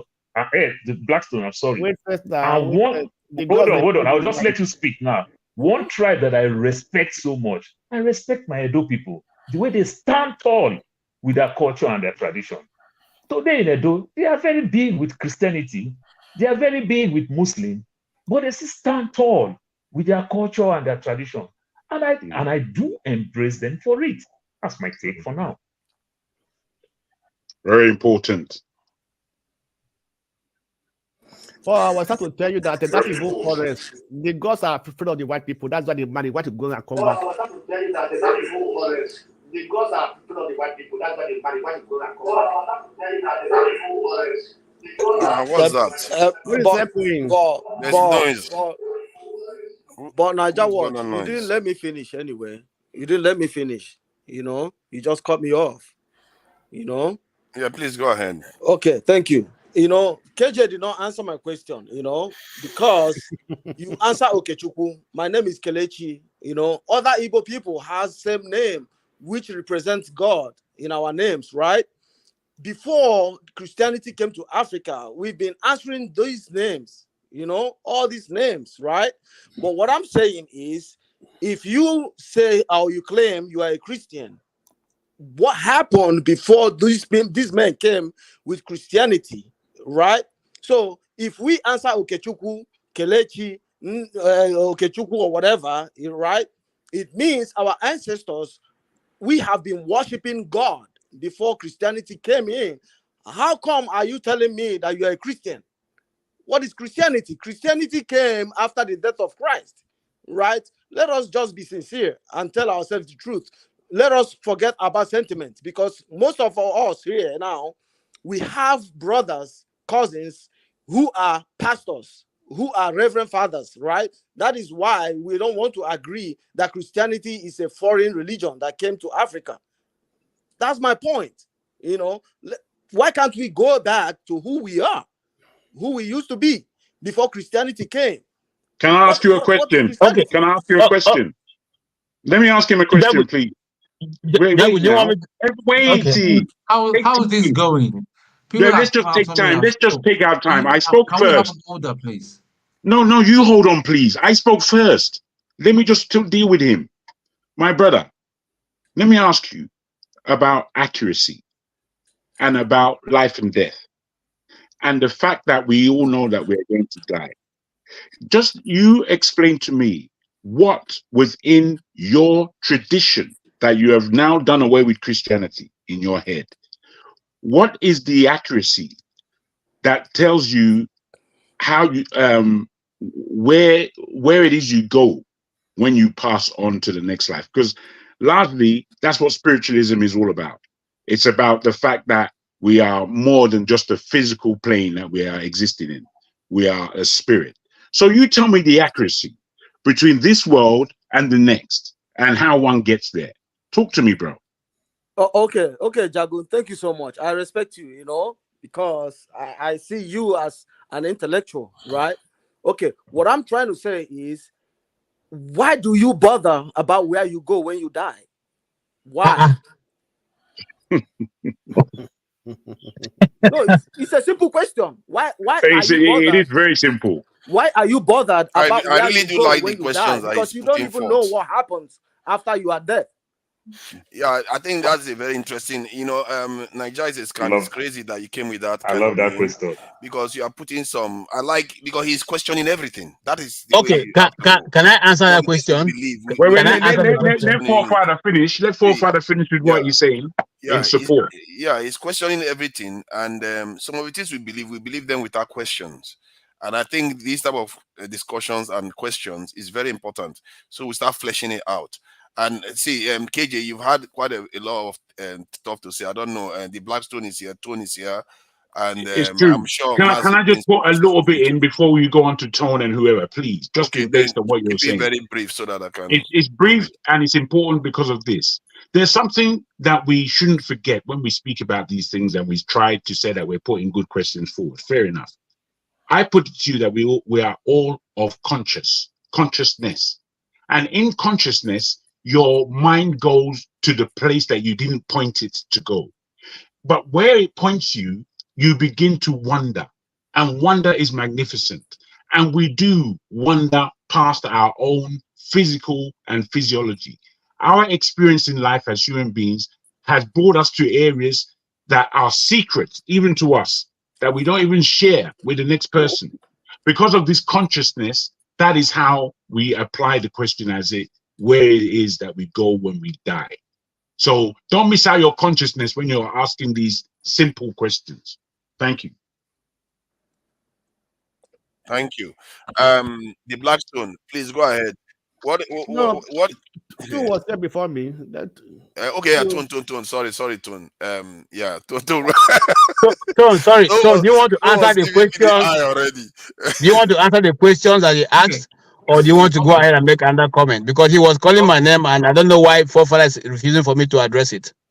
I know Okay. it's because Tone is also I here. didn't want to get into this topic because when it comes to spirituality is something that a lot of people that claim they understand spirituality, they don't know jack about spirituality.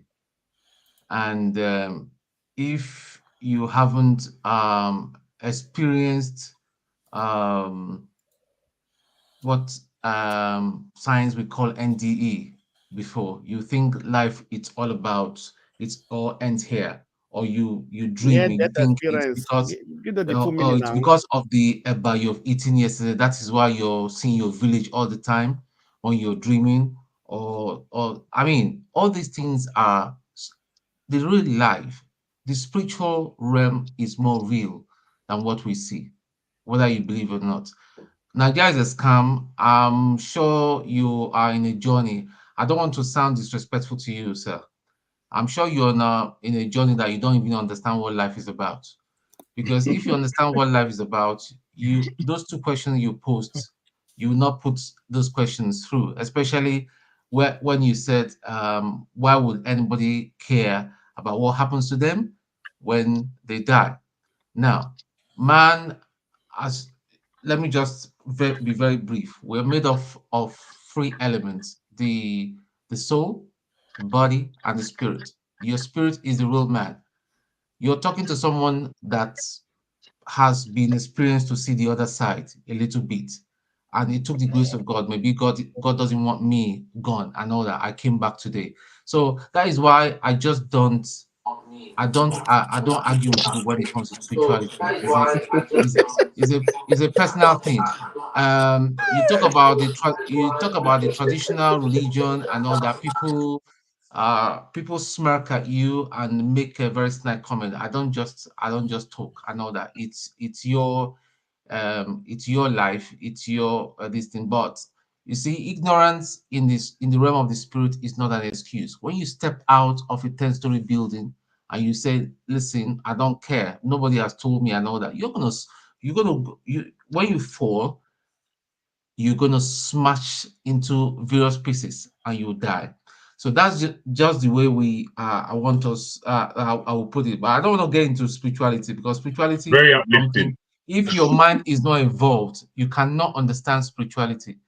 You know, Paul was talking about Edo people being very, very traditional. Yes, they are traditional, but yet there are still some Edo people that are. I mean, you've forgotten. I'll mention the late Benson Dahosa and all that. He wasn't into all those juju thing and all that. He believed in his God. He walked with God with power and all that. I was privileged to see him in person and all that, and he did some. So whether you choose to believe or you want to mock modern Christianity, that is your wala. Please, I don't want to talk about this. If we talk about other subject, politics and all that, then maybe I'll contribute more. I know what I saw. I know what I've experienced in my personal life. I know God is real. I know hell is real. I know heaven is there, is real. That's just what I'll just put it. And I know the word of God. The word of God. The word of God is the word of God. The Bible is the Bible and all that. And that's how Tone, I my live my brother. life. That's it. You see how you speak now. Tell me why it is that you are reluctant to speak about a subject that you care so much about. Why? You began by negative terms, saying, "Oh, I don't I want will to get." answer you, my brother. As much as I would love to speak about it, there are a lot of people that are so ignorant and all that. And when they start, It's not fair for you to say that. If you're speaking about the word, wait. If you're speaking about the word of God, and you are professing to be a believer, it is not for you to say that, "Oh, this person is ignorant." That's rude. That's counterproductive. It's one step forward, two steps back. Not ignorant in a disrespectful way. It's not. Listen, let me tell you. When your spirit man is dead, your spirit man is not regenerated. No matter no matter the word of God, the word of God will not make any sense to you. I remember when people used to tell me the word of God when I was in secondary school. I used to think that they are charlatans. I used to mock at them, you know. But over the years, it's that's another story for that day. It took But Tone, series have of you ever events happening served in my our life. local faith, like the way we fondly say traditional belief? Have you ever done it, or you've been raised this way as a Christian? It is our local faith, whether you like it or not. Our local faith is buried in demonism. My great grandfather, Okay. my great So I grandfather can was a see king. your intellectual No. See, skills, listen. My great knowledge when it grandfather. comes to Listen. Hold on. Christianity. That's how you Listen. are also Hold on. ignorant when it My comes to great our local grandfather faith. was a king that So it's shunned. just so. See, My great That's how you're grandfather also was a king ignorant when it comes to our local faith. shunned But I will tell you, Francis traditional Bacon worship. said something. let's take it one Bacon at a said something. time He now. said, One at a "Blessed time. is the man that hope not, for they shall not be disappointed." You see how different he is for you as a Christian, for you that hope for something. But I like your tone because you said it clearly. You said, people who don't believe in your faith, they are ignorant. And that's perfectly true because they might be ignorant. You understand? So you yourself that didn't serve the other side too, you're also ignorant. So what I'm saying is that how can we meet an happy end? That's why I said the so-called European, when they found Christianity, they didn't condemn their own. You understand? They even create room for people to go there. You Actually, understand? if you That's get all I'm these saying. I guys, didn't if you look at the condemn. comment section, I didn't condemn. But Roland when Gabriel. you call the other one demonic, and I'm You seeing guys this are digging into Christianity, I other don't see people's anything that even time. convince Somebody just me. Father, said take something charge. now, which I was Father, Yeah, saying. take charge, He please. said religion okay. because these days we I kind think of I think we kind of Tone, use this term interchangeably, religion and spirituality. There's a difference between religion and there's a difference between Okay, I borrow your spirituality. word spirituality. Okay, let's take religion off. I They're not the borrow your same. word They're not the same spirituality. thing. Excuse me? It's not the same Hold thing, on, but hold you've on. not done the Enough other of this side. now. Come on, Mike Paul, stop it now. Come on. It's not nice now. You have to respect other people's time now and again. I think the extreme position, the tone you are holding is not helping discussion. Sometimes you are dismissing people. You know, there's this statement made by Dostoevsky that your greatest sin is that you've destroyed and betrayed yourself for nothing because you think you know, but you don't necessarily know. Please, Absolutely. let's see. Can I now make my comment? Okay, go ahead. Please go ahead. Try to keep it brief so that he can summarize. You are muted. Nigeria is a scam. You are muted. Okay. No, Nigeria is a scam. Hold on. Let KJ say what he wants to say. Try to keep it brief so that I can. Yeah. What tone I said is very correct. You see, I have done interviews of people who have died and come back. I've done interview of someone who have died for 3 days. You are lying. It's not true. It's not true. You're lying. No, you can't do that. You can't call him a liar. Come on, don't do that now. You can't call him a liar now. Okay. He's lying. You see, right now, I am on my phone and I'm in the car. But later on, before this today runs out, I will post a picture on this platform of both the woman and the gravesite. And it's in Benin Republic when I was still shooting and working with the Christian Broadcasting Network. I don't come here to kid around. I must have something to do with my time. Okay? If I have not interviewed people who have died and come back to life, at least I must have crossed about 10 that I have heard, seen their testimonies, seen what they've talked about, seen where they went to. Okay? I have taken part in a movie called More Than Dreams. Go to the internet and search for it. It was shot in Lafia. Sorry, in Kefi, Nasarawa State. Okay? Of people around the globe. We did only one guy called Muhammad who met with Christ and who was taught the Bible by Christ himself in his dream and in reality. I'm calling names. I say it's called More Than Dreams. Shot by the Christian Broadcasting Network International. You can go to the internet and search for it. If you find it, you'll find out that they have 25 other movies around the world of people who have met with Christ, whether they were Muslims, they were Christians, or they were Hindus, and all that. They are put in a package. Look, man, I don't have time for nonsense. I mean, I want to mind myself not to use the kind of words I've used. So when I'm speaking, I don't come here to kid about whatever you're saying. If you don't believe in Christ, it's okay. That's what when I tell my submission here, I said it's okay if you don't believe in Christ. It's okay if you don't believe in the Bible. Okay, but to say that the religion we are practicing is a white man religion, I refuse.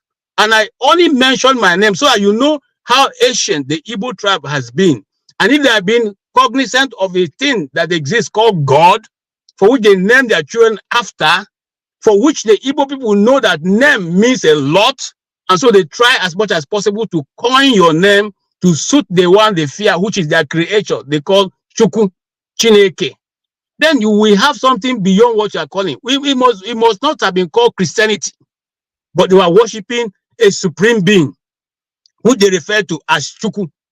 So when you say that it is because the white man came, who started practicing this, it becomes wrong.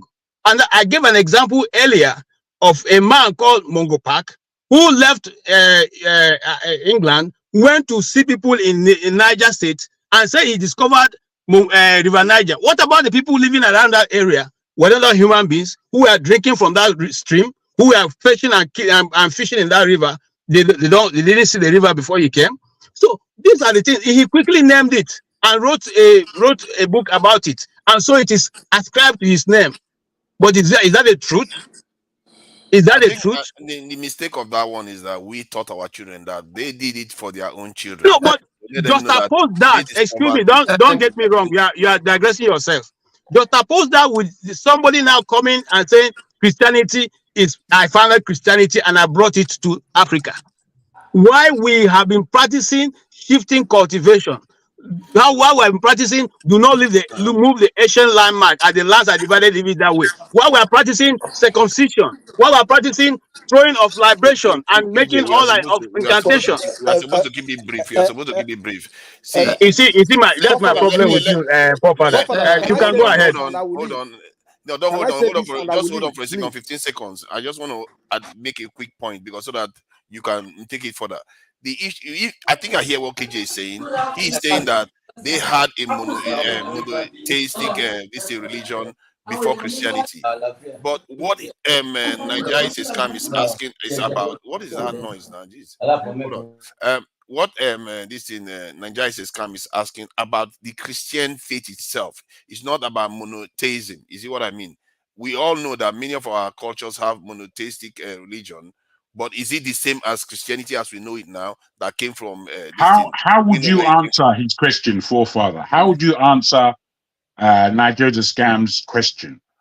It's obvious now. It came from the British now. It's not rocket. So you're speaking? Are you speaking about Africa as a whole, or Africa as West Africa, Nigeria particularly? If I want to speak about Africa, or Igbo land, it's mostly Europeans. 90 to 99% of all Christianity came from mostly Europeans. That originally. Sorry, go ahead, Nigeria says come here. Let me unmute you. I'm not saying that our people does not know God. It's not what I'm saying. We knew God before Christianity came. That's what I'm saying. What I'm saying is Christianity was not the religion of our forefathers. Our forefathers knew God before Christianity came. That's what I'm saying. If you, as a black person, saying that you're a Christian, you are making a mistake. You are not a Christian, but you know God.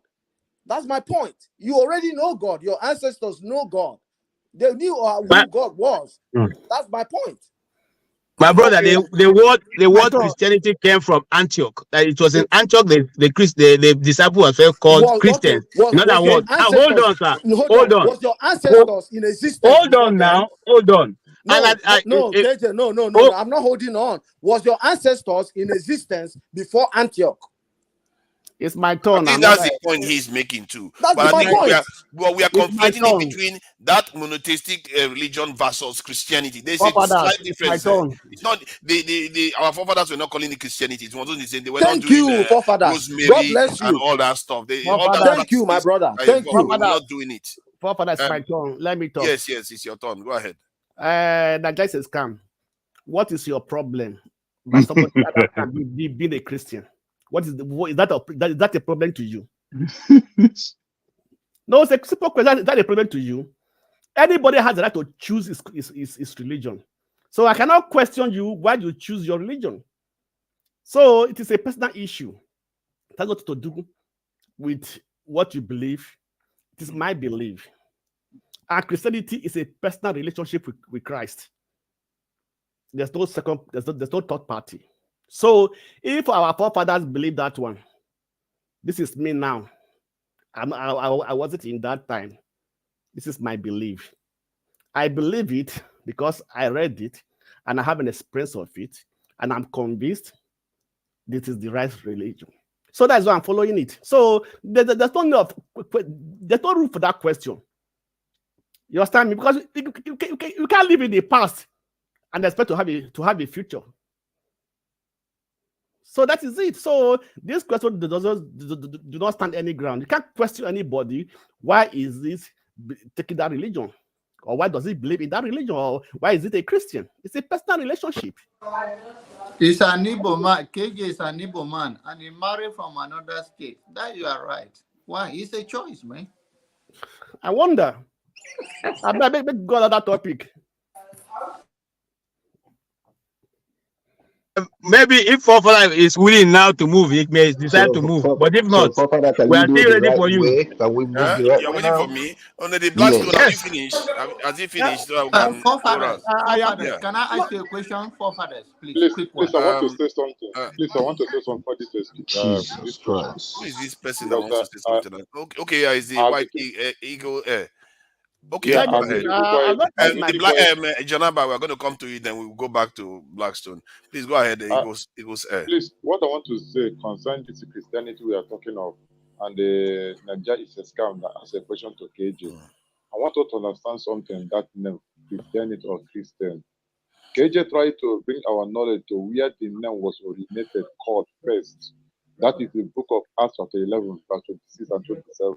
Now, why did they mention that name? Christian, Christianity, Christ-like, Christ-like. That's where the meaning of that name, Christian, Christ-like.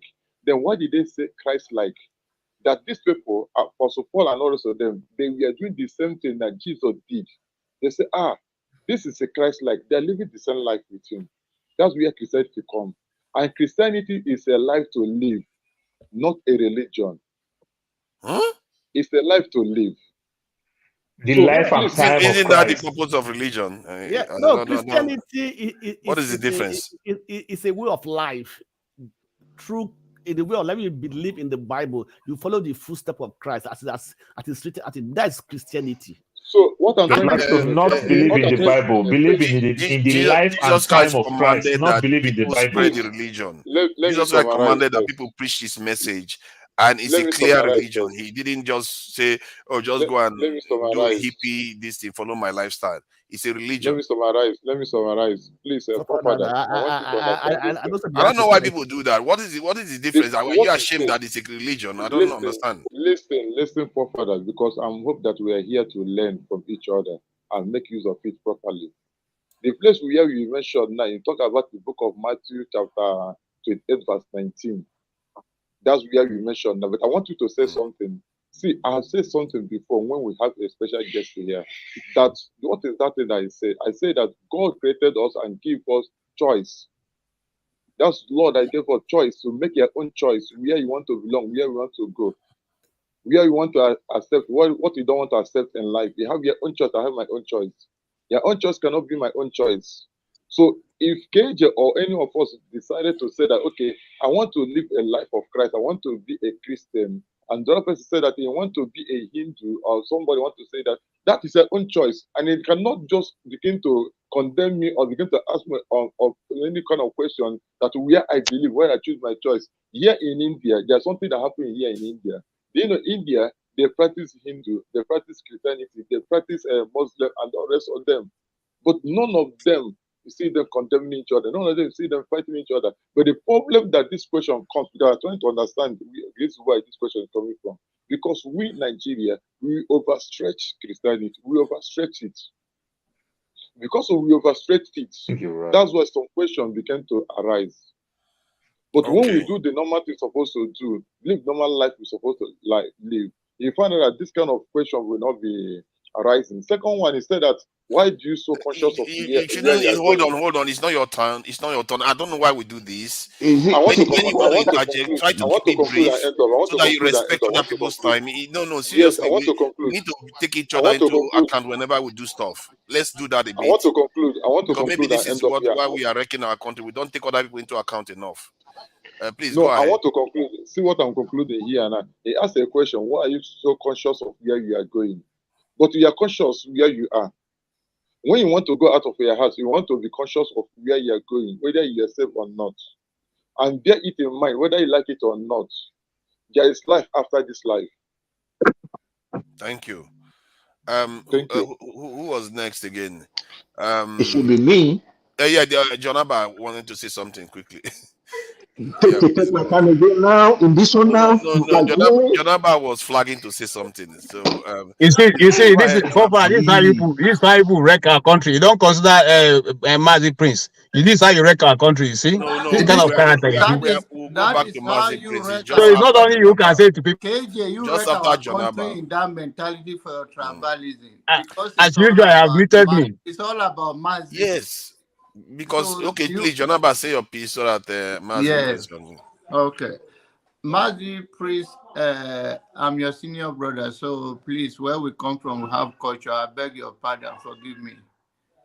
After all, it used to be 2 minutes, you are now 15 minutes, so you have to respect me. Okay. All right.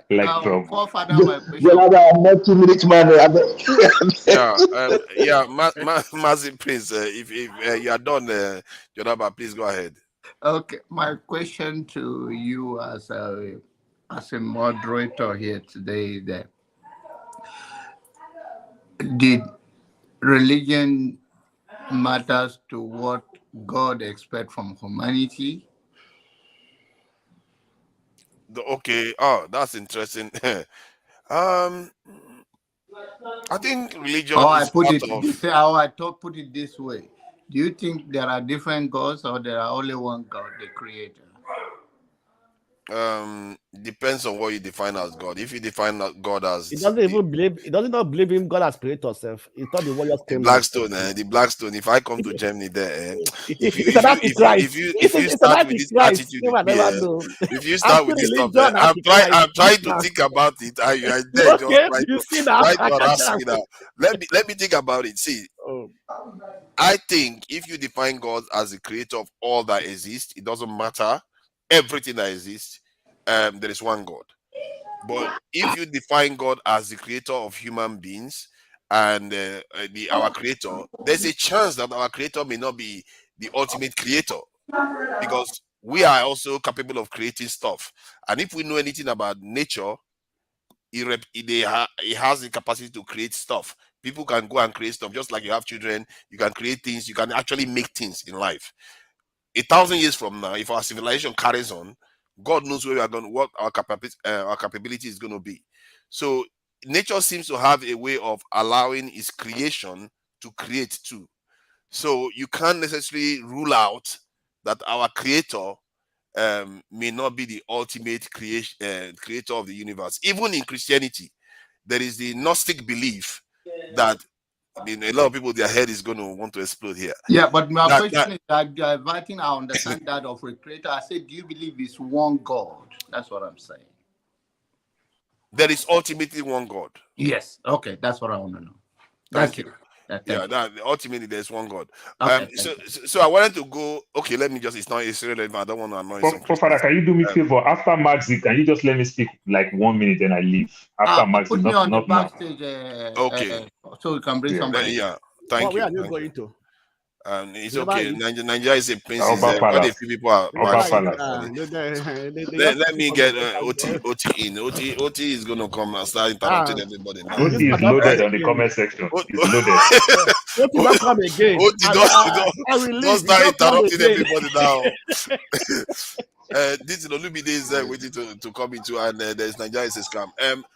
I think we want to go back up and come back down. Maxi first. Mazi Prince, please go ahead. I was just waiting for you to say that, pretty much for me, like I always say, there's a lot of questions to be asked. But does that mean that I have to impose my belief on anybody? No, I wouldn't. I'm a Catholic, like I said. I'm a Christian, like I said. But my kind of Christianity is not the fanatic kind of it. I know somebody was saying, why is it that we're all, we all are Nigerian Christians or whatever. At the end of the day, when you check around the world, it's Nigerian Christianity, Nigerian pastors that perpetuates the nonsense that we're going through. The same people we go to government and collect money, and then they will come back and preach nonsense to their followers. And the gullible people, the gullible ones will take it. The same people that will go and sleep with people's wives. I've never heard, as for for the time I've spent in America, I've not seen heard Friends, much about talk about your Catholic pedophiles I did that not have secret secret babies in Imo please. State, Anambra State. Stone, cool down. I'm Stop waiting for insulting him. me. I'm waiting. No, Stone, cool don't talk down. like Cool this down. I'm because waiting you for attack. him. I think You I attack told him I was not. Pentecostals all the time. You come Stone, here, you attack calm Pentecostals. down. You Calm shouldn't do that. down. Calm down, Tone. You Calm shouldn't do that, down. man. I'm waiting for him. Calm down, Tone. You shouldn't do Tone, that. calm down. I'm waiting for him. Make you Tone, finish. you know Calm what down, makes me Tone. mad? You know what makes me mad? When you were talking over here, I had something to say, but I didn't say nothing. I didn't say nothing to you. So please, I'm begging you in the name of God, when I'm speaking, allow me to speak. Respect is reciprocal. I will not disrespect you, but please do not do that to me. When I'm speaking, I'm not taking away the Catholic priests that been sleeping with, whatever. They do that too. What am I saying in essence? Christianity, Islam, and all these things, they all religious. They just want us to believe in them, and then they use that against, they impose that on us to use it against ourselves. The greatest commandment in the Bible, love thy neighbor as thyself. I've said this before here, and I asked most of us in diaspora. We shop in in Chinese stores, and when we go into those Chinese stores, they have shrines. Why don't we say because we're Christian, we're not gonna buy, and then go somewhere else and die of hunger? But we will not. But we will come and we will preach against those who practice their traditional whatever. I'm not exonerating the traditional ones. They also have their own atrocities.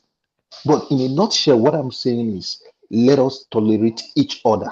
Let us, whatever it is, have that heart that there is that being who created us and wants us to live in love and in happiness and in unity. That's all I can say for. That's it. I'm not gonna argue with anybody. Thank you. Thank you. Ego, please. For Father, what about me? I thought, okay, please. No, I beg, but I said let Maxi go first. Okay, I thought Paul the you hungry. Paul the hungry. Paul, please go ahead, Paul. Go. You take no. I really don't agree. You're right. I only just drink coffee since morning. I've not drinking anything. Nothing. Yeah. I don't see your belly be empty. Hey, empty. So many people promise me food. I remember when I come London, the old UK people, they punish me. They don't even invite me. See the way all my Atlanta people don't promise me good food. Canada people promise me good food. These are all my thoughts. But UK, they fall my hand. You see how Jack is taunting eating while you are complaining of hunger. they fall my hand. Yeah, I think your 1 minute. Your 1 minute is over. Your 1 minute is over. I think Maxi Prince spoke my mind, and that's the exactly thing that I said. Christianity really punish people. Precisely the Catholic, they punish people a lot to join this religion. They punish people a lot. You understand? But today, after everything is over, that they pride themselves more with their so-called Christianity today. They don't condemn their other gods. They regret their past, the things that they do. This is all I'm just telling you, that we should respect. Using all this heavy name you call your traditional thing, you call them demon, you call them all type of name. I don't think it's too good. And for something that you don't have knowledge, it's not something that you've been there, you've done that, and you left. Different thing. It's a story where, if I want to use it in a market terms, a marketer as a Christian is preaching to you, you understand, in the congregation and telling you about other things that you don't know anything about, and him himself is not part of those things. What do you expect? That person will market himself, make you understand that his own is the good one. That's all I'm saying. You live and let's live. We don't need all this condemnation, and it will bring us together. Because you take it or you leave it, religion played a very strong part when it comes to good governance. You understand? And if we keep condemning like that, it brings a lot of segregation. You understand? The North, what we suffer in the North when it comes to Nigeria today, it is because of they almost lost their culture and embraced religion, the Islam religion. And it's telling on them, it's affecting them. And that Islam is causing problems between the so-called Christians and Muslims in the North, all in the name of they throw away most of their culture and embrace this new religion and try to make religion culture. It never works, and it will never work. You understand? So let's learn to embrace people. You have rights to do whatever you want to do, and it's okay. But we don't need to condemn. We don't need to speak all those things. You understand? So talking. I have a question for you. Question. I know you have a question, but let me land so that I take your question. No, so when you talk, when we talk all these things, that's why I said I embrace my Edo people. They stand tall with their culture. That person may be a Christian, that person may be a Muslim, but they still stand tall with their culture and their tradition. I don't think there's anything wrong with it. Growing up, I never eat with my Muslim people when they are doing their Muslim thing. I never eat with them. Guess what? All the donkey years now that I know more better, that I started eating with them, what has gone wrong with me? The answer is nothing. And since my Muslim people have started also eating with me, celebrate with me, I don't think anything has gone wrong that they regret doing some of those things with me. So you live and let's live. We should stop this condemning. Like my brother said, Maxi Priest said, when you go to all these Chinese place to go buy our African food, you see all these things in the front of the door. You go to the Indian, you go to the Chinese, you go everywhere, you see all these things. And we still patronize what we patronize, like my wife will do. She will use one thing to say, I reject her in the blood of Jesus. I say, why not just reject her in the blood of Jesus like this and stop prayer that you pray 6 hours every day? You understand? But you fight me if I'm on the podcast and you stay, you understand? You're praying. So this is just the thing. So my brother, let's find a common ground. Like both the rest of us can find a common ground in this platform. We can talk, we can do. Our ideology may be a little bit different, but let's not demonize it like you are 100% wrong. Go ahead with your small question. Let me so that Olumide will come. One, did you read the Bible? I don't read the Bible for donkey years. But you look at my name now. Let me finish. Look at my name now. That's my real name. You're then a fake one. Not be real Paul. No, it's a real name. It's a real name. That tell you that. Number two question. Wait, number two question. You understand me?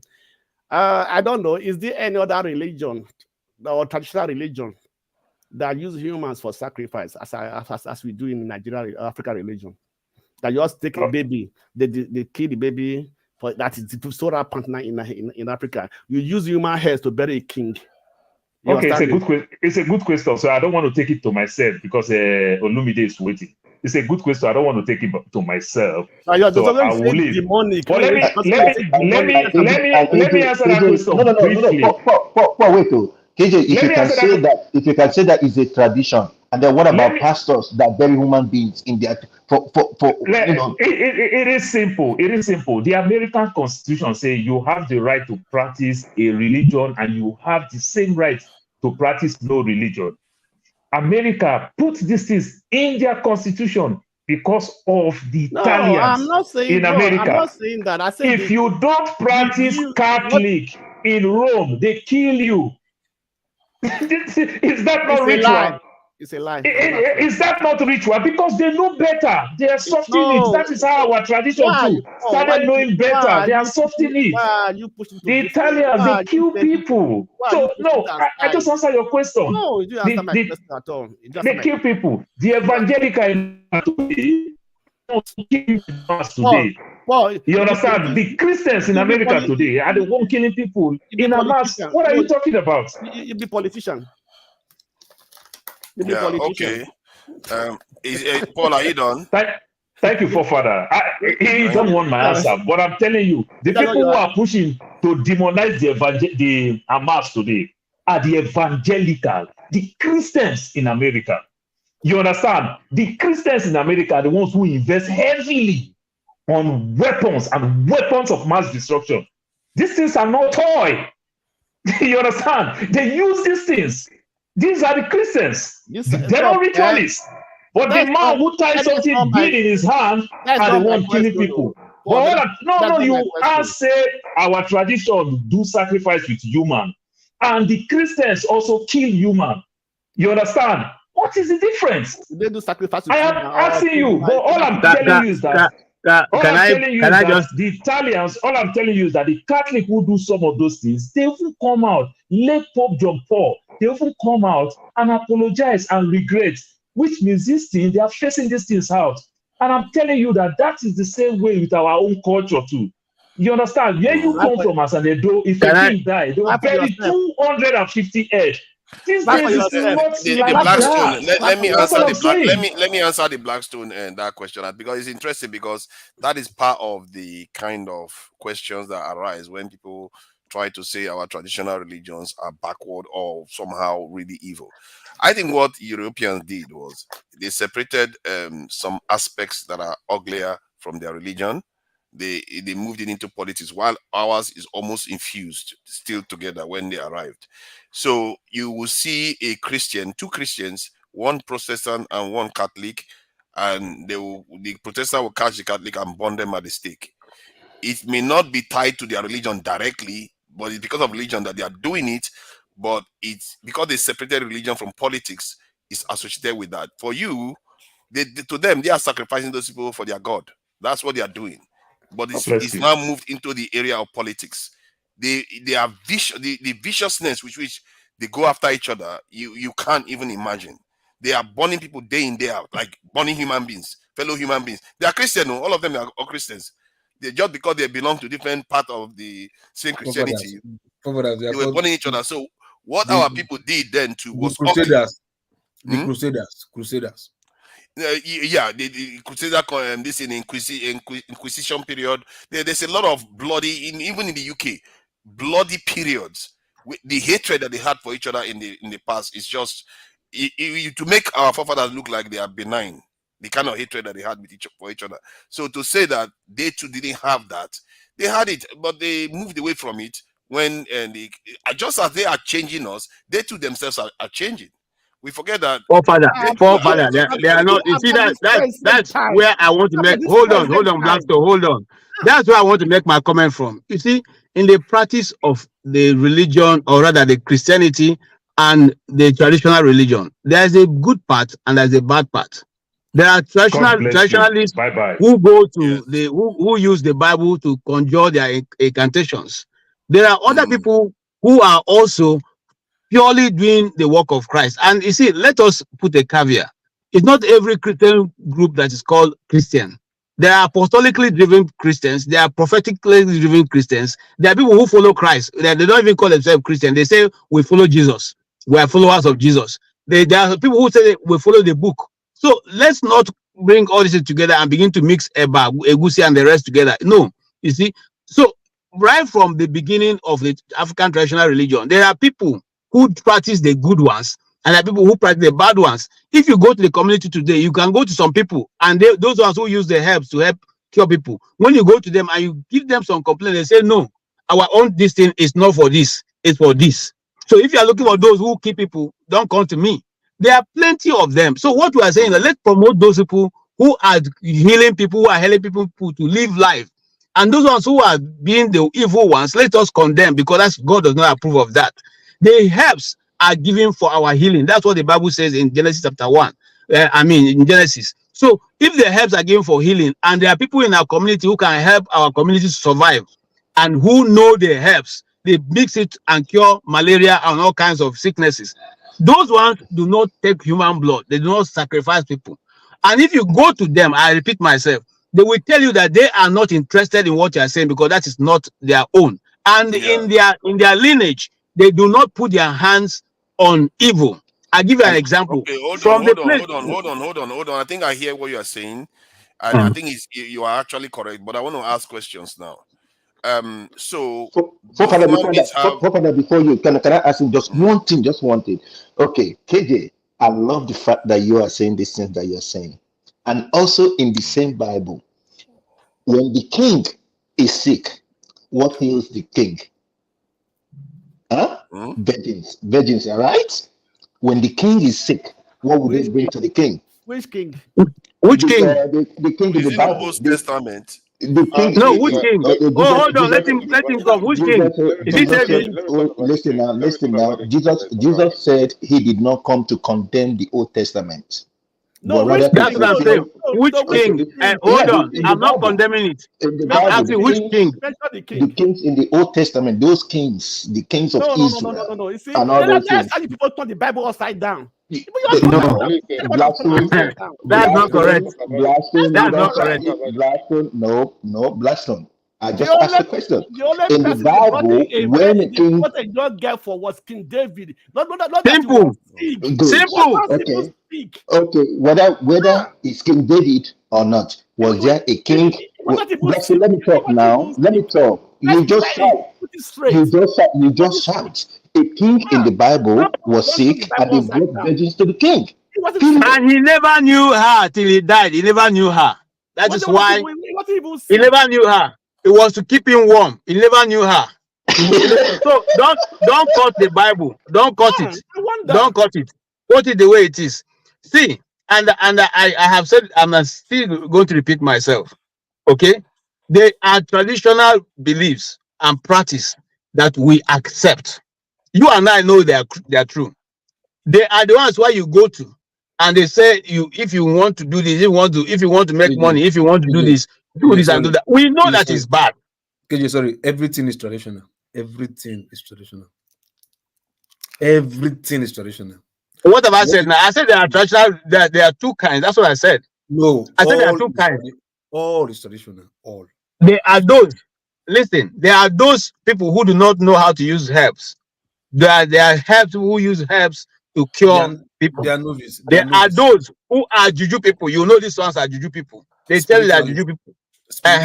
So they are in two realms. So okay. So what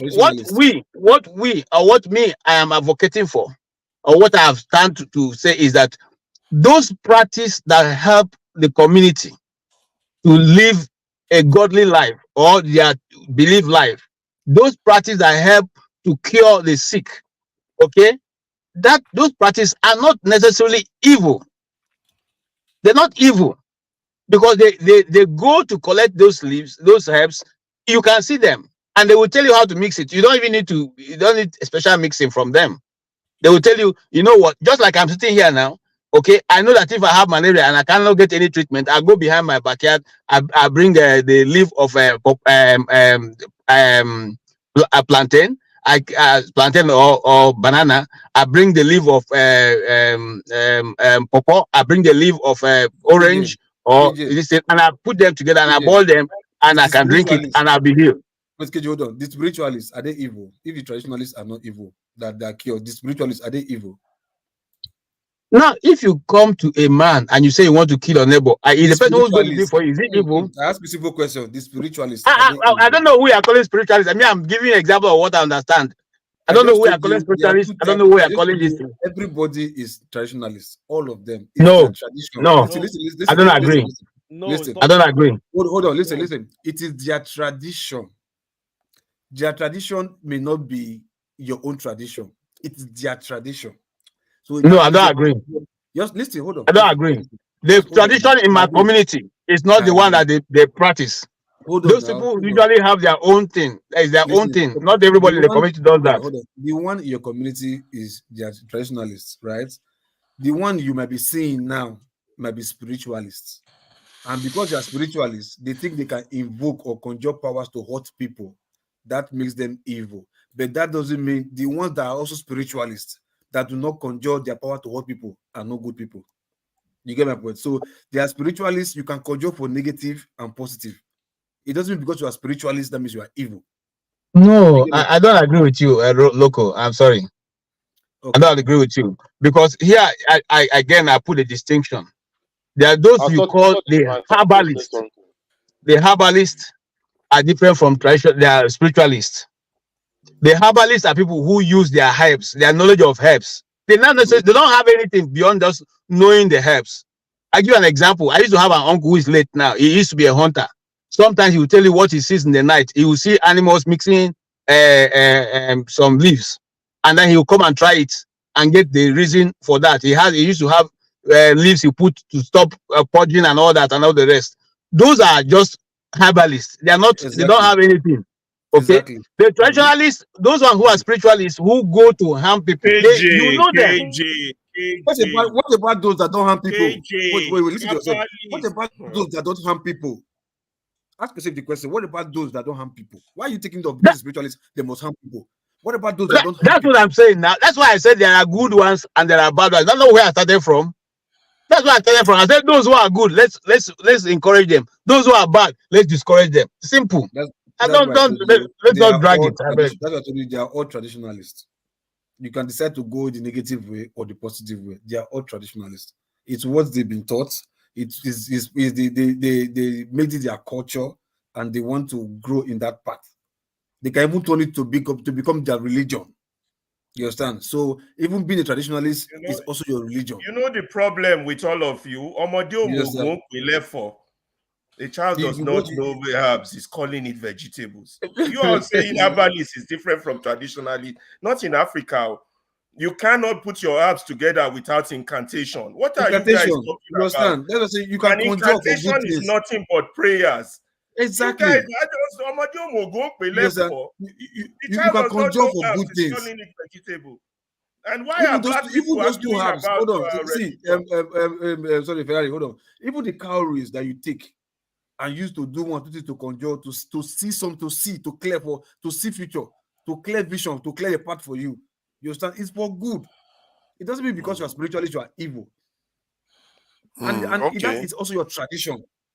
It's your tradition. Incantation is nothing but prayers because they believe the spiritual world and the physical world are connected. And you cannot take from the physical world without the permission of the spiritual world. So our elders, even your Christianity, the magic. You got to go back into your. That's why I said we need to speak our language. All this English we are speaking, don't dabaru our sense. Even in your Christianity, right? In your Bible, before you speak in tongues, you himbo, and you touch somebody and the person heal. What if that one? Not be conjure, you conjure. Even Christ in the Bible, he mixed sand with speech. Sand or whatever. You understand?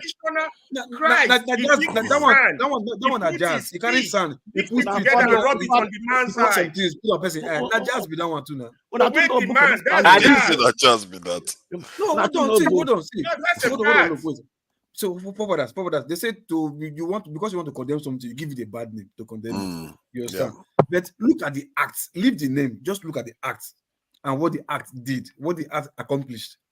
Now you give the name. Not look at just because you want to condemn it, you give it a name. You get my point. So all those things are there. It's what we are still doing. Not just that. But because you want to condemn it, you give it a name. Loco, I don't mean to interrupt you. Not just that. Look at all other cultures. They have the same thing. The Red Indians, they do the same thing the Africans do. The Indians, the same thing. Go to any culture. I don't know much about the Chinese, but I'm sure they have the same thing before the political colonialization took over. Every human culture has that physical connection with the physical world and the spiritual world. It was when empires rise and fall that some dominates others more than others.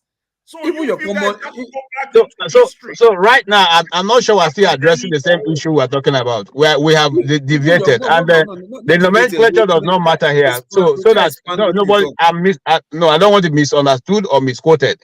The nomenclature to me does not matter. It depends on how you decide to apply yourself. And simple and short, please. So that I'm not misquoted anywhere.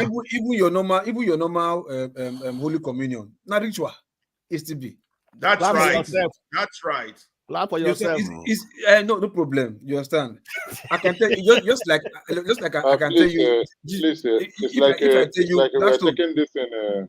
I think we are not taking this in. Let me just add something to what Loco is saying. I think that the idea that one side, our own side is the bad side and the other side is good, is the kind of brainwashing that has happened, isn't it?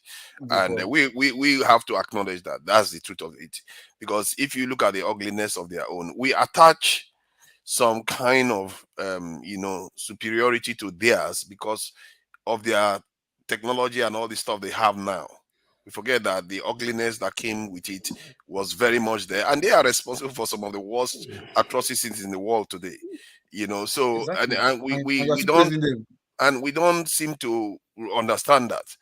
We have to and it's already a proven fact, not even it's a suggestion that most of all this religion, if you look at their base, it originated from us. And so we have to start learning how to value our own and go back to originality. And this is why I like the kind of question that Niger is a scam asks, because he doesn't seem to care. He just asks simple questions, but it's very deep at the same time. Like, why are you afraid of dying and stuff like that? Those are questions. It sounds simple, but it goes to the very core of our existence and what people don't often spend a lot of time examining. Because if you examine these things, it's quite empowering, because your awareness and scope of the world expands. And that's the importance of this our discussion. And Europeans, believe me, they had it. They even gave it a name, the period of enlightenment, when they had a lot of deep discussions about this. They come up with all kinds of crazy ideas, and I've been studying some of them recently. It's crazy, some of the stuff and they are supposed to be Christians. They come up with all this. You are eating. What are you eating there? See the Blackstone. You are looking for my trouble. So you are the prayer, may God change, may God touch your heart, make it change. You are a Christian now. You are a Christian. See, the thing is, I'm trying to still understand at the core of religion how it started, and I believe that it started from our forefathers trying to understand their surrounding. If you are born today, you don't have any guide. How do you survive in this world? The way you survive is try to understand what can kill you, what cannot kill you, and how to pass it to your children. You have to have ways of passing information, and religion will grow from there, superstition will grow from there, all kinds of stuff get mixed up together. If you, even in your own life, if you have your own life now, you're doing something, you'll be surprised. You can do something today, some other person will go and tell your story, and they will embellish it. They will add more information to it. They'll say, if let's say you were able to lift a car, they'll say this person was able to lift a mountain. And before you know it, is that not what they call it, Chinese whisper or something? The information will pass on and it get corrupted. You don't necessarily, what you got from the beginning is not what we got now. So the idea that we think what the people have now is the best and what we have now is the best, it's not true. Maybe our forefathers, their own religion got corrupted too, just like the European one got corrupted. But they changed. You see, that's the beauty of it all. They changed. What they are practicing now is not what the US used to do 500, 600 years ago. They've changed a lot. Mr. Moderator, can I contribute? Yeah, of course. But let me just summarize what I'm saying. Let me just summarize. I think you've said Olumide hasn't said anything all day. I mean, you've been talking all day now. Olumide hasn't said anything all day. Olumide hasn't said anything all day, so it's only like fair that we allow him to say something. So to summarize, we have to go back to fundamentals. We have to ask serious questions about these things, and hence why it's always welcome when people ask these. Shake the what they call it, shake the table, throw it upside down if you need to, because where we are right now, it's not a good place. Olumide, please go ahead. Okay. Thank you, forefathers. Good day to all the parents. You are echoing badly. You are echoing badly. No. Mute the TV. Mute the TV. Can you reduce the volume, Tosin? See, Olumide, you reduce the volume. You go before you come. Okay. So, yeah, thank you, everybody. I just want to pick up from the angle that Paul left off.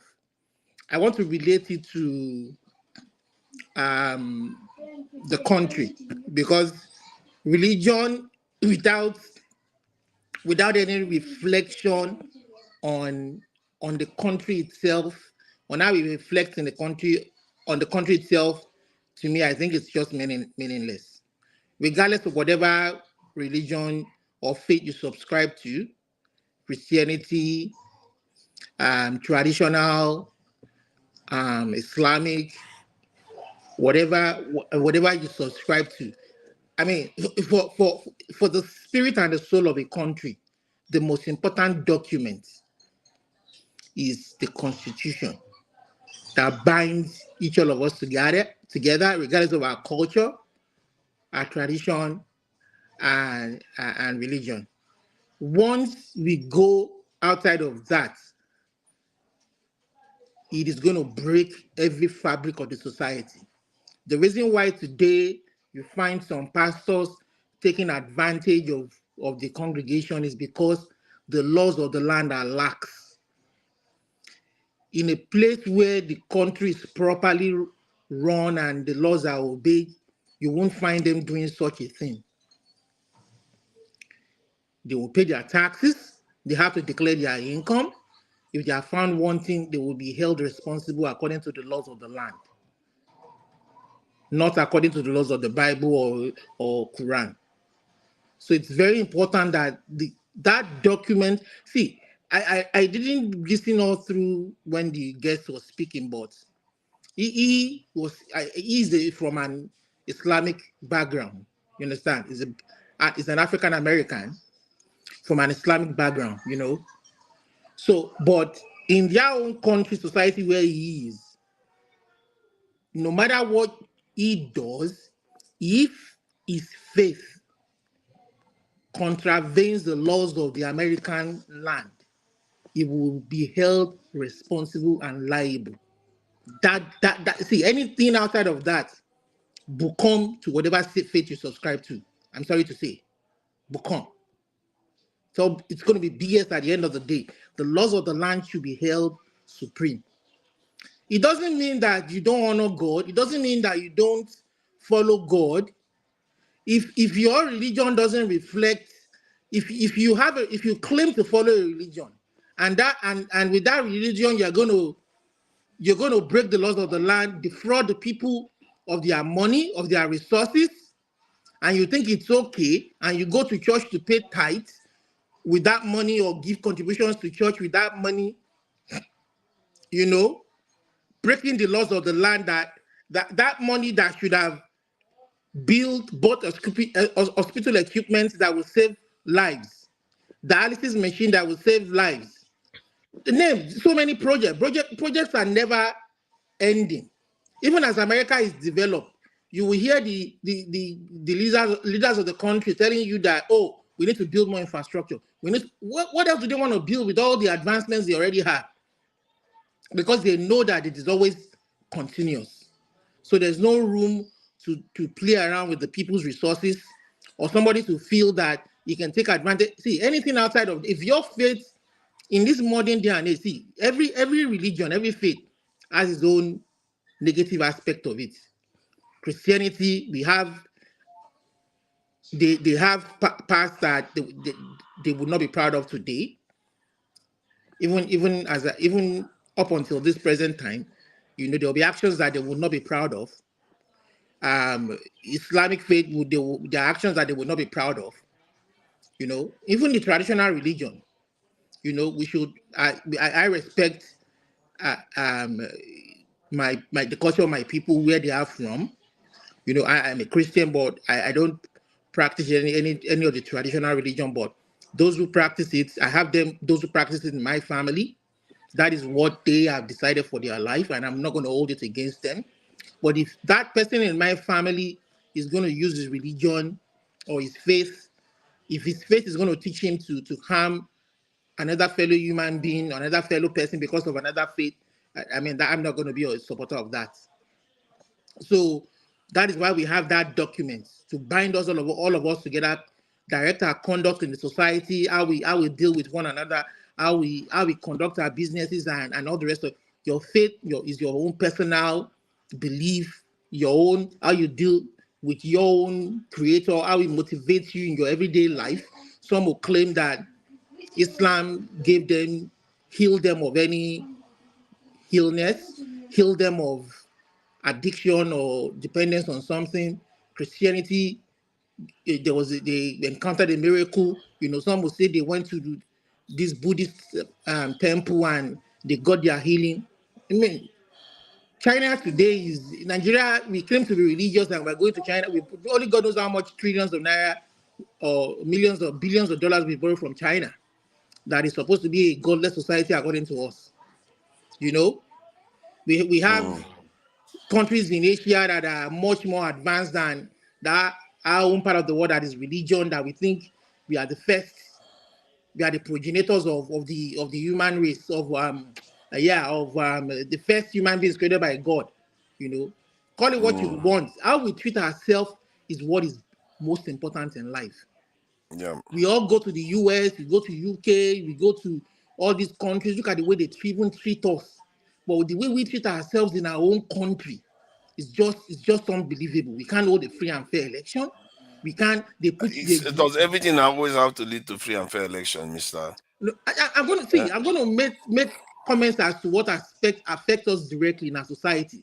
Olumide, I beg, we are talking read about comment section. religion. We are talking about Olumide, I religious beg, stuff. read comment section. I beg, read comment section. Read comment section. Read comment section. They've already predicted I'll it read it that they are later. going to end up with this thing, and you have left it in a very this. I think the point you made about China, people borrowing money from China, what it just shows really is that we have decided to divorce ourselves from this world, and this is something Christianity preaches a lot, which is dangerous.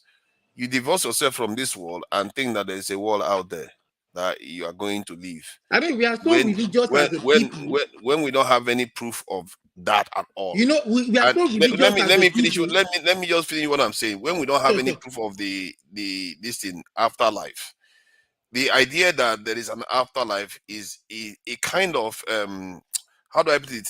It cheapens our current existence. You want proof? You go wait. You know, sorry, hold on. Let me finish what I'm saying. I'm not even finished what I'm saying. Tired. Don't get proof. You go die. Why is it that whenever I'm saying something, you have to interrupt all the time? Okay, you can react to my comment. Let me just finish what I'm saying. Let me just finish what I'm saying. You can carry on, but let's not go into it. Okay, I guess it's your right to say whatever you want to say. But let me just say this: we are cheapening our current existence because we think that there's something else out there. Sorry, I disagree. I'm not sure that is a very good thing because we should embrace this life that we are in and treat it the way it's supposed to be. It doesn't mean you should fear this thing, and maybe that's something we should ask next. That why is it that people are afraid of dying? Why do you fear death? What is the why did let him learn? OT. It's okay to disagree. 100%. I disagree with you. We have to ask questions. Okay, good. Let OT talk. Let conclude. Then you can let me know where you truly disagree. Otherwise, I'll lose my train of thought. Go ahead. So, like I said, we are a Christian will speak from his own Christian perspective. They can't even among the Christian denomination, they have their own perspective. Among the Islamic denomination, they have their own perspective. Traditionalists have their own perspective. But the most important thing is let's respect the other person, their beliefs, their culture, what they want. You understand? People will claim what religion has done for them in their life, the kind of miracles that religion has brought into their lives. I'm not going to disapprove of that. I'm not going to challenge that, but we want that religion to reflect in the way that when we have a document in a country that says, do this, do that, let us do that. That is how we show we love ourselves. Not just by word of mouth, not by going to church every Sunday and clapping, not by going to mosque every Friday, because that has lost its essence. If you claim, if it has lost its essence, if the country is the shithole that it is right now, and we all claim to subscribe to all of that religion that we claim to subscribe to, you understand? When we were doing our regional system in the 60s, I don't think we heard so much of all this religion nonsense that we're hearing today now. But we've drifted towards. There's nothing wrong in finding succor in religion, but the way that we've interpreted it, it is so bizarre, it's so amazing that the ordinary things that we can do in our everyday lives, we want in Jamaica to come and do them for us. So it's just. We need to be honest with ourselves, especially the black race, as the guest said. This religion is supposed to affect our lives in a positive way. If we go back to our traditional cultures, they have, like I said, our traditional cultures are this negative. We as much as we will criticize the Christian missionaries, thank God for Mary Slessor. She's a heroine in our history books and folklore today. If not for the fact that they came, some part of the Calabar culture will still be killing twins, maybe up until today. Do you know how many twins they've saved? What are you talking about? It doesn't mean that they would have carried on killing. They would I don't have know, evolved out of probably, it. maybe not. But the Shish came and she stopped the killing of the twins. And today there are so many families where these twins have been blessings to them. So that negative part of our culture that we shouldn't embrace too. There are negative part of the Christian religion too. Go like the Crusades. We now know the two reasons why those Crusades were even fought in the first place. People died needlessly. They crucified people who weren't Christians, who they thought were witches or weren't following obeying the Pope, or and today we see modern form of abuse of the Christian faith where pastors take advantage of congregations' money, Olumide, thank and you, hold thank on, There's a you, lot. thank No, you, there, thank you, you But try, thank try you. to what keep I'm it trying brief, to man. say is There's that people out in your Olumide, background. thank you, Jesus thank you, thank religion, Christ. you, thank you, thank you. religion without the humanity, without that face of humanity, whether it is somebody from your tribe or somebody from your opposite tribe, it doesn't matter. When religion has lost its humanity, then it has lost its soul, because your religion will make you obey the laws of your land. We go to UK, we go to US, we go to Canada, the guys of our religion, we still obey the laws of the land. The document, the constitution that governs the country is the laws of our own land. How much are we doing to preserve it? How much are we doing to making sure that police properly prosecute those who break the law? People Try don't to keep it subvert the brief. You country. have been going on quite a long time. You have to be considerate of other And it's people's time. excessively boring. Yeah, you need to. Why do we do this thing? We don't even consider other people's time at all. Okay. So let me round up by saying that it's very important that we You want to talk? I beg you don't do. Jesus Christ, man! Come on, man! Okay. And you have your background. Your background I'll is stop at very this busy. point. You're not even that focused, and you are just talking anyway. Mr. Igwe, I beg you, come back and talk. Oh, don't. Okay, so gentlemen, good evening, everyone. Can I just Yeah, please go ahead. I don't take a lot of time, because at least there we can have some common grounds, things we cannot argue about, at least something we can accept. Now, for example, as human beings, we're not just material made of matter. Okay, yes, our bodies, flesh, okay, carbon, but we have another dimension, spiritual. I believe for us you would accept that. Is we have other, okay, maybe the Christians would say soul or spirit, but a spiritual dimension. So we don't have to know precisely what that means or where that goes when the flesh when we're dead, when we die biologically. But at least I think whether you're a Christian, whether you're a religious person or not, I mean the duality of human existence, the body and the soul, or whatever else you want to call it. So if you accept this, and then again, life after death, following on from that, is something we can, depending on your faith, argue about. But at least there's a world beyond this. But there is no proof of any world beyond, as you Look, described. you don't have to have a proof for that, So I don't know what you mean by proof. Proof is, do you think knowledge is only something that is objective, something that you can subject to a scientific method? Is that the only kind of knowledge you? I think if you have a population that should believe in something, maybe we should have some proof of it. Hold on. So that is quite a massive claim. What do you understand by proof? Proof is evidence of what you are describing as a world beyond. Because yes, you are demanding proof of a world beyond when maybe it is totally something else. All right. Okay. Let's say, for example, dream. Do you have dreams? Do you dream? Everybody dreams. So, so that is not. Okay. So what when you dream, what is that? What do you have any proof? Yeah. Let me give you the explanation for that. The explanation for dreams from the point of view of some parts of science is that what our mind does. That's the brain. What it does, it creates narratives whereby. Let me explain it, because it's okay. if you think you already understand it, okay, fine. Let us not go far afield. So where is your mind? In the brain. Your mind is your brain. How do you know that? Mind is not in the brain. How do you know that? If you want me to answer it, I will answer it. So listen. So anyway, I'm sure you don't want me to answer it. That's why you just asked me. First of all, mind is not in the brain. Okay. Let him answer. Let him speak.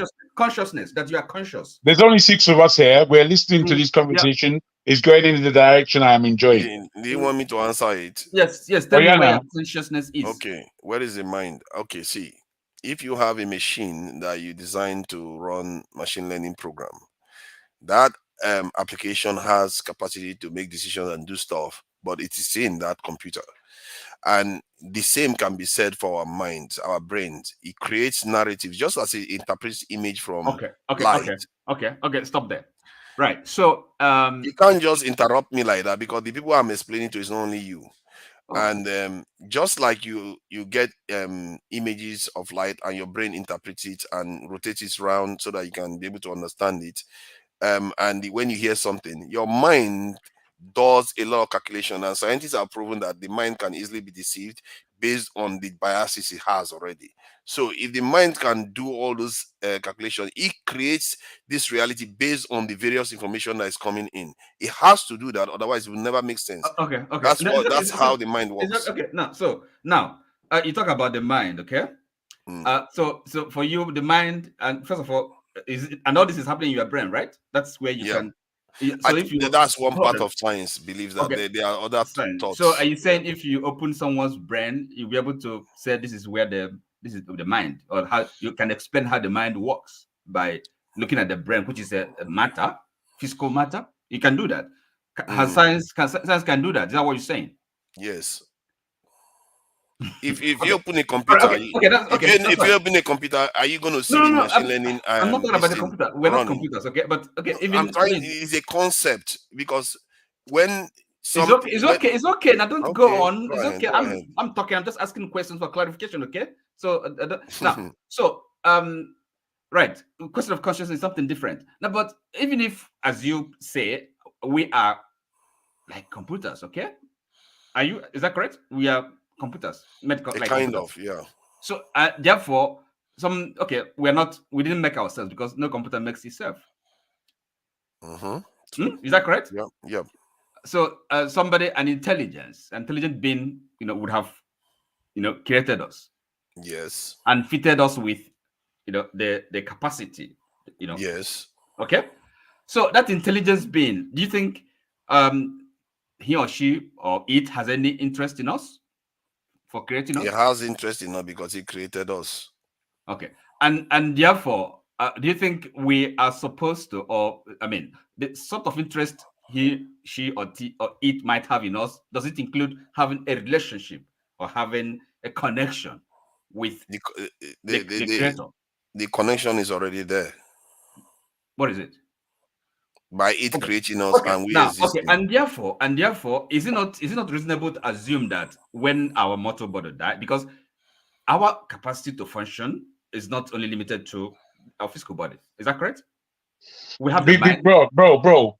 I've got to come in, Oti, because as much as you're trying to get to a point, you're just repeating more questions. Let me assist if I can. Forefather was saying that the mind, it belongs to the brain, and there is no proof that there is life after death. That such a claim is a massive claim. That's where Forefather is coming from. Forefather, can I ask, is that your belief, or is that you playing devil's advocate? I think my belief is that there are other ways to describe what people generally associate with life after death, but not the way people are thinking about it. And can you give me that quick difference, please? That difference is that, like, when a scientist will come out and come with a different concept and say there is no beginning and end of time, that everything has already happened. That is our perception of it that seems to make us think that it is running in one direction. So in other words, you've already existed, you will never die. What you are right now has always existed and it will never go. So, but the way we picture it is that when we die now, we're going to go somewhere, there's going to be a garden, a golden castle. So it's not necessarily that way. It's not necessarily going to be that way. So it depends on our perception of reality. And I think we don't have enough of it for us to just say there's life after death, the way we are describing it. But okay, for something so ethereal as life after death, which it could be that it is within our culture that this reasoning is given. However, within our consciousness, I don't know how that consciousness is fed necessarily, but my consciousness would tell me that my memory within my consciousness that goes back to my beginnings tells me that I didn't come from here in the first place. So where is it that I'm going is a conscious question because these questions, as much as you want to speculate with Western theology, Western Christianity, Western science, as much as we would like that arena to back.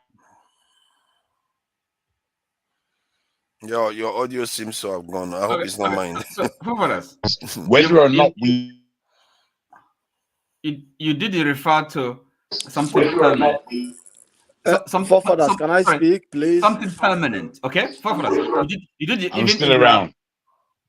Your audio is going in and out, Jargon. Is everybody hearing me? It's not steady.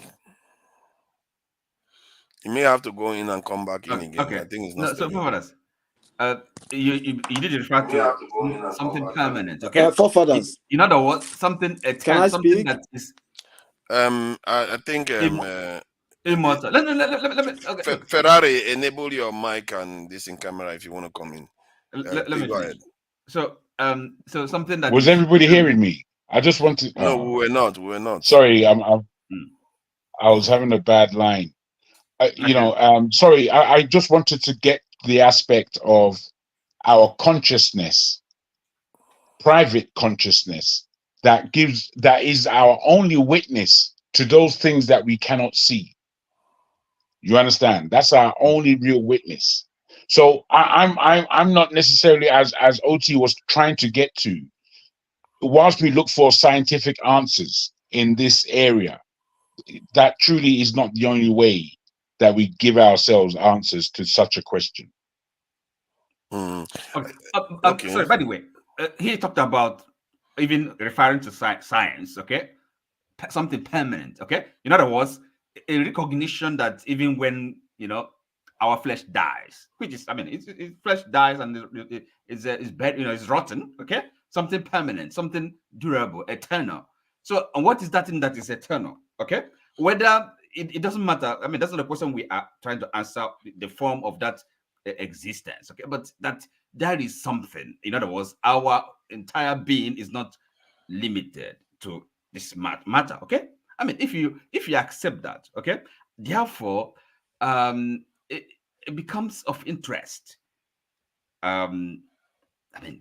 What religion? Because it's a religion, really, that investigates this question in life after death.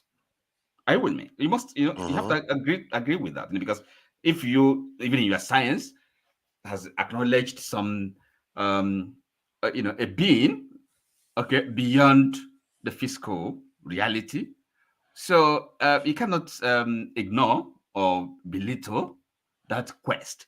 Okay, so now the question now becomes really, how do we make best of our life in this world to possibly okay, let me put it this way. Now, because you were trying to give the impression that people be focusing or being interested in life after death would have the negative effect of them ignoring in our present existence. It doesn't follow. And as a matter of fact, if one is seriously contemplating life after death, existence, life after death, that even makes it much more necessary for that individual to live here a life that is useful, productive, that has regard for other human beings, that with whom we share this this earth. Does it think so? Because if one really has a serious, a genuine, sincere interest in a life beyond this our earthly existence, I would think that would make that person even live here much more consciously, much more aware, by doing the right thing. Because Jagan talks about, this kind of the ultimate, if like judge, arbiter, which is our conscience. You don't have to know any law. You don't have to be religious to understand, to know good and bad. Everybody knows that. Even in the scripture, Paul talks about, there's a way he refers to, the law of conscience. So you don't really have to know the law or receive commandment from God. Every culture, every society, every civilization is aware of this. So our conscience.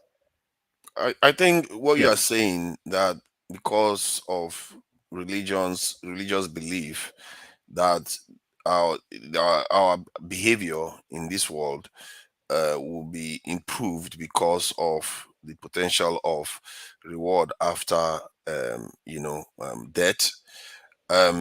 You have to also see from the other point of view. Because of the belief of that religion, people do a lot of grievous, very evil things on the face of the earth too.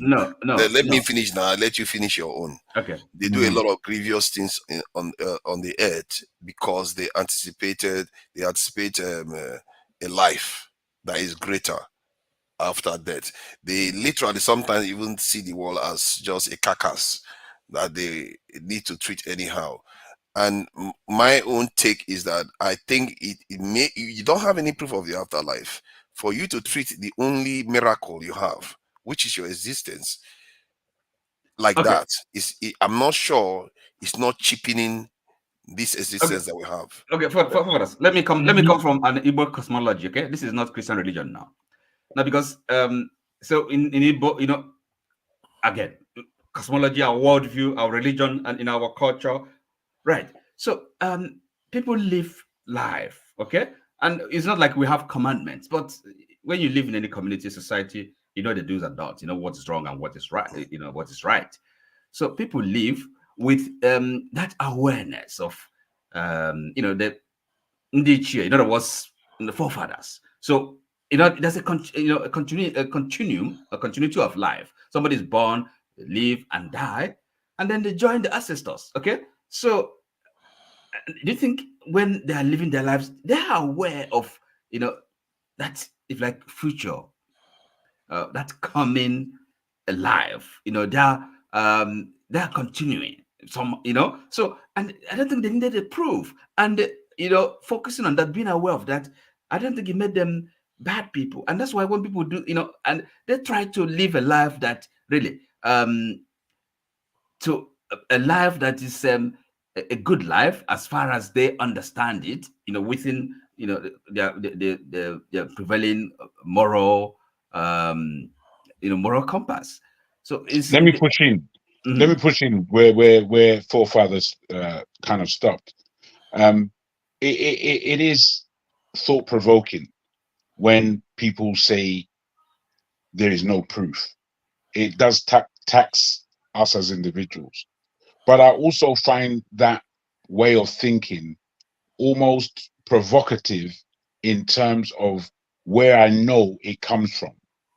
Those questions and that line of questioning came in the 40s, largely from people who were becoming atheist and coming with an atheistic point of view. Now, an atheistic point of view is not necessarily a bad thing. Is I think where we all. Your audio is gone. Your audio is gone. So the way we are looking at life is almost like an atheist, and then looking for life to prove itself to us. It's a way of reasoning, if I may.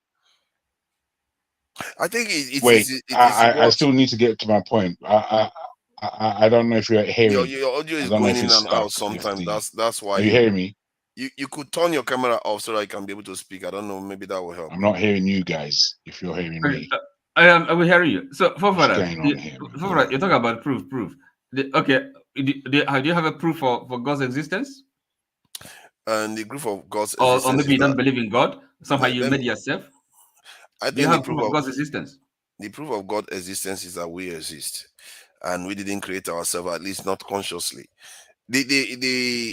For the way I look at it is that whatever is responsible for our being here, it's clear that there is God. You see, these are things you don't even. It's obvious there is evidence because No, we are what is here. the proof? No, you ask what is the proof? Because we are here. No, it's not a proof. You're here. No, I mean, the no, creator, but you're here. It's the not a proof. creator. Because whatever, it doesn't No, matter. Whatever. See, what you don't understand is that whatever is responsible for our existence, even if it is us in disguise, we wiped our own memory and created ourselves, is still God. Okay, It's still the creator. So why can't you follow that argument? The fact that we are not only made of matter, okay, right? That when we die, something in us, something of us, continues to exist, and therefore that is life after death. I think it's we not never the same. truly. It's The truth applying is the that same we logic. never truly die. So what is the proof? The proof is that because we are made of matter, we are spiritual, and spirit does not die. Spirit does not die; lives forever. Okay. Yes, but and therefore that is a life after death. See, let me explain this. If there is no time, how do you experience life then? Is there anything? Because in some parlance, if there's no time, there is no is eternity. Then until you go back into time where time exists, then you start experiencing time, and it appears as if there is a beginning and an end. But when you go into eternity, there is no time. It doesn't exist.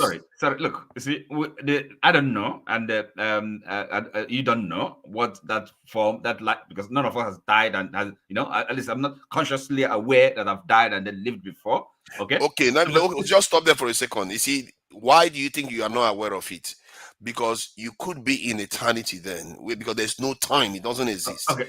You are not aware of it. Then the moment you come into life, somehow you become aware of it. This is what some of the scientists believe, that the beginning and the end has already happened. It's just because we exist within it, we perceive it. But if you're outside it, it doesn't what exist. do you mean the beginning and the end? The beginning, that's time, is already happened. As we see it. Look, we're talking about life after. Even in the Bible, they even put it that he's aware of the beginning and the end. Excuse me. We're talking about life after death. Okay. So at least we have to. We're talking about. Okay. Look, my life now. I'm conscious. I'm aware of my life now. Okay. Right. So and just as you are within a time stream where time exists. Okay. Yes. But I'm aware. I'm conscious. Right. I can feel pain. Right. I feel pain. At least. Whether you like it, any other thing, any other doubt, any other, you feel pain. Okay. So, if I die, the question is, okay, is there something of me that continues? I don't care. I don't know how, what form that continuity, what shape, it takes. I think. Okay, you see, this question, I think the way we picture this thing is like, something like OT that wears glasses. No, that's not how it works. Excuse me. That's why I said it. I said I don't know, and it's really unimportant. Let me just explain. We've talked about this. I think we've talked about it before. Like when you get up in the morning and want to get up, do you understand all the mechanisms in your body that is responsible for getting you to be able to wake up and go and walk? No, hold on, let me finish. You don't necessarily understand those processes, because what makes you is a tiny proportion of what you truly represent. You represent a something that has been passed down thousands or maybe millions of years, maybe even billions of years down the line to where you are right now. Hence why, even from the beginning of time, if you can even put it that way, you see what I mean? If you connect it, passing on is a very tiny bit of you that is adding to what is already existing. Excuse me. But you see, the question we are trying to answer is, if like the fact or possibility of life after death. Okay, so at least is either we come to an agreement that there is life after death, is quite different from determining or agreeing on the form, the shape of that Okay, then there is Are you life with me? after death. So then at least But not the then way people think, and that is the danger. I don't want to come and I don't want to come here and tell people that you start thinking that there is a paradise and you're going to go and start. Let other people I speak. don't want that to happen. Abba. Please. The Nigeria is a scam. Please, just go ahead and say something. Nigeria is a scam. Please, go ahead. Fake moderator. Yeah, talk. So if you say not talk now, if you want to see me that Not the fake moderator. Okay. Yeah. Please go Okay. ahead. Nigeria is a scam. Yeah. Thank you, Father. So most of the times people live in denial. They don't want to understand the fact of life, like what my brother Mr. Oti is saying.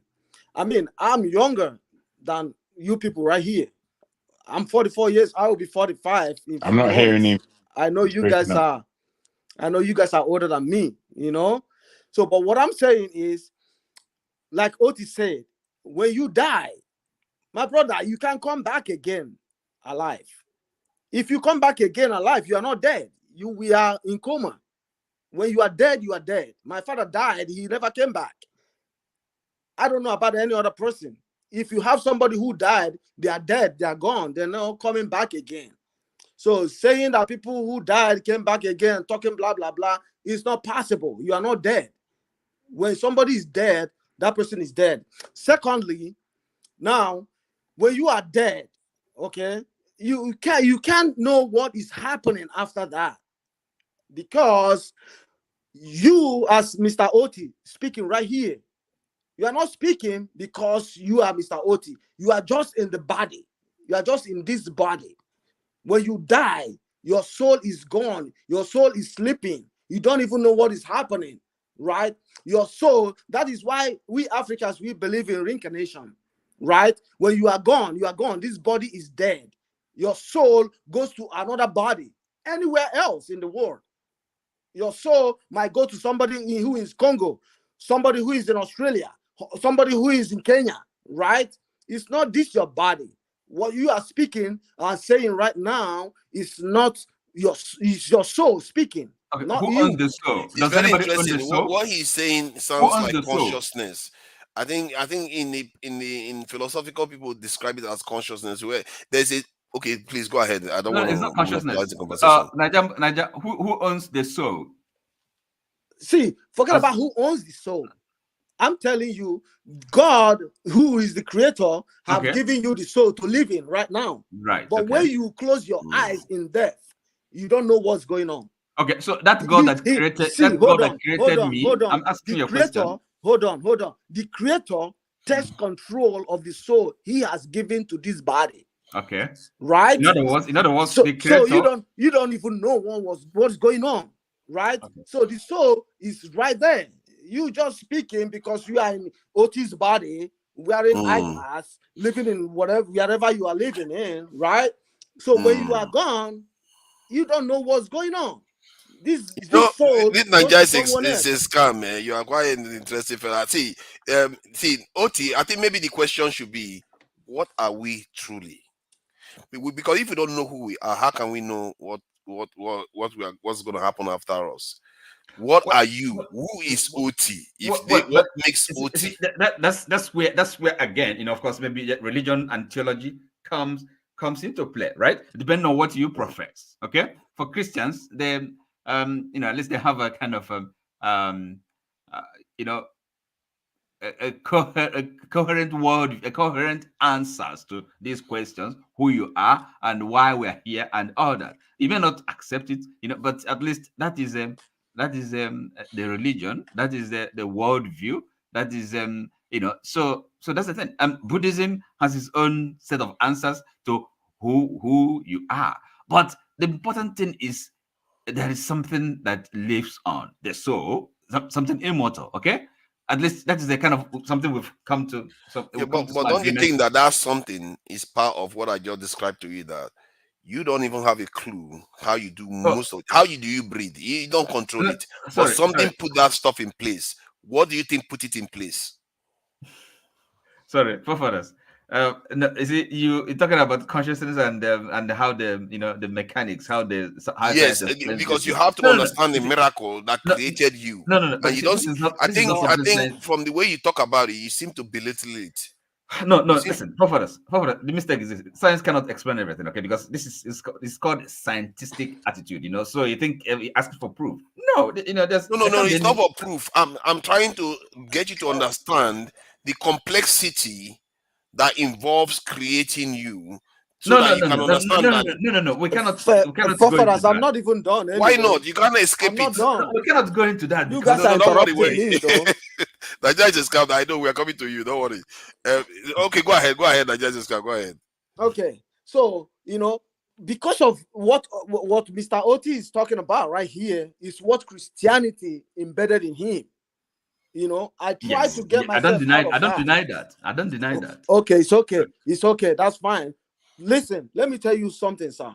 Me right here. Yes. I am younger than you guys. Yes. I mean, I was a drummer in my church. I was in FAC. I was in every society in the church, right? Okay.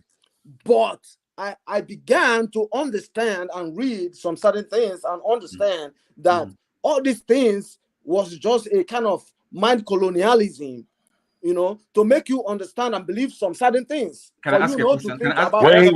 Wait. I'm interested in what he has to say. This guy should change it to a traditional philosopher. No, that name, Naja's scam, is rubbish. Can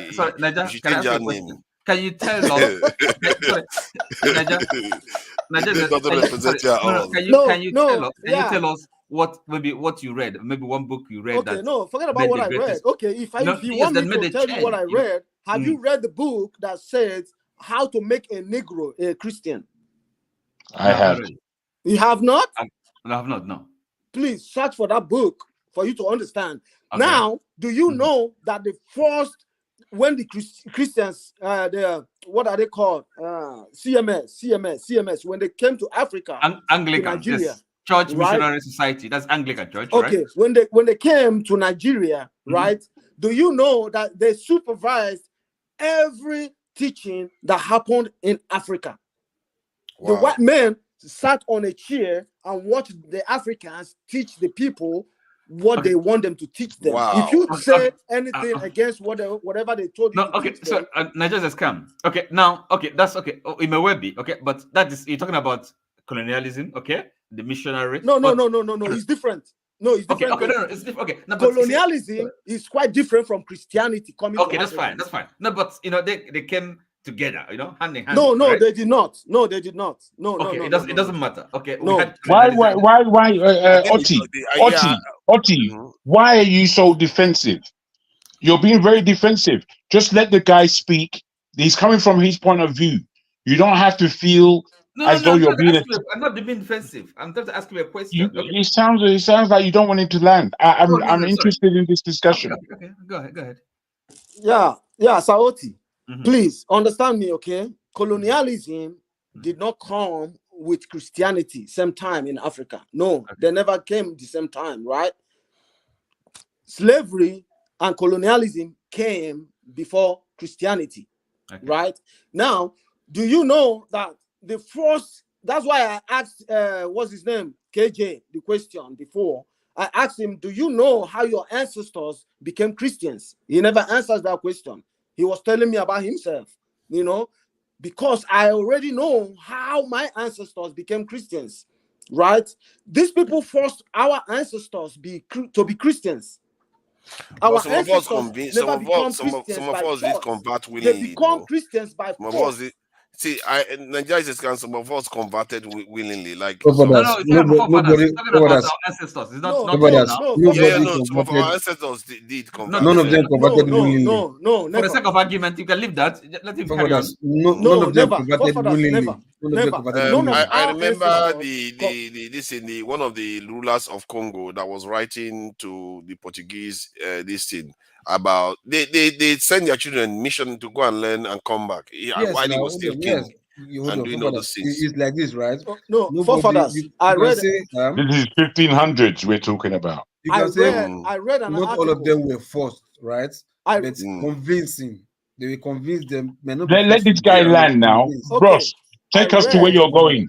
I read an article, right, that says that during that time, right, when Christians, European Christians came to Africa, you know, what they did was bringing gifts to the congregation, where they built a house called church, with thatched house, which our ancestors built too. You know, they brought gifts right there. If you want to get these, you have to come to church on Sunday. If you want to get that, you have to come to church on Sunday. Exactly. This is to lure people to come there, right? So when people came there, they received gifts, which they never saw before, right? So people started evangelizing, telling people, hey, we went there and we got these. If you come next Sunday, you're going to get these. People started coming there. It wasn't all about choice. It was by force. I think the way. Okay, go ahead, Loco. Not force. It's coercion. Look, you see, it doesn't really matter. Coercion. Maybe all of them are true. I'm not a physicist. I'm not a physicist student, listen, right? Niger, have you finished? You see, let me tell you something before I carry on. For me, it doesn't really matter. You know, I mean, okay, even if it is it matters. It matters. No, it doesn't really matter. It matters. That's why OT, I believe you're going on the wrong aspect. No. Wait. When I say wrong aspect, not that you're wrong, but because I want to understand more as to where this Niger is a scam is actually coming. Wait. Because I want to understand more where this Niger is a scam is actually coming from. Because all the points you've made so far, there's nothing new in what you're saying. There's nothing even controversial in what you're saying. There's nothing really to argue about. You speaking about the aspect of Christianity not being traditionally West African. So what? You see, so what? I mean, what is your crux? Where are you taking us with this understanding? Are you interested in truth? In other words, that's the question. You know, putting it pointedly, it's about truth. And it's about being pointed. That's why I want to understand from him now. So yes, that is really. Are you interested in knowing the truth, knowledge, or do you think knowledge is something that is a monopoly of any people? No. Oti, please, I want to ask you one more question. Mm-hmm. One more question I want to ask you is this. Okay. Jesus Christ in the Bible resurrected Lazarus. Did the Bible tell you when Lazarus died again? Oh, God. So, listen. Why are you shocked? Answer me. What's wrong? I'm not shocked. Just answer me. No, the question. So look. No. So I use Najaman. Hold on. It might not say it. It might not. The Bible might not say it again. Why? Doesn't mean why? No, why? Okay. Let me answer. The Bible might not say it again. Doesn't mean that Lazarus did not die again. No, I said why. The Bible is not like it's look, because they're just telling a story now, so they don't have to necessarily tell that he just rose up. But is there anything? Is there a point to the question? Okay, thank you. Now the point. Thank you for that. If they didn't tell you how Lazarus was given birth to, no, hold on. And they did not tell you how he died later. If you who his mother is, or who his siblings are, if you don't understand deceit about Bible, you're never gonna understand anything. Why would the Bible tell you that Jesus resurrected Lazarus, but it wouldn't tell you when Lazarus died again? Hold on. You tell us why. Hold on. Does that take anything away from the resurrection? I don't know. Does it take anything away from the resurrection? You tell us, because I can't see the mystery that you're seeing. Tell us. Be open. You're saying that you're making all these claims, and then you're saying, wait. This is how you're coming across to me. You're making claims, and you're not backing them. You're suggesting, and you're just leaving in the air. You're asking questions, and you're not answering them. So you're not giving me any understanding of where it is you're coming from. Where are you coming from? Please. Okay, but Jago, nobody ever asked me any question apart from no. You're the one answering. You're the one asking questions that we aren't answering. I'm not asking the question, where did Lazarus go, or what was the end of Lazarus? I'm not asking that question. You're answering it. You're asking it. So in you asking it, I want to know why. I want to understand How did it become deceit? Because we don't Okay, know exactly. when Lazarus Thank died. you so much. Hurry up, Thank man. you. Thank you. That's why I said I've been asking questions. Nobody ever asked me any question. But you asked the question right now, and I'm gonna answer you, okay? Everything, not everything anyway. Some things in the Bible are not real. These are African stories that was transformed and sold to us as Africans. Most people know that. Right? Okay. Lazarus, nobody ever woke nobody up from death. If you are dead, you are dead. You're gone. It's just a myth. Yeah, but to say that if you are dead, you are gone. Is that the only You're bruh, honestly, you've not said anything. You've not said anything I to just said me. something right now. No, bros. I'm telling you what you said and what it amounts to in my mind. In my mind, you've not said anything that gives me any energy to walk away from the Bible's teachings. Nothing. You're just making announcements. You're not making sense. And I have to put that to you. In order for you to make sense, you don't have to ask me any questions. Put forward your narrative. Let me understand what your narrative is. If you're talking from a spiritual, ethical, religious, if you like, point of view that is yours, then you let me know what your religious, spiritual aspect is. Don't tell me that I shouldn't do this and I shouldn't do that and this and that, because you have no backing for as to why. So I'm telling you that in order for you to come forward with wherever it is that you're coming from, because I don't understand where you're coming from one iota. I understand that you're asking questions, but I don't understand how these things affiliate to you and what it is that you're trying to teach us on this platform. I don't get it. Okay, So I see, want to get sorry. it. Jago, Okay, please let me continue. so See, it's for me. My understanding is this from the German, right?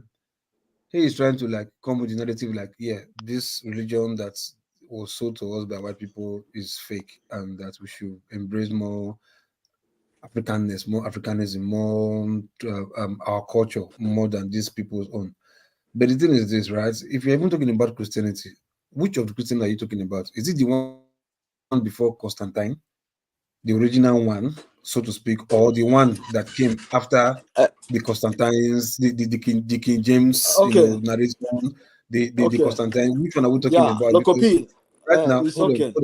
let me finish. Yeah, it's okay. I understand you, and I want to I'm not answer asking you. Jagu right I'm now. not asking you a question. Hold on. What I'm trying to ask is that what I'm trying to say is right. Look, if we're discussing, we should be discussing about which Christianity we're talking about, because the one I that don't the one have that to. we see. Hold on first now. The one that we are seeing right now, the one that we were born into, the one that we were taught or seen or heard of, is the I one do that I not. think was. You wait now. Make I talk. Jesus Christ. The one I think that we are all seeing right now is the concocted one, is the adulterated one that is different, if not 100% or somewhat more than 50% from the original one before it got to Rome, before Paul came into translation and all that stuff. You understand? We should be talking about that one, because the one we're talking about right now is the one that came after Paul or Constantine or King James or whatever. That is the one we know of. That is the one that has been printed in the Bible. You understand? Nobody is even talking about, okay, why not let us look for the one in Ethiopia and see if it's the same with the one in we know right now, the conventional Bible or Christianity. Why not look for the one in even the Greek or the Hebrew version or the Greek version, the original? Let's compare to see if it's the same thing with this Constantine or Rome or Vatican type of or Catholic type of Christianity. You understand? All we are arguing about now is the new Christianity, which is the one after Rome, the one from Rome, the one from Paul, the one from Constantine, or what's it called, the King James. King James. That's the one we know of right now, and that's the one we are saying is fake. That's the one we are saying it contradicts itself. That's the one we are seeing many loopholes. You understand? But the one that came before that one, we don't even know that one yet. Okay. So we may be right and saying this new one is wrong. We may also be wrong and generalizing that Christianity itself is wrong. While meanwhile, the original Christianity is the one before Rome, the one before Paul, the one before Constantine. That might be the one that is right one that we don't even know. We are still yet to discover. Okay. So, okay, Loco P. Yeah, I'm not talking about Christianity because I don't want to talk about Christianity because I don't even believe in Christianity anymore. Right? My ancestors, your choice. my ancestors were forced to be Christians. There was no Christianity in Africa when we had the name Okechukwu, Chukwu Neka, Chukwu, all those Chukwu names, right? Even such names apply to Yoruba, origins. Every other origin in Nigeria, right? Ethnic groups in Nigeria. But what I'm saying is, why would the Bible point out to you that Jesus performed miracles, never gave you the end of that? Why would the Bible tell you that Jesus resurrected Lazarus from death, never told you when Lazarus died again? As we are living in this earth, nobody have ever rose up from death. Nobody. Why should you believe all that? Nigeria has come, and this, like I said, right? The questions you are asking right now, these are questions, not only the question you're asking, there are too many questions that people are also asking. No, he's not asking any question. No. I just let me. I've listened though. I've listened. Wait. What you say, like, you say, why is it that allow the conversation, local, allow the conversation. He said something. I'm just counting what he said now. So we are still conversating. But the question is asking up whether he say he doesn't believe Christianity, that is his choice. Now he's asking why they told you about Lazarus' miracle and they did not tell you about the death or whatever. Like I said, there are too many controversial questions in this recent type of Christianity that we're seeing, which is the Bible. The thing is, my brother, you understand? The you are right to see Christianity as a whole, where we don't know the origin. The question is invalid. That's where it comes from. The question is invalid if you begin by saying, I didn't come to talk about Christianity. I don't believe in Christianity anyway. And then you're asking questions. Then you're asking questions about what's within the book. You've invalidated yourself. If you don't want to talk about Christianity, don't talk about it. Oh, okay. What you should talk about is where you are coming from. Oh, okay. Because Christianity, there's okay. The people who believe in Christianity that you don't believe in, they will break down to you all the questions you want to answer, that you want to ask. They will tell you in no uncertain terms. They will give it to you, and you'll find it difficult for somebody who's properly noused, properly versed in the Bible, the faith of Christianity, and what they believe. Somebody who's properly versed, they will tear you apart with what you're coming with, because you haven't come with any one solid anything as to where you are coming from and what you believe. All you're coming with as a belief is how to castigate Christianity. No. Is that your belief? That we should just go about castigating Christianity? No. Bullshit. No, you're getting me wrong. It's good enough for the doctor. I just told you something. I said, if you I'm not getting you wrong, I'm breaking down what you said. I said, no, you did not. I said, I was a chief drummer in my church. I was born a Christian, baptized in the church, right? I heard all of that. But okay, you are no longer a Christian. What I'm saying is this. Hold on. What I'm saying is this. I began to understand that Christianity is a weapon for slavery. Okay, my ancestors were not Christians by choice, but they were Christians by force. So Nigeria is a scam. So you're saying, forget about your ancestors, okay? And I should not. Why should I forget about them? Why should I forget about them? Listen to me. You see, no. Without my ancestors, me and you will not be here. Let me give you the reason. Okay, if you believe in this principle, but by their fruits you shall know them, right? I'm quoting the Bible anyway. So in other words, it's not where something is coming from that really counts, but the effects, the fruit. Okay. So, and again, there's knowledge and truth. If you're interested in these things, that where is the fruit gonna come from? No, I'm trying to make the point that does fruit come by itself? No, sorry. Look, I quoted a saying. Bro, you see, Oti. Yes. The way you're arguing this, you're just going to allow him to attack you. There's no point I'm in not him attacking attacking nobody. you. Wait, my friend. There's no point in any attack. It's just to understand where a man is coming from. Why you're trying to break down what you're defending. What do you have to defend? You don't have anything to defend. I think some of the questions he's asking is Okay, like Naija. when he asks where did the fruit come from. Oti sometimes when he talks, he makes statement about like an example like the fruits when because he's making a statement a kind of about objective when somebody is describing a process. You see, you can't just jump to objective, then you miss the process. That is No, what you see, he's coming. But the that's why I say, point where of does the that fruit is come to from? say that. Yeah, because he said I should forget about my ancestors. I can't forget about my ancestors. Listen, Without my ancestors, I Nigeria will not is be a here. scam. I've been listening all The day. point Please, of let me address you. Let me address you. Can I just First of all, please, Oti, please. I've been listening and I need to come in. First of all, let me still take on forefathers. Forefathers, earlier you sounded like an atheist questioning the existence of the afterlife. You sounded exactly like what's his name? Go and read Mere Christianity by C.S. Lewis.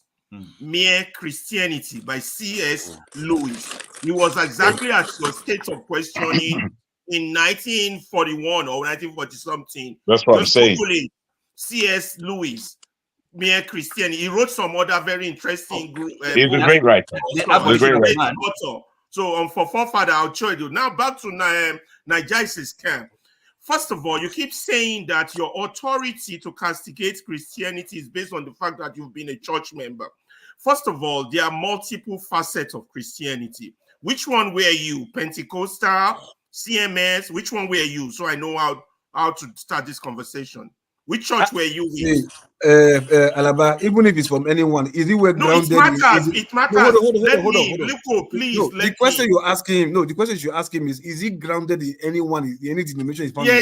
Then I will know how Yes, deep sir. I go. Because, that's why like I'm I said, asking him. it's Because not if he grounded. belongs to the 20th century churches, the Pentecostal movement, they don't know nothing about Christianity. No, Right? you see, Ferreira, my friend, what we need to be careful of when people are coming with their assertions is not to defend Christianity. Because I'm not defending Christianity. I want to wait. Not even when I say defend, I don't even mean start giving it all these portions and playing the game. Don't. The way I see this thing is if you are coming with something to say, then you should come out and say it. If you are saying it, if you are saying it, wait. If you are saying it just for reasons of castigation, then it's useless.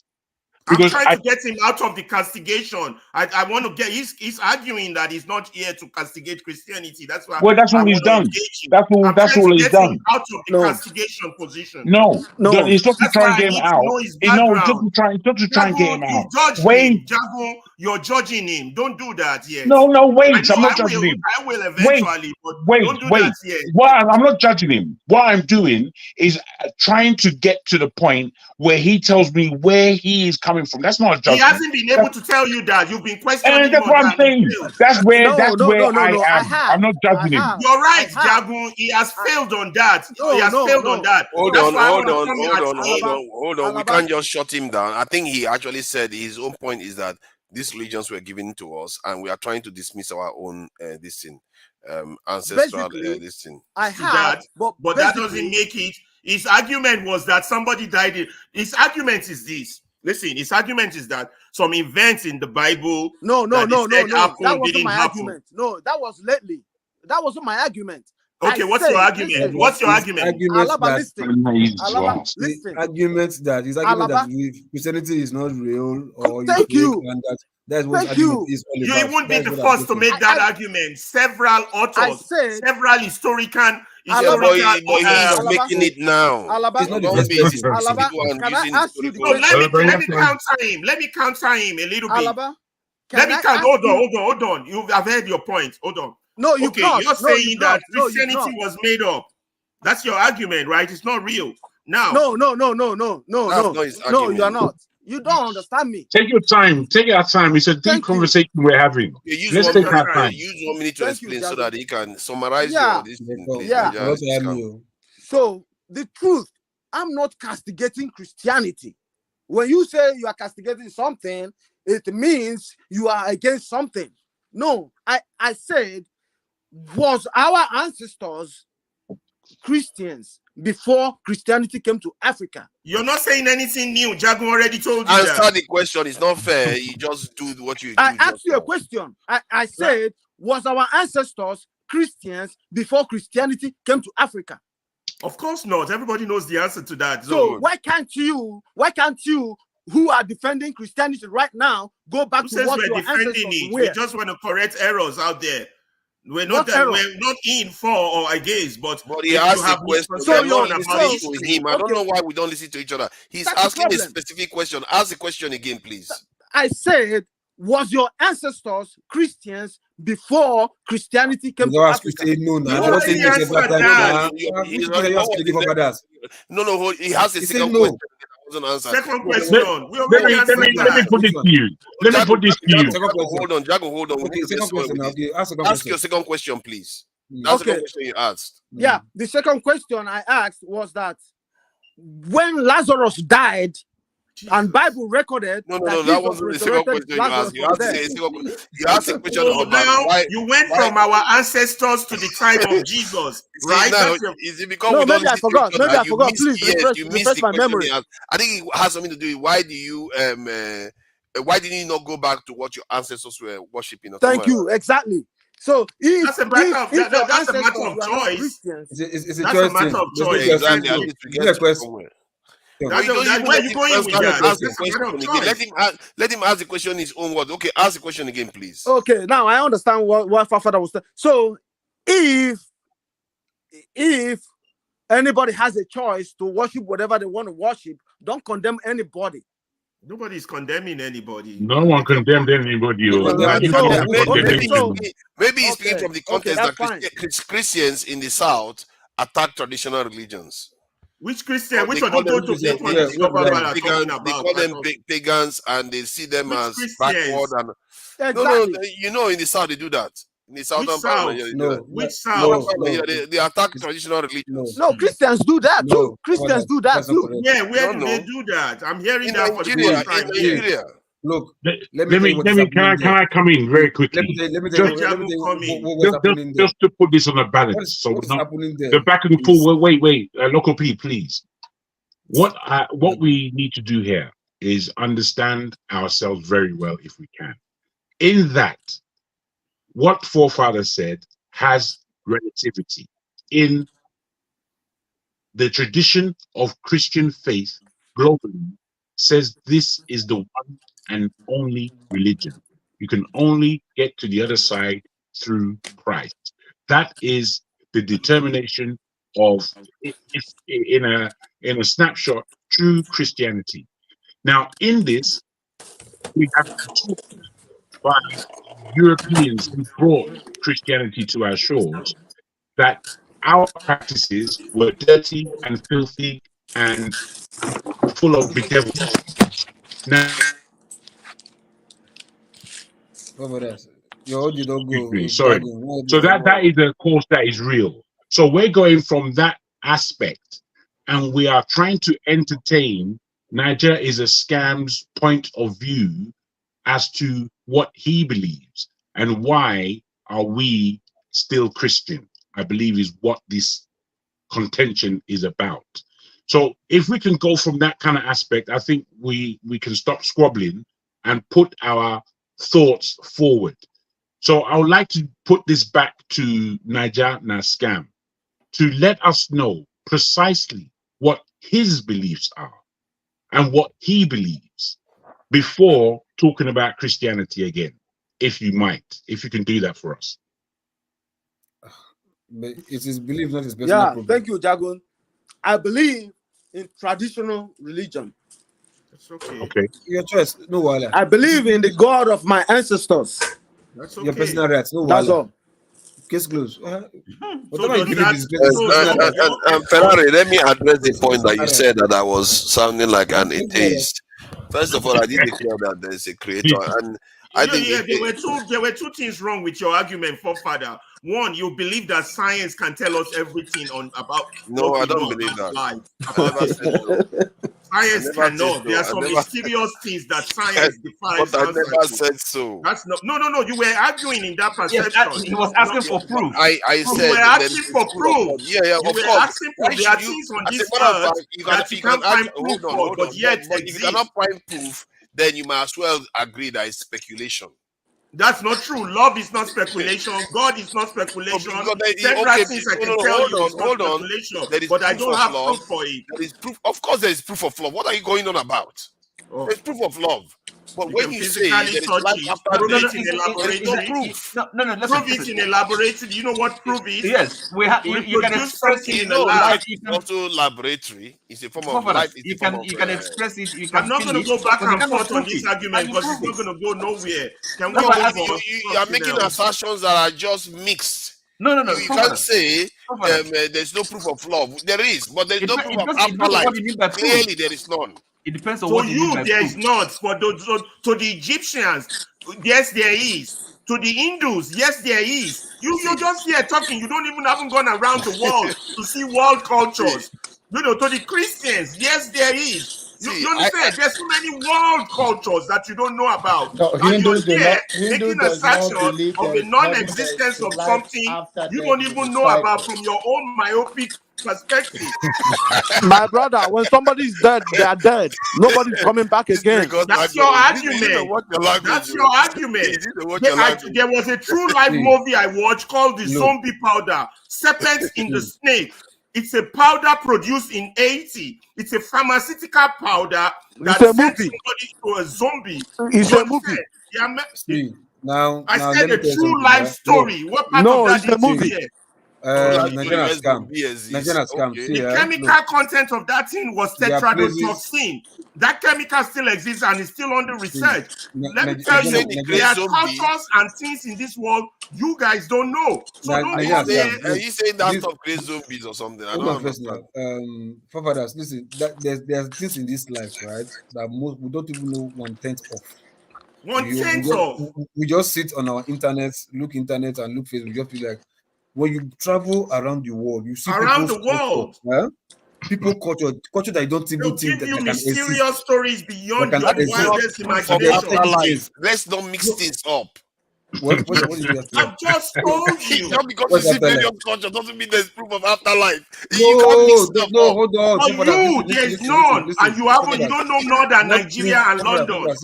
Not proof of for afterlife, you, right? The world is way bigger. The proof that you may need for afterlife, right? Is just. Have you? Is there a mermaid? Does a mermaid exist, forefather? There's some things you just see. Does a mermaid exist? It doesn't exist. It's a mythical creation. Hold on. And there's no proof of it. So we're dinosaurs and so we're dinosaurs. You know we have crazy people in this life, like schizophrenics and people that see things that are not there. And if you're going by that, they don't know how to diagnose them. And they come out and tell you what they see. And some people are saying, we can say that about people who talk about God too and the devil. 3 people are trying to speak at the same time. Come on, guys. We can say that about God or the devil too. You know, let's allow Loco to talk. Loco is a because there's no proof of God or the devil. Yes, let's allow Loco to finish. I keep quiet most times so that I can say something, but you don't know something. Jago, you just keep pointing it, interrupting me every time. Okay, so I didn't ask you to reply. Don't reply. Don't respond. Don't worry. No, see, in a nutshell, right? What I'm trying to say is like, see, the world is deep, right? Both in stratosphere, undersea, underworld is deep, right? It really takes one to go into different places to get facts out for we to research, see, and study and know and be knowledgeable. You understand? Like talking about the land, traveling to places, there's some culture that you don't even know exist. You understand? And if they tell you about their story, not because it's fiction, the story that the life that they are living, it will still change your psyche. Like, oh, if this is possible, the other things are possible. Then you're talking about afterlife or no afterlife or whatever, or maybe reincarnation or something like that. Those are still subject to 100% proof, but that doesn't mean there's no 20% chances that it can happen, or 10% chance that it can happen. All these are based on your own knowledge now that you've done, like the selflessness you put in, like, no, I want to study life. Let me see what it does. You understand? When you see people telling you, oh, I can disappear from here to here, I can take something or eat something or chant something, I can disappear from here to here. You understand? Villages will tell you, yes, it happens, that they can do it. Witch doctors or whatever, they can do it. But because you've not seen it, you understand, doesn't mean that it doesn't exist. You can only hold what you see. You cannot hold what you don't see. But that doesn't mean the existence is not there. Okay, hold on. Oh, okay. You get my point? Just because, but don't you think that something you want 8 billion people to believe? No, there should be proof. Why can't you let him finish the question? Now, where you are wrong is, excuse me, local P. Let Father finish his question, man. There's more than just you two here. Let Forefather finish his question so we know where he is. But I was talking and he jumped into he asked you a question. He'll ask you something. What I'm trying to tell you is this: we should be patient for somebody to finish asking question. I think that's the fair point. Then what about after the land is thought first? What you said about him with your question first is this: look, it's not a must. It's not possible for 8 billion people to believe one thing. But we want it. It's very. No. You listen, local P, please. Just hear my question. You see, you rush a lot. You rush people. Take your time. The question that came, it didn't necessarily mean 8 billion people. He's saying that for there to be intrinsic knowledge backed with reasonable proof that something is true to one man would be true to every other man, because it's truth that we're looking for. So in order for any hocus pocus to become real, then there should be a way of explaining these things that is transaction, that is believable, that can be taken on board. Otherwise, it's just suspicion, and the whole world is full of suspicion. That is what I believe Forefather was trying to put to you. Now, I will say this to you. Take your time with this subject. Okay, now I will say this to you. Response in jargon is this: look, it is somehow impossible because the world is too big for everybody to believe one thing, except that thing is common, which is death. That death is everybody believes. Some don't even believe in death. Some tell you they transit. It's transition, not even death, and just there. Some tell you they don't believe in death, that they believe in transition. So even as common as as common as constant, death is constant. Everybody doesn't even believe in death. They will tell you no, they are transiting somewhere else. Some will tell you no, they die and they don't come back, and that's the end of you. Some will tell you no, it's not the end of you. Some will tell you there's afterlife.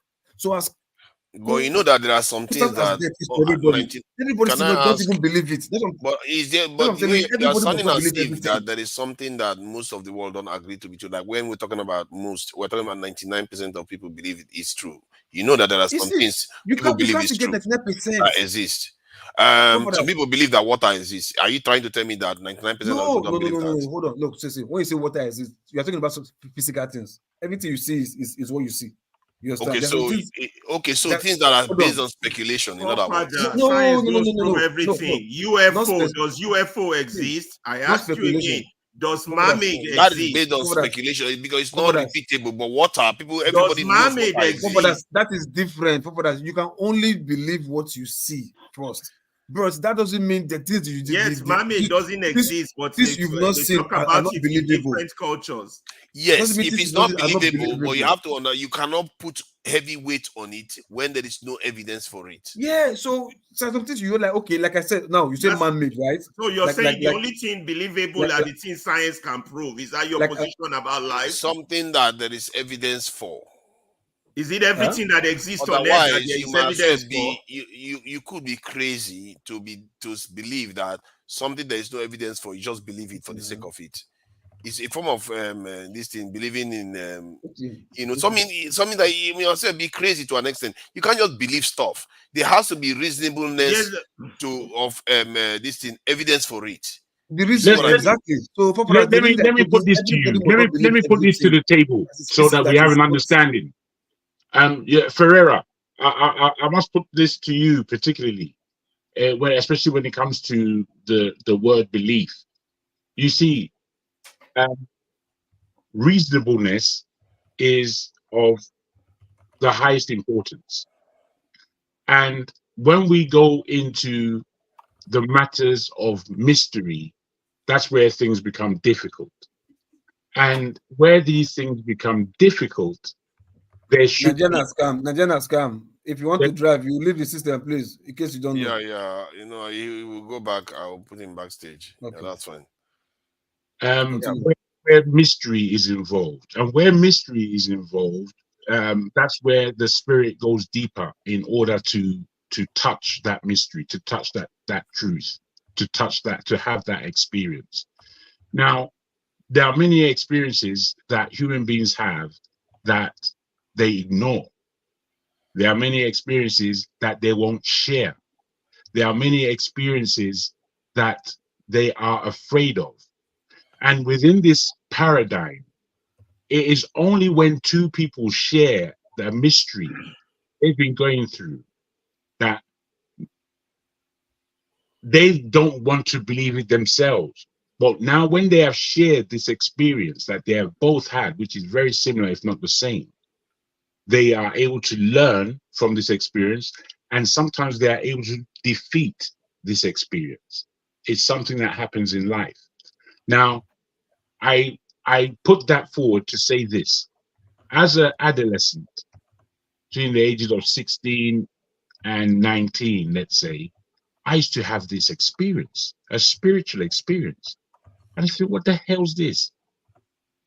Until I exposed it, it was only then that I knew how to tackle this experience. Now, the experience was of me sleeping and noticing a spirit covering me and holding me down. I could not move, even though my full consciousness was there. Could not move an inch. And I had this experience for many, many times. And until I called his name, when I used to call his name, that spirit used to go. Until I actually saw the spirit physically. I saw what it looked like. Mm-hmm. Now, it was only when I discussed this experience. Mm-hmm. It was only when I discussed this experience with a friend who was going through the same thing that he now, because he wouldn't say it out of his mouth. Well, me, I would say anything. He wouldn't say it. But because I was discussing it, he said, oh my God, that happened to me. That's been happening to me for 5 years. And I'm so frightened. I don't know what to do until I told him. And when I told him what to do, the thing ceased from happening to him. Now, this is all happening in the world of invisibility. So in sharing what I'm saying, it's not everybody that might have gone through that. So they may look at me as some kind of sparkle. Exactly. But that person, can it be proved in an experimental lab? Well, no. That person, doesn't mean it doesn't exist. It exists. Let me land. Ferrari. No, see, what Jago say happens to me too. I have a skill of doing that. If he holds me, I just move my toe. Or just move my toe and it's gone. I don't even say anything. I just move my toe. Just move my toe. All I'm saying is that experience, to those who haven't had it, how do they now believe your story or what you're talking about? Yeah, but it doesn't correlate with what he's saying. He's saying if you can't prove it, it doesn't exist. That's why I'm asking you. Did it happen to you? Yes. There's different types of proof. It's not just scientific. Two people's that's word. The only one he believes in, and that's two people's word. No, let's not throw stones. Two people's word is seen as proof in a court of law. Exactly. So these are different forms. Which is why I agree that there exists God. Why? Because I have not seen him physically. I can't hold him. But men of authority that I believe, men who I trust, you understand, have told me he does. So that's shared experience. That's what forefather is against. Oh, if the white man don't put it in a scientific journal, it doesn't exist. Then he doesn't know much about life. I think some of the stuff that was described, I think there is an experience that people have. I think it's called a form of sleep paralysis. Yeah, that's right. That's what they call it now. That is what doctors will call it, sleep paralysis. Yeah, Sam. But the only thing, and where my own is different is, I'm always asleep. But this one that Jagu says is awake, and even black people say their eye open. My eye not open. I sleep at the sleep. Wait, they happen. So when I open my eye open, and I witchcraft the press for me. I think people. Let's allow Jonaba if you want. Jonaba, you can join at any time if you want to say something. Yeah, please go ahead. Oh boy. You know I think what we argue sometimes is based on not tangible thing, and faith. The world we live in is a world of faith. It is through faith science also exists. Is looking to what you can use your intellectual to bring to reality. It is faith. So the Bible put it in this way, say faith is a substance of things hoped for, evidence of things not yet seen, that you can actually make it seeable is still science, which means like that you imagine something and how to make it a reality is still a force. So faith also can be defined as a living force that you use to capture the image of what you want to see in reality. So when we, and like the guy, Nigeria's scam, I completely believe completely respect his view, and I have no problem with him whatsoever. But whatever he believed that, I think what he's saying in a nutshell is, in my own understanding, is that before Christianity or before Islam in Africa, we have our own belief system, and that you can call it whether it's pagan, whether it's a tradition, you are a traditionalist, whatever you want to call. And he is saying, okay, if we want to become authentic, let us go back to that. And some people say, okay, the world is in constant move. I have found something more important. I also find that in this belief system of whether you call it of any image, we are all losing aside that all of this is a humanity looking for something bigger than themselves. And they like I always tell my children, is that life will become so boring when you don't believe or have to cry out to something bigger than yourself. You have to look up to something in order for you in your lonely life, when you are in trouble or whatever, when you are looking for something, you must believe in something bigger than yourself. So whatever that can be in your life, whether you call him God, whether you call him in your language, whatever it is, it will help to relieve you. It's just like me coming to one of you to share my issue with you. It's not necessary that you are bigger than me or another human being is bigger than each other, but at least it gives me the opportunity to vent, to at least express myself or share my experience with you. And you may have the same experience, and you can tell me, okay, I've experienced this before. This is the way out. This is the way out. What you are telling me, I'm also struggling with it. In short sharing, we all build ourselves. What was a problem in Africa till today? We don't know how to have our history preserved. We don't have that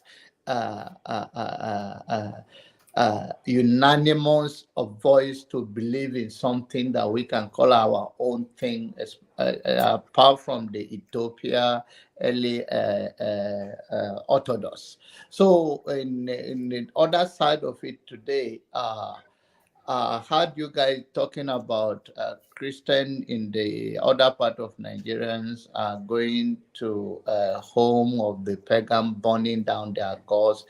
I don't think they do it forcefully, but maybe they convince them that, okay, give your life to Christ and let's burn this. I think I've seen that in a remote village whereby people can say they're evangelizing and they go to the house of those that are idol worshippers and told them that, okay, give your life to Christ, and convince them, not forcefully, but just convince them, and they exchange that. And the world is changing. One thing we all should wrap our head around is that there are other languages that were stronger and more popular than English language before. But now English is one of the most popular language in the world right now. And of course, we have other languages and all of that, French and other things. But then we all have to believe that this world, immigration is part of life. We all move from one place. As you are moving, you encounter different gods, you encounter different people with different belief system. And sometimes you can go there and you find peace in those things. You say, you know what? Even I've seen Christian that converted to become a Muslim, and I've seen Muslim that converted to become a Christian. So a faith issue, to be a decent human being, to look at things that what is my worth, and if I have this value to myself, I also want to have that the same respect for somebody else. And that is what have killed the black race around the world. It's not that people have not encountered slavery all in any part of the world, but make our own so unique and pitiful is that we wrap ourselves in this world of bitterness and anger without channeling those things to be productive and preserve our own originality. And the next generation will come. Are we still going to be like this in 100 years to come? Imagine a world where, by God's grace, you and I are not going to be here. What will be the black race? Where will they be? Will Africa still exist as a continent? Will Nigeria still exist as a country? Or will be invaded or otherwise be colonized? Because the people are not ready to live anything. If it's not your way, it's no way. No, when you use my all the time, you will fail. When you use we and us, there is tendency we succeed. But that mindset of ego of a black man, if it is not your way, we cannot see truth in another thing. We cannot look at things from another perspective and come with a convincing side of it. Okay, for now we can go with this. Even in science, there's a lot of stuff was done in the lab over and over and over and tested. Well, we see going back and forth with each other. I am better than this person. This person is better. My way is better. My belief is better. Jesus even said it in the book of John. He said, I have a flock that is not of this fold. You see, so so he was telling the Gentiles, say, even now that you believe what I am telling you, there are still people who does not believe what I'm saying, but are still the same my people. If you want to go in that this thing, so it's weird that we think that somebody in a Christian will come and tell you, so Jesus said, I'm the way, the truth, and the life. No one come to the Father except through me. But it's the same Jesus told you that I have a flock that is not of this fold. So all of those things, we can be a decent human being by creating a pathway for the next generation to have enough electricity, infrastructure, our own way of life that the world can envy, because the reality is that African land is the most richest land on earth, yet we are the most poorest people on the surface of the earth. I think I agree with that. There's this thing that the Japanese call kikubari. Is translated to be considerate of others. I think in society, the whole contract of having a society is taking other people into account and division of labor so that we can be able to progress as a people.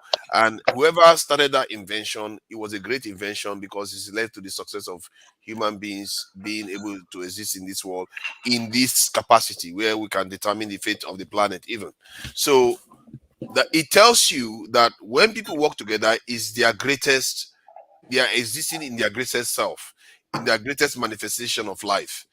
And we as a people have moved away from that and become too individualistic, and because of that other people are getting one over us all the time. And until we start returning back to not putting ourselves, our own personal convenience first, um then we are still going to not be able to manifest ourselves in our greatest power.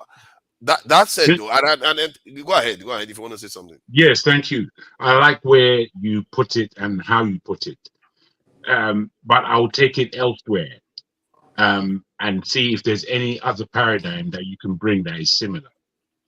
The act of doing for others is a real act of humanity.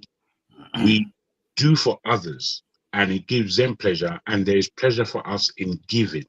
In fact, I would argue that there's more pleasure in giving than there is in receiving, as much as it's great to receive. I would also say that it is within the, for want of a better term, Christian tradition that God initially, or Hebrew tradition, God initially, we spoke one language as the human race. And then through Nimrod, our languages were dispersed right across the different languages because we were trying to attack God. So God was laughing at us and made us separate by giving us different languages. Now, in the fact that he gave us different languages, it's not that he wanted to separate us, apart from separating us from being clever enough to join to attack him. What he now put on the earth is Christ. And as he put Christ on the earth, he asks us as humanity to gather under this oneness, come together under this. Now, I only say this not to speak up for Christianity. That's not what I'm doing. But I'm asking, leading from what forefather has just said, if we understood what he said, which other faith, tradition, culture, people have suggested righteously that we should come under one banner and enter into the promised land, as it were? I don't know of any other faith or humanity that is telling us that. I'll open it there. Okay, can I just add to what you guys are discussing? It's interesting. Now, yes, because Jagun, you're right. Christianity, and that's the reason why Christ is described as lumen, lumen, I mean, light of the world. Wow, And yeah. I mean, with the coming of Christ, of course, we know that's, if like, the beginning of more or less time, because in the ancient world they didn't see. I mean, they had quite a different concept of time. Okay, but then let me refer also to, since we're talking about paradigm. Okay, now you discover that in the Aristotle, Plato, they talked about, this res publica, public interest. Okay, so even Cicero, okay, the idea of the res publica, public interest. And when you come to Catholic, well, the Catholic, if like theology, we have it as the common good. So this is that is really, this idea of what the unity of humanity, and what it requires is self-sacrifice. So this we have to realize that this in the philosophy of individualism, that is everybody is one, is war of everyone against everyone. It's really something that is modern, um when you have to think about John Hobbes. Okay, so before then, the classical period, legal philosophy and political philosophy, society or the police, the political community is about the interest, the common interest, the general interest of everyone. People have to kind of look after each other. It's not all about your interest, your selfish interest, individuality, and all that. So and of course, as Jagan rightly pointed out, Christianity is like with the coming of Christ, this is kind of brought into the modern world. But since history is not something that is straightforward, it's so after that, then of course, and we're still having the struggle. Is our life is never, our existence here is never meant to be, if like perfect. It's never meant. It's not our permanent home. And we're pilgrims. We're on a pilgrimage. So that is the way I look at it. Let me just add to this. I feel like from the point of view of the way we observe reality is affecting everything else, and maybe that is why the point this in John Abba raised about the way we are individualistic and want to do our own thing, being ourselves. If when it comes to individualism, Nigerians are some of the most individualistic human beings, especially amongst themselves. It's like that thing about my mine is better than my neighbor, or something like that we do. We are so insular in our way, and it has done us some serious damage. And I think in the past we used to have a bit more cohesion the way we behave, because if you even till today, if you hear some Benin people or Edo people talk about the way they talk about their rulers, like if the king says anything, they're like one with the king or the Oba. That's how they approach it. And if you look at even some part of the north, you can still, even if it's mostly from the Islamic traditions, they tend to come together when that happens. But it's relatively, those institutions that used to have that power before have been weakened, and the institutions that replace them are the ones that colonial mentality leaders are practicing, and they don't seem to care about galvanizing us as a group of people. If anything, they want to encourage us to be apart and not come together. In other words, not reach our full potential. And that aspect of it is something I take away from the conversation. And there's this other aspect in terms of traditional religions not necessarily being this thing less immoral in some of their practices than the so-called shiny religions of the West that has emerged. Because if you look at it, they too have been they have been custodians of some of the greatest atrocities in this world. And sometimes when we talk about traditional religions, we talk about them as if it's some kind of backward and bad and immoral thing. But in reality, is it? Have they committed some of the gravest sins? It's not true. And so that's one I picked out of it. And the idea of which other one? Christianity was brought to us by foreigners. I think that's a conclusion, and it took KJ turned into a controversial question when it's obvious that even the Ethiopians got it from the Greeks. So it's clear that some of those stuff came. It doesn't mean they invented religion. Some of the earliest religion, I really think some people we should practice it. We should study some of the earliest religions. The oldest form of it, from what I don't know what they are called, these people that study these things, they said is the Australian Aboriginals. They still have some of the oldest form of that religion, and from what they discovered. And it's almost science fiction. The way it describes it is almost the way physicists are beginning to come to realize the nature of things. That their religion believes that we emerge from nothing. That is crazy stuff. And but it didn't say that there's no God. It still say that that's kind of that nothing.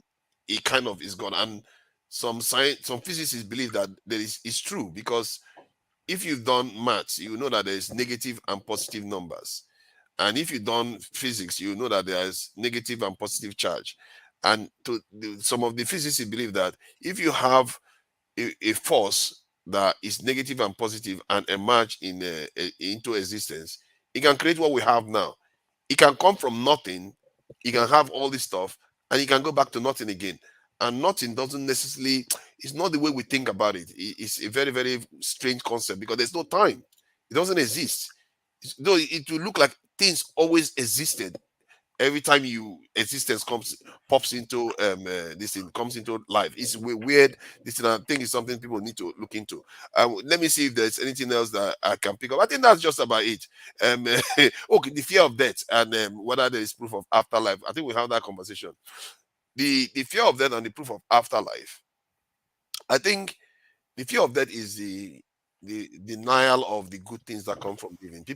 There are good things that come from living, and people fear to go into somewhere that will deny them of all that. And this is partly why when somebody feel the same way about that compared to somebody when the person is young, because we feel that that person has lost out on all the good experience that they could have had in life. But the Christian faith, the way they pursue death, I feel like, and not the I don't know, I don't want to make it sound as if I'm picking on them. The idea, the way they pursue it, I feel like to an extent they are belittling the importance of the life that we have now, the world that we actually have proof of. And I also think that we as people, we also devalue what we as human beings represent, and how miraculous and how do I put it, how infinitely complicated the entire thing is. We tend to devalue it to an extent. I believe this world we are living in to an extent is, even if it's all that exists, it's a crazy miracle. It's a crazy stuff that is just as magnificent, and as however you describe the afterlife to be, is just as that. And I think we should be worrying about fixing the one we know of, than worrying too much about the one you don't know of. It's like, why would you do that? It's crazy stuff. You can't. It's extremely reckless. If you have this that is so complicated, so miraculous, and you believe in something else that you don't have any proof of, you are cheapening something so great already. And by doing that, I don't know whether you are heading in the right direction at all. And I think that maybe somewhere between that, we need to start thinking more about these things. And this is why I like what Niger's is a scam. Man, that name is weird. But Niger is a scam. What he did, he was just asking correct questions that are is forcing me to go back to some of all these things, all this weird stuff that I went and read about and stuff like that. So it's a dream event for me. It forced me to start talking about it. And I think we should be doing more of it as a people. And I really regret that we don't have a lot of philosophers in Nigeria. All we have is Wole Soyinka, and comes and makes statements. We don't have philosophers that question all these things. We really need it so that it can go back. It will enrich our tradition, it will enrich our culture, and it will expand our horizon. Because so far, the horizon will be limited. Sorry, I think I'm done now with my rambling. I think that's fair. I think that's fair. I said, what I would like to see, and I dream of from time to time, and I actually want to actualize it in some way. It will be the most difficult thing in the world. I want the whole of Nigeria to have a discussion on religion, on faith, on spirituality. And I want that the Christian, the Muslim, the Islamic, the traditionalist, the non-believer, that him with a different aspect, experts, people who really know their stuff, to come and have a full conversation, public conversation in Nigeria that You allows. can never have a rational discussion. Wait. I hear you. They would not be rational. Wait, bros. I would like to see it happen where it affects friends, families, everybody, to the point that this kind of discussion would be seen that all the questions are not going to be answered, but they're going to be asked. And we are going to allow the freedom of speech to ask real, serious questions and come to a point where even the Babalawo is given the respect that they deserve. And I think that Of would course. assist in people like Najana Scam, and those who really have a secondary position on the question of belief, to feel part of the family. I think it would do us a great service. And I think for the large religions of Islam and Christianity, Catholicism, maybe this is a way of taking back power into Africa and away from the Christian Islamic point of view where Africa is concerned. And I personally think that would be a great thing if it was ever supposed to be allowed. Thank you. Who is next? Yeah, Janab, I want to say something. Yeah, I think we are not a people that really, not everybody that's really open to try something new or open up to accept a new thing, or even if that thing is old that they tell you about, to say it's okay if I can have a conversation or get to know it better. I think we are afraid so much of everything that we don't try or what we've been told that stick with us. And I understand that change is not that easy. And I also understand that just like we are promised of heaven and glorious in, but nobody want to die even at old age. So I think and if we find out the percentage of black people who believe in that are much, you see, the most thing you should be afraid of in life is not death. Death is the experience sometimes that people don't want to go through so much of pain, just the experience. But death is inevitable. And you don't attach success to age. That, because you live for 100 years, it make you live a fulfilled life than 50 years old person or 40 years old person that died. That is not how it should be. It's a fulfill of life.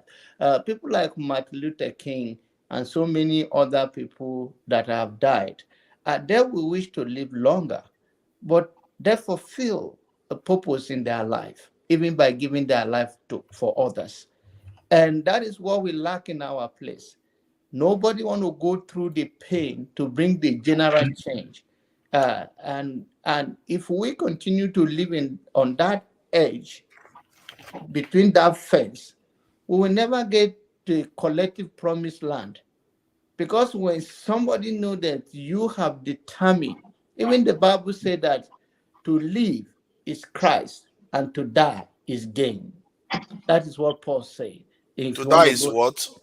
To live is Christ, to die is gain. Gain. Gain, like you gain something, like you gain. Yeah, that's interesting. Yes. So, but oftentimes we've been taught about all of those things. Some people now deny themselves of the pleasure, the good thing. And even if you go by Bible way, it says, let it be on earth as it is in heaven. Let thy kingdom come. But you have seen people who have been taught that to live a wretched life here, I'm hoping for a heaven, is a way of life. so you see that we have a lot of damage have been done, and this thing they pass it to their children. Some of them, if you see their dressing, is a very, very backward dressing just to portray that I'm waiting for heaven. Some of them will say, and And I think it's also the religious leaders and the politicians in Africa and the elite have used it against the people very well, because you are giving them a hopeless hope that you tame them to live to their own God-given potential, promising them of life after death, but they are not fulfilling even scripturally. As the Bible says, that you should prosper even as your soul prospereth.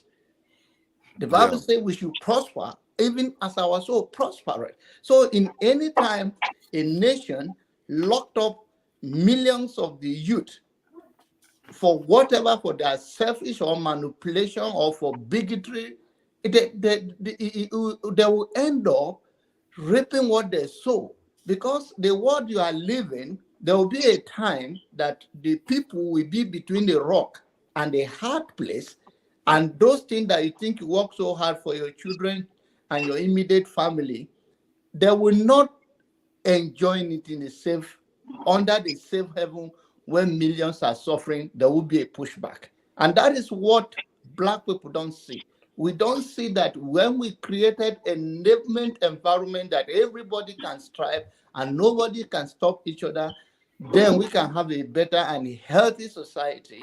Rather, you think that I pass my neighbor is a way of life. Yeah, there was it's funny, there was this guy that was saying that something about when man discovered hell on earth, when man discovered hell, he's found his heaven on earth. That now he can suffer all the punishments on earth, contemplating the punishment of his tormentor in heaven. And so so it's a weird thing. In other words, what that person is trying to say, that you cheapen the value of life now because you are thinking of what comes and that you don't have any proof of. So human beings are strange, some of the things we are willing to do. And those people endure hardships to get to, just because they believe in something out there. And I don't, it's easy. The question you asked about meaning in life, I think in the end, the meaning of what our life is worth for the greater good of our people, which technically is also us. What that good, how is it linked to the meaning in terms of religious, the spiritual, divine aspect, and that it's almost as if there's a division in it. For me, There I is a try to feel that, I try to think that they are all linked, and this idea They that we are all divide linked. them is not. It's a bit of a. It's not a good The idea to way do that. the way I see it, forefather, when I look at this question, because it's deep. You see, when you're a child and you're going through, you go your first day at school, and you know because of your older brother or sister that you have to go through the kindergarten, then you go to the infant school, and then you go to the higher infants, and then you go to secondary school, and then possibly you go to university, and then you're in real life. That whole time of our adolescence and childhood, that suggested that if we work hard now and be good at school, we should be able to get into a good job and further our lives. Now, if you look at childhood as our existence now on earth, and heaven be the employment that we gain when we reach adulthood. Now, those of us who worked hard at school and did our thing, we know that when we came of age, the world was really our oyster. We could pick and choose. We can go where we want. Alternately, we know that if we didn't do as well at school, or if we did poorly at school, when we come out to real life, our choices are limited. And we then have to work really hard in order to make a success of ourselves. Or, unfortunately, we're going to be leading a life of crime and all kind of skullduggery. This is a reality that I've thought about many, many times in my life. And, you know, whilst you might say that looking at our futures, yes, and what might transpire at that time, is there life after death and all these questions, I put it to you that it's not about treatment in life after death. There's no human being that just wants to die. Death is not necessarily prescribed to us if we believe in the Bible and we believe in those who are living for 500 years and such. Now, given this paradigm of school and entering into the world, as it were, is the way I see life and death. There are these differences, yet they are connected. And we know that before we are resurrected, if we like, into the afterlife, that is going to be a reckoning. Your exams sheet is going to come out. How well you've done in life is going to come out. You know, I remember at school, in front of the whole school of 500 students, it was a private school, 500 students, everybody's year work was read out. Everybody's exam results were read out, obviously in front of us. So if you've been mucking about the whole year, you're going to be riddled because we were a school of articulation. So you will be riddled if you did poorly in your exam. It's the same with life, I believe. Even though we've constructed this thing, it's been constructed from something. So that's how I give it relevance in my mind. Does death actually hurt us anymore after death? I think that's one question that was put forward. The submission was that death doesn't hurt you. Is the idea that you lose some good experience in life. You know, as the example I gave before, where people, if somebody's elderly and they pass on, people don't feel too badly about that. But when a young person passes on, because they missed out on some good experiences, so that's why people feel sad about it. But death in itself, once it's happened, it doesn't necessarily hurt us. And that from the point of view of how we look at life and that everything stops, it means that even when if you don't feel anything and time doesn't exist for you, when you wake up, when you come back again, from the point of view of consciousness, it's almost as if you just blinked and woke up and you existed again. Like sometimes when you go to sleep and you wake up, in some days when you don't even dream at all, you wake up. When you wake up, you don't realize what happened in between. You just wake up and carry on with the same consciousness that you had. That could be 1 billion years. It doesn't even matter. It's the same thing that will still occur. So I think let me just divert a little bit. That was an argument somebody made about consciousness itself. The person was trying to propose that maybe consciousness is one of those fundamental aspects of the universe itself, that when people pass on, it remains, but just because it doesn't exist, whenever it pops up again within time, then the person or the consciousness emerges again. It just seems as if it's always been there. But in reality, just like we don't know where we came from, it's almost like we didn't exist. That's what happens when we go. Then when we emerge again, we are emerging in the real in the world again. And maybe that's what just happens. Some people interpret it as reincarnation, but some of all these things we are trying to describe something that we don't necessarily have a clear explanation for, and maybe we will never do. Or the language for. Yeah, exactly. But there's a deep truth in there. Like even all this religious stuff that people talk about, I don't dismiss them because there is some truth in it. It's just that the explanation is not necessarily accurate. The way people used to think that air exists, but we don't know what it was until we find out what it was. And that is how I think the way religious people interpret religion and their concepts are. They are interpreting it based on the tools they had at the time. And it doesn't necessarily explain it well in terms of the knowledge we have of the world right now. That's why it looks like there is a difference. Maybe in the future, they will have a better way of explaining this so that we can get a better idea of what is happening to us. You see what I mean? So that's that's all I got on that one. So yeah, this whole thing, when you are discussing things you don't know, you can't act as if you know it. It's just one of those weird topics. This is the level where we are all humble. Yeah, we're all in the dark on this one. Yeah, we're all humble, man. Nigeria is scam. What does that one mean? Nigeria is a scam. What do you mean, sir? No, don't mind him. It's one of those people that has watched so many of these. Let's mind him. Answer the question, my brother. Hi.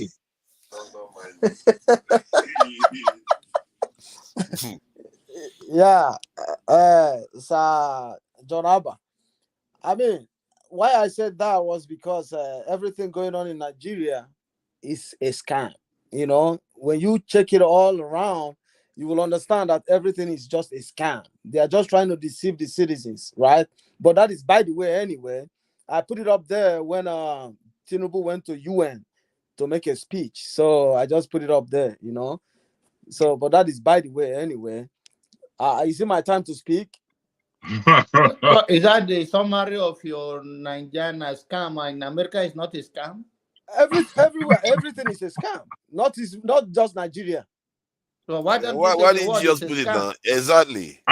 Okay, I will send you. That would be a better name. That would be a better name. World is a Okay, I scam. will. I will. Yeah, I will. that, because if I you will. want to It's be not about honest to Nigeria anyway. yourself, and just like I was amazed by this guy today. He said election here is not election but selection. Our guest today. So that should answer some of those questions that you guys believe that it's a number of people. I always tell you that I don't want to go into it deep. That I think because you vote, you're going to get a lunatic. And then I'm not saying the person there is not a lunatic or is a lunatic, but the people that in power, they don't look at you that way. And you can believe, oh, my brother Lamide say any little thing say they sweet the people out. I said, okay. Now you have somebody that tell you that American election is a selection. And I was amazed. I was amazed by that because I vote even in primary. So I vote in the local, and this guy is telling me right now that my vote doesn't count. Yeah. So I think if you want to be honest to Nigeria and to the whole world, then you put the word, it says scam, not only Nigeria.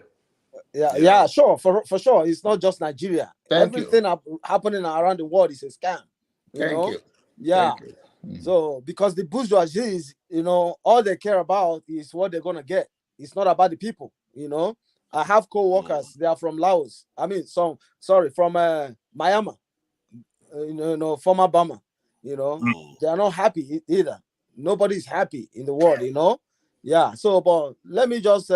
Is it my time to speak? No food. I guess so.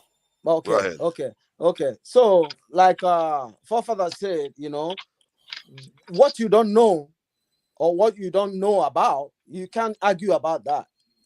Because people argue about when they die, they're gonna go here or there. You don't even know. You never been there. We all have people, families who have passed, who have died. They never told you nothing. Somebody said, if you are planning to go to heaven, could you imagine if where we are right now is the heaven and we are making a mess of it, and you are hoping to go somewhere else where is better? No place is better. You got to make where you are better for you, to inhabit. You understand? So I don't have much to say right now, but what I have to say is when you die, you don't know what's happening.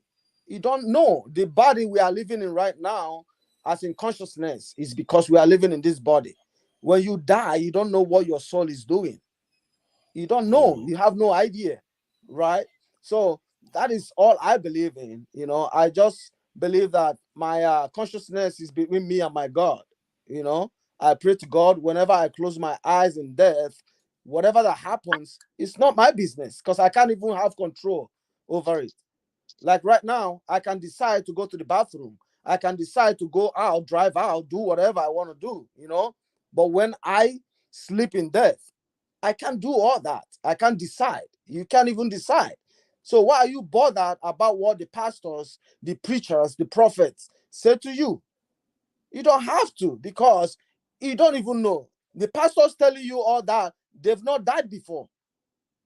They haven't died before. Nobody have ever died before. That's it. But you know what? I do But like the way you talk. I'm not disagreeing with you, but you too have not not that died before. to prove that is not in there. So it's both ways. You don't believe in those people who believe that there is life after there and there is heaven. Whether you are saying now is pastor or is a prophet or any leader out there, but that they are telling them that of course some of them follow a Bible or any book that gives them that idea that there's a life after death. But you too have not died to see that there is nothing like that. Okay, Mr. Jonaba, I want to make you understand that believe, if you look it up in the dictionary, you believe what you don't know. That is belief. But what you know, you don't believe you know. Right? Let me put it to you, my friend. Do you believe, or do you think belief is stronger than knowledge, or knowledge is stronger than belief? What's your take? Yeah, knowledge is better than belief. Why? An idea is better than knowledge. Yeah, please go ahead. No, you're talking about idea. I thought he said. No. I know. I'm just adding to that. I think you are correct with what you said. Go ahead. Yeah, because I believe that I know that my father is my father. I don't believe he's my father. I know he is my father, right? I don't have to believe that he's my father. When I say I believe that my father is my father, it means there is a contradiction, right? So when you believe on something, it's just a belief. But when you know something, it's just like a scientist who went to the lab. It's linked to evidence. Knowing is linked to evidence. Absolutely. Hold on, Jagun. No. One second. No. You've answered my question. I need to direct you as to why I'm asking these questions. Now, for all the argumentative positions that we can take on what I'm about to say, put the arguments down and focus on the question. It is said that Christopher Columbus discovered the Americas, and he also understood that the world was round at a time when everybody thought the world was flat. Now, there's a lot of controversy about that today, but let's take it from that paradigm.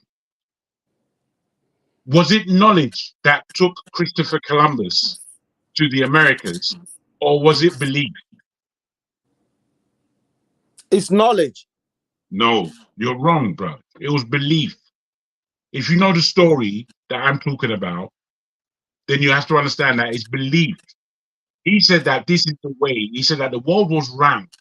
Everyone was telling him that the world is flat at the time. He said that there's a way that we can get to India if we travel westwards, that we would arrive all the way round back in India. What that was, sir, was called belief.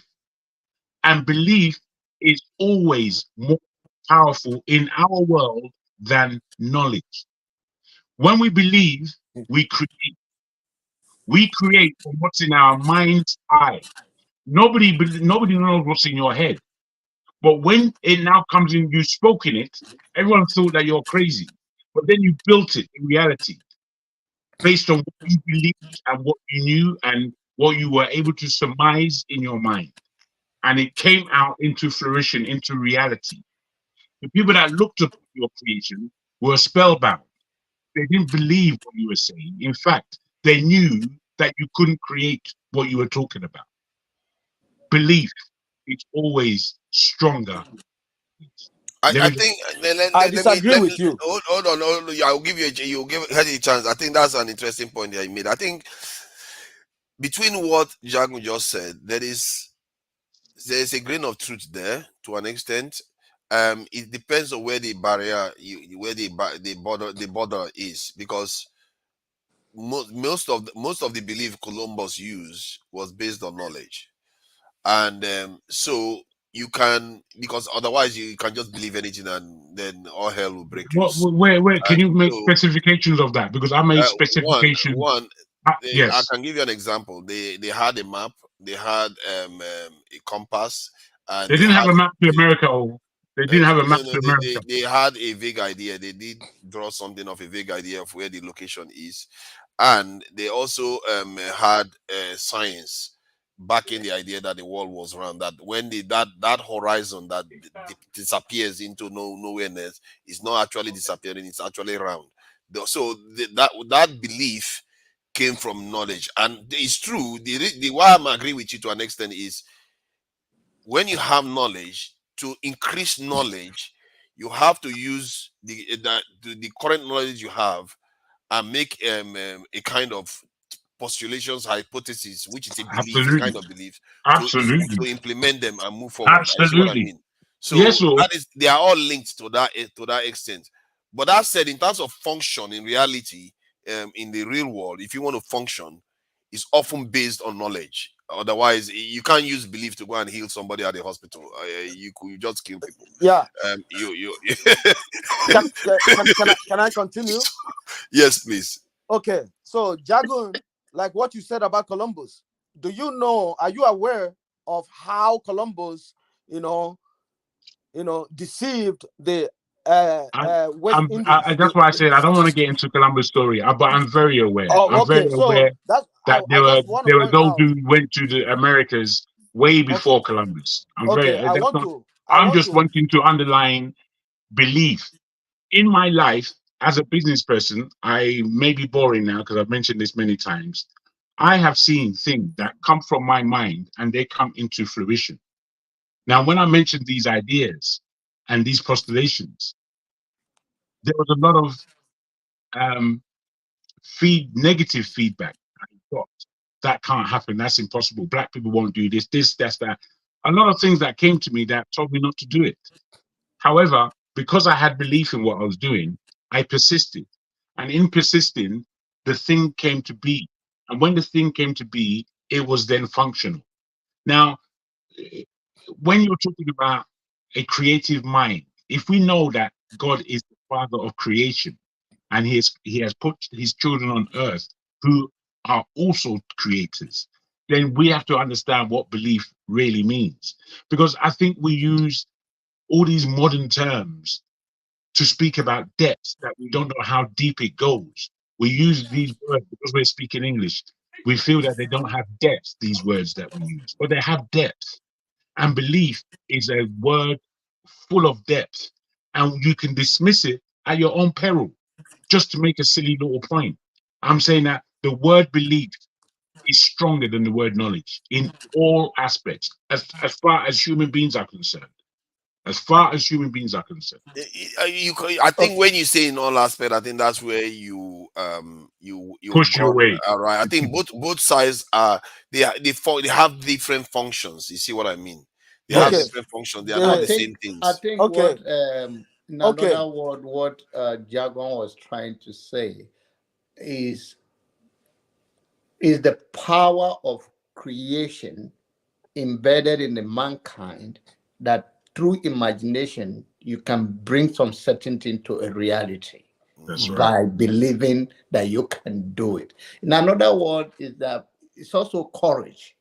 It's also courage that this is possible. So I think I can put that in a different category from. But which one comes first? I think if you look at it, imagination comes first before belief. I think the one that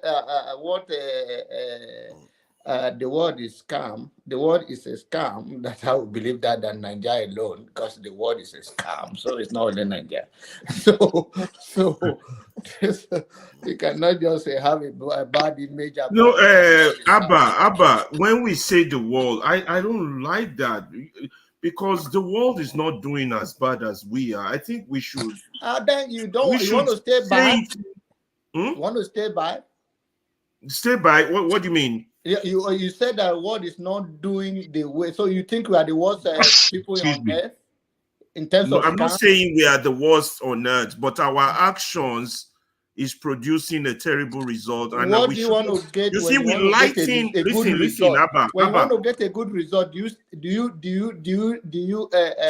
dwell in the past or in the negative to produce anything progressive?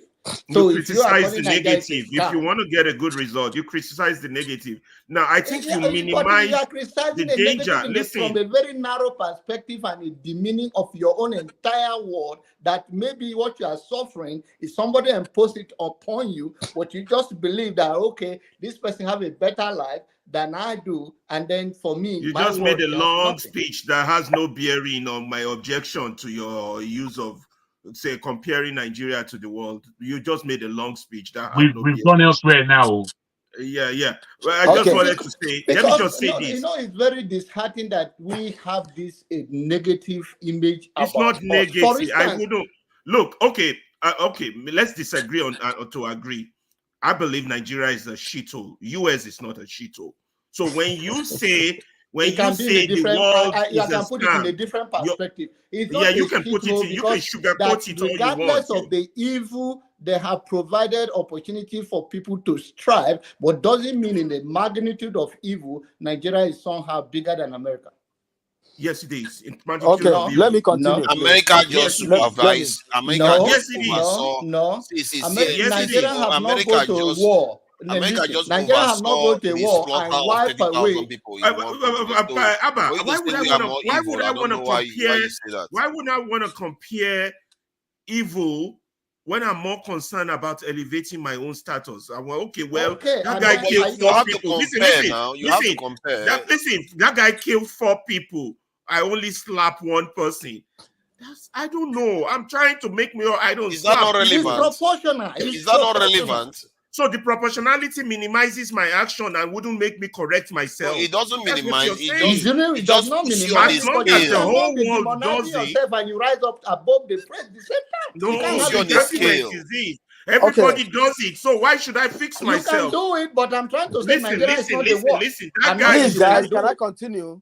Please. That guy is a rapist, and I just forced myself on a woman. So because the guy is a rapist, that just makes it right for me. You have this the way Hitler of is worse than that classifying rapist. in your You English agree to word that? that you make it look Please, can I finish? Can I finish? Can I finish? We are not comparing racist to Hitler. It's It all boils back to the definition of your name. Nigeria is scam. I cannot say America is a scam. Because I know when I pursue my dreams in America, I get to it. Try and pursue your dreams. Yes, it is it's actually. worse than a scam. This is a scam. Come on, Ferreira, man. Wake up. At the same equivalent rates, are you guys serious? It's much worse. It's much worse. It's got clever people like you imbibed in the whole American scam, me. Imagine. America's a scam. America is a country where 2 people own as much wealth as the bottom 50%. 2 people own as much wealth as the bottom 50%, and you think that there's no scamming involved in that? Now they work so hard. Yeah, can I continue, please? Nobody is attacking you, kidnapping you. You're here. You're not in Nigeria. Where there is poverty, those things will thrive. Any community, even in America, if there is poverty in that neighborhood, even in Chicago where you live, the poor neighborhood, you will see crime like that. Please, sir, can I continue, please? Yeah, please go ahead. I'll find another name for you. What is a scam? I will change it. It's okay. I will change it. Let me help you. I can help you change it. No, I will change it. Don't worry. But you I could have helped you change it now. But I will change it. You have just told an untruth. You will say you will change it. I said, let me help you. Say no. But in other words, you never meant to change it. No, don't worry, I will. Okay, go ahead. Go ahead. Oh, you are frozen now. You see, I harassed you till you froze. You don't chop I harassed you till you froze. Yeah, go ahead. Okay. So I was telling Jagun about belief and knowledge, right? When Columbus came to United States, this geographical location, it wasn't United States as a then, Yes. He met the, Red Indies, right? So he told them that if they don't give him what he need, like food and everything, that he's gonna turn off the moon, because he has the knowledge that eclipse is coming. That is knowledge, right? So that is knowledge, right? The Red Indies right here, they did not know because they had no knowledge, but they believed in God and every other thing they were doing, But because Columbus knew about eclipse, that is knowledge, they didn't want to tell him, they didn't want to give him what he requested for. Man, please put your camera on. Hold on. Yeah. Nigeria is a scam, man. Hold on, please. See, I'm getting, I'm impressed by Nigerians sometimes, because Nigeria is a scam is a guy that when he comes here, he think he's one of those people that just come and talk crazy. But this guy is he's a bit clever, because the point he made just now is very quite valid. You see, Yes, he but actually made it's a only cogent point valid. It's only based valid. on knowledge. Well, No, but hold what on. he's Knowledge saying is, defeated I, knowledge I wanted defeated him to belief land. there. I wanted him Knowledge, to land before I came back at him, because I'm yeah. ready for him. I'm Okay. ready for him. Okay, Yes. no problem, No, Jackie. but let me No make problem. this clear. Knowledge, No in the problem. context he explained it, actually So defeated belief. yeah, Well, so let me when I say what I've got to say, you're coming again. Hopefully. okay, so okay. all right. Hold on. I'm here. So because Columbus has the knowledge that eclipse was coming, he deceived the Red Indies, right? When eclipse was coming, they became afraid. They said, "Oh, okay, you come, take whatever you want to take," right? If he had no knowledge about eclipse, he wouldn't deceive them. So your argument is granted. knowledge comes before belief. No. Let me put it to you now. I've heard what you said, and I actually know the story, the particular story that you speak about. I would, what we as human beings, whether we know it or not, what we crave for in this world is justice, almost above everything.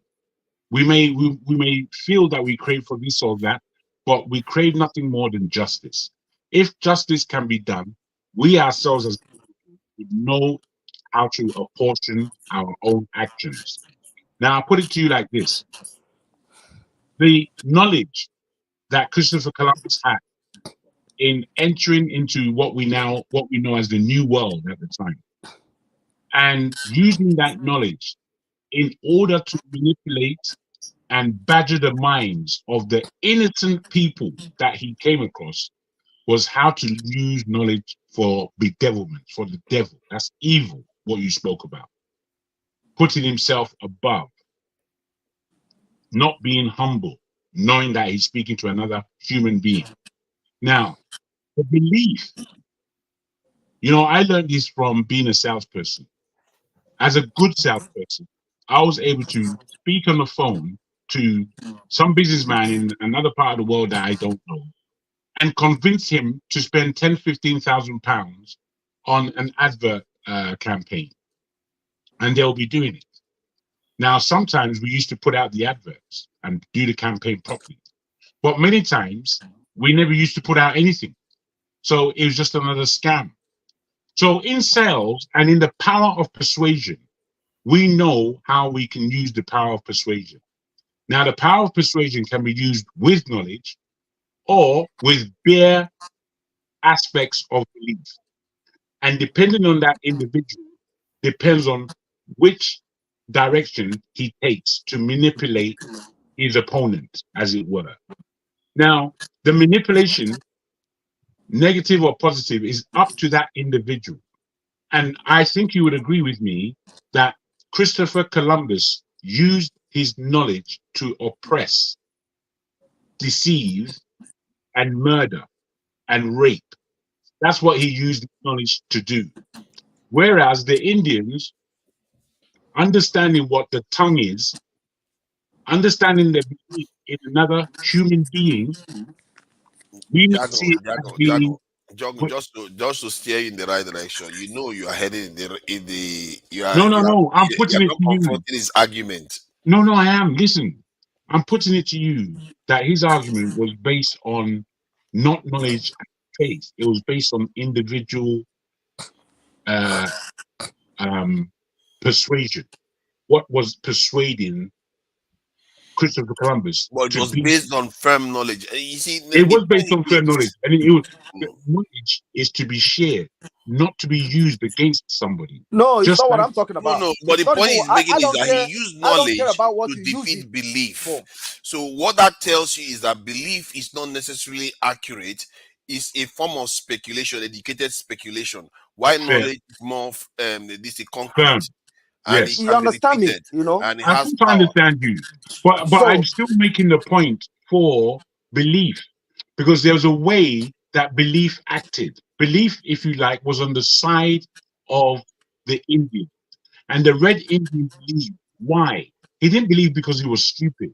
He may have been a little bit naive, but he wasn't stupid. He believed because another human being was telling him something. The power of the tongue and what you say with it is immense. It's immense. Lying is one of the worst things on this planet. And manipulating a man's mind is second to that. And I'm putting to you that his knowledge persuaded him to lie, steal, and cheat. That's what his knowledge did. Whether he was accurate or not. Mr. Jagun, please understand me, okay? And on the side of Columbus, he has the knowledge, right? On the side of the Red Indians, they believed what Columbus told them. That is why I told you that what comes first is knowledge. If Red Indians had the knowledge that eclipse was natural, that it must come, despite whatever Columbus tell them or not, it must still come. They will never surrender to Columbus. Well, it's again, knowledge is based on what you know. So, you know, wait, just wait. The Red Indians didn't know about eclipse. No, they don't. No, they don't. No, they didn't. Past tense. Yeah, they didn't. Yeah, you're right. So therefore, what they did know assisted the Americans to be what it is today, because all their knowledge based on the land, based on farming, based on how to feed yourself upon that land was given to the European settlers by the Indians. So that's what they knew. Well, you notice that you said all their knowledge, not all their beliefs. Yes, I said knowledge for a reason. So because is it not settled now that knowledge and belief have different functions? I think they happen at different times.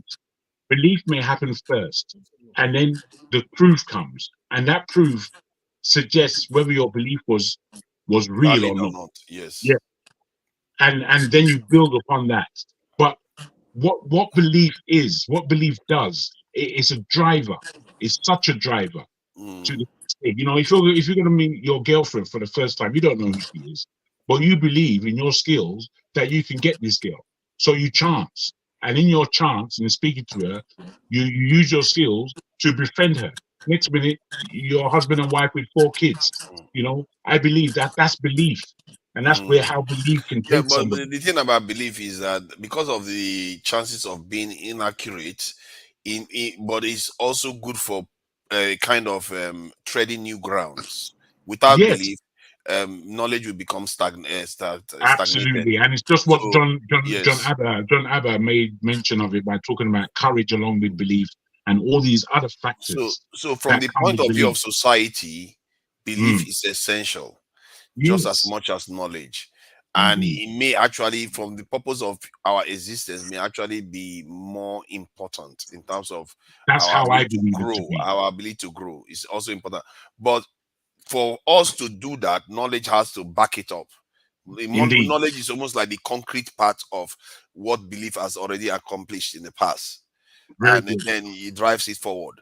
So, you see that they are all essential to our survival. I'm just always saying, as I said, that it is always before knowledge. It's always stronger than knowledge in terms of what it actually does. It's ahead. Yeah, it's a driver. Belief always comes first before knowledge. That's right. But when you use belief to challenge knowledge, generally most of the time belief fails because it's not designed for that purpose. It's designed to tread new grounds. Most of the time it is wrong. I think it's because of the way we as human beings take each. You know, it wasn't necessary for science and faith and religion to be enemies, as it were, in the intellectual world. But they went through a good 100, 150, 200 years of being enmity to each other. It's today that we find that a lot of the scientists are men of faith, Christians or Muslims. But before, there was 15 years where if you're a scientist, you just wasn't, you had no belief in I think it was because religion was very hostile to science. And I think both of them had their chance. When you look at the story of Galileo and some of this stuff, what happened was that they felt like religion was being biased because when they tell people this is the belief you should have, and science comes out with its concrete knowledge and say this is not it, it undermines that belief, and that belief is also tied to politics to an extent. So they become And power, hostile yeah. to science. They Yes, become sir. hostile to science. So they had to separate science from religion.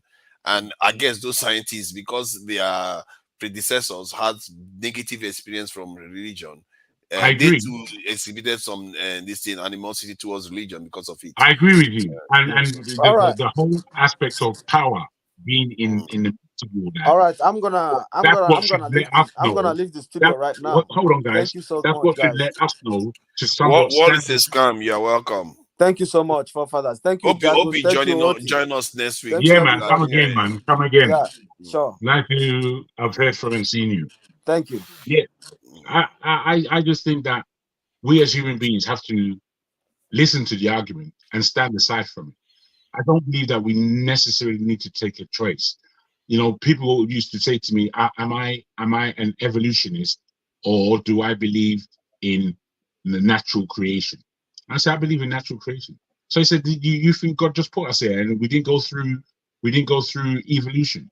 I said, that evolution story doesn't add up, because you know the elements between each evolutionary stage, there is no skeletal evidence to mark 100 years, 1,000 years. There's no skeletal evidence. They've just found things that seem like it could make sense. So I put it to them like that. And they feel that now I don't believe in science, or I don't have any respect for what science does. And I said, no, I don't have that complexity. You know, I stand away from it, and I can see both of them for can't what they are. both be the same thing? Because in my mind, They are the same, bro.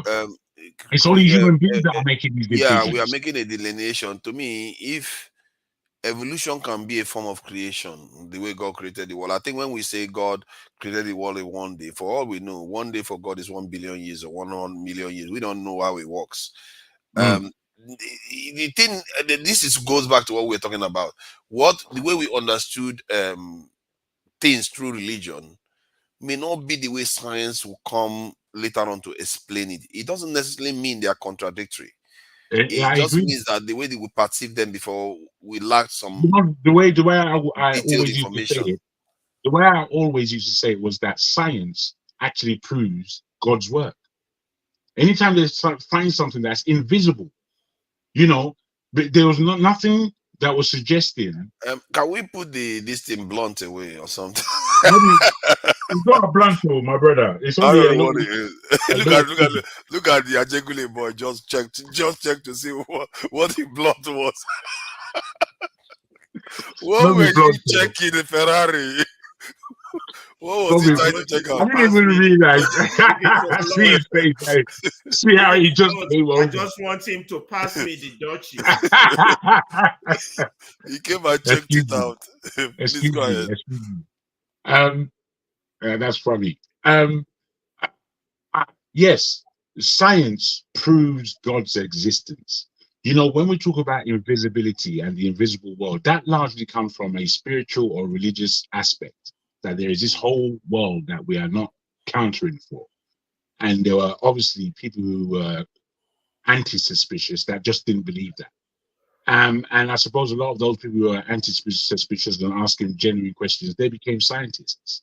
And the scientists now started proving that there is an invisible world out there that only you can see through microscopic eyes, only you can see through telegraphic eyes. There are so many different levels to this level of invisibility. So I believe they coexist. No two ways about it. No two ways, no confusion. Do you know what I mean? And I think as a culture, from the point of view of our culture, we need to return to, and I think there was a time we were quite curious. That's why we survived. We should return to that curiosity to understand nature for in all its forms, because it's a form of science. That's what science is. Yes, to truly understand nature, and I almost think that I've said it before, that it's almost like a divine mandate or instruction that we study these things, because that is, in a way, even in the Bible where they say they created Adam and Eve, is to oversee the world, and to oversee it, you need to understand it and name it and all the.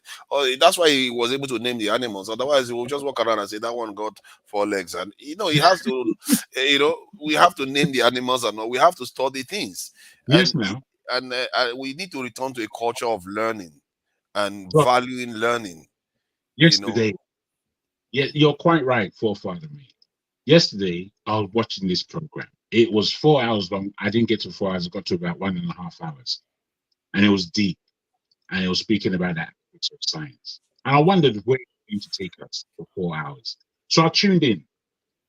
There was a part after they had given us the breakdown of how they were going to speak about science, and they started on planet Earth and started to go out and out. And in them going out and out, they were looking at the speed of light. And they were looking at, they made a spaceship and showed us how the spaceship traveled. And then within this circle that was around the Earth, it was our galaxy, and our galaxy was X amount of million miles in its circumference. And then they went outside and they said that this is true space. And they said that you even if a spaceship was going at this velocity, doubling up each time and getting faster and faster, it goes out of our Milky Way solar system. Yes, into greater solar systems. And they were speaking about how many solar systems are contained in each circle. And then they broke out of that next circle, and they were saying how fast they were flying past Saturn, Jupiter, and Uranus, and how fast it was really strange. And then they said, if you come out of this circle, it doesn't matter how fast you try to get back, you're gone forever. The world is expanding at such a faster space. rate, space is faster than the speed of light. But when you look at that broke your mind there. Like, no, just when you look at the aspect of what we are dealing with. The scale is out of control. There's no way there's not a creator. Just no way. You can't. You were going into volumes or going out of volumes where the sky was red, pink, and blue, where it was yellow, and they were talking about what this was. They're hand in hand. The magnificence of what. Yeah, man. Crazy when you describe some of those barriers when you leave some, like in the case of solar system or the galaxy. One interesting thing, I think that Voyager spacecraft that they send, or satellite that they sent into space to travel through the solar system, and he actually, I think he's about to leave the solar system. One thing I noticed was that when he got to the bordering area of the solar system, he encountered a kind of barrier, really. A barrier of very high temperature, and the forcing, the way it traveled through that area, it was almost as if it's like a kind of like the atmosphere, like the way we have a barrier before you go into space too. So, and what that reminded me of is how everything seems to repeat itself. Like the world, the earth is a globe, and you have to break out of the gravity to go full into space.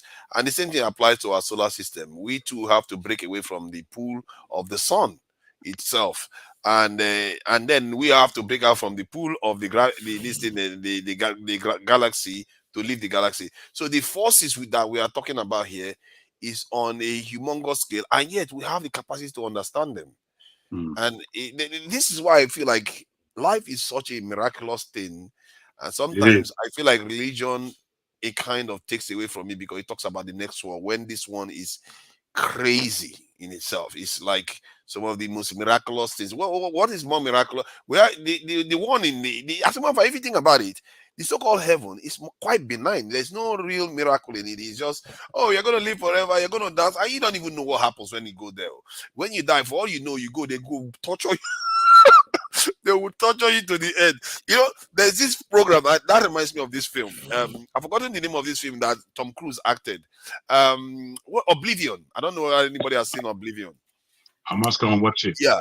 Is it good? Because I'm looking for a good movie. Yeah, the concept is very interesting, because the concept is that these people are they find themselves in this world. Their job is to protect certain areas and get water and send it to space. And after they finish their routine, they go and join their fellow comrades in space, because they were escaping the Earth to go and return back to base, and everybody, happier ever after.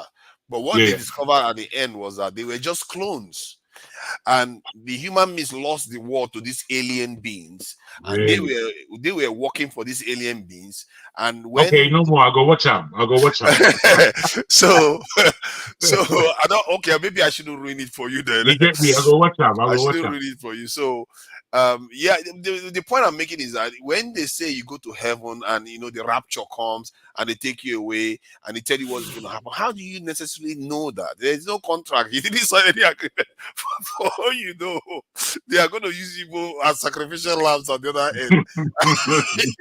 You don't have a clue.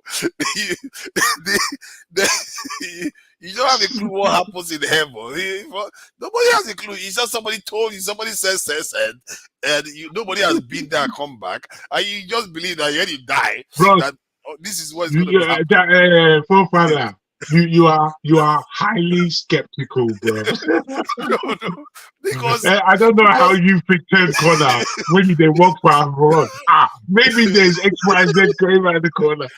Bro, I hate you. I hate you. Something here. Are you going to believe in something that you didn't decide? No. I hate you. See, those things don't necessarily bother me. I mean, I know when we come across the news that it is sometimes very alarming. But I think what's more important is one's general behavior to another human being. And I feel that the greatest thing that we can do on this planet is relate. If we can relate to other human beings, we've done something. It's getting more and more difficult to relate. It's difficult for men to relate to women in these days. It wasn't as difficult as it when I was growing. Yeah, that's within my lifetime, I've seen the problems that the young boys are having with women, with their girls, and it's like, man, this is a madness, and there is something put against. We're rivaling each other. It's the individualism. They are promoting too it much is of that. individualism. It is that. It rates a big part of it, because we believe that we're more important than we are, and with that kind of individualistic attitude, like we are more important than the whole. And instead of us to encourage us to behave as our brothers keepers and taking others into account and all the rest of it, we want to put ourselves above the whole, and hence you have this separation of people and more discord. And I think as a matter of fact, people are less happy because of it. People are less happy. You would think people would be happier because of it, but they're not. Let me tell you this: in the last 5 years, there are 3 people I have known who died in their flat in London alone. 1 girl and 2 men. They died alone. Their bodies weren't found for between 3 days for 1 or 2 of them to a month. They didn't. There was a girl in London some years ago. I'm telling you, that's how individualism. That's where it takes us, brother. It's tragic. It's tragic. That's bad. That's bad. To go away like that, nobody knows where you are. No one knows, bro. Yeah, I think there's something to be said for us being our brother's keeper. We need to consider other people. It's always been the best form of societies. When societies start doing that, they tend to manifest their best. And I must say, the Western society, they are very, very funny people, actually. They accomplish so much, and they by and large, they did did remain individualistic. And the reason why they got away with it by and large is because the technological gap they had against other people was so wide that they can get away with even being quite divisive amongst themselves and doing some of the things they are able to accomplish. But now they've gotten clever, and they've even gotten more clever. They are forming bigger groups and understanding that, okay, yeah, at the critical times we have to come together. But we as a people on the continent and the country, we haven't learned that at critical times, yeah, we can do our individualism, but at critical times we have to go as a group.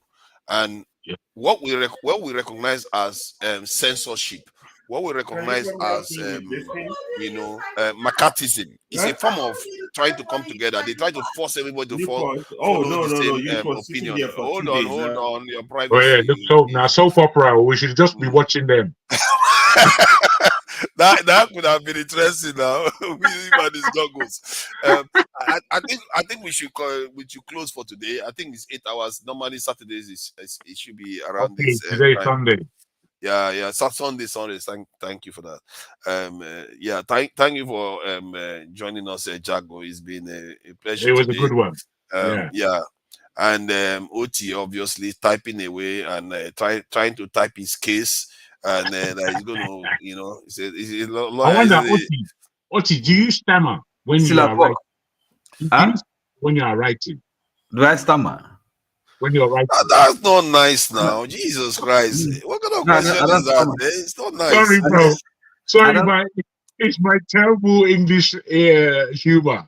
You know, I don't stammer. It's a kind of. I beg your pardon. I really beg your pardon. That's how I've always been speaking. I had it in my mouth for about 6 weeks. I never say but today, it just...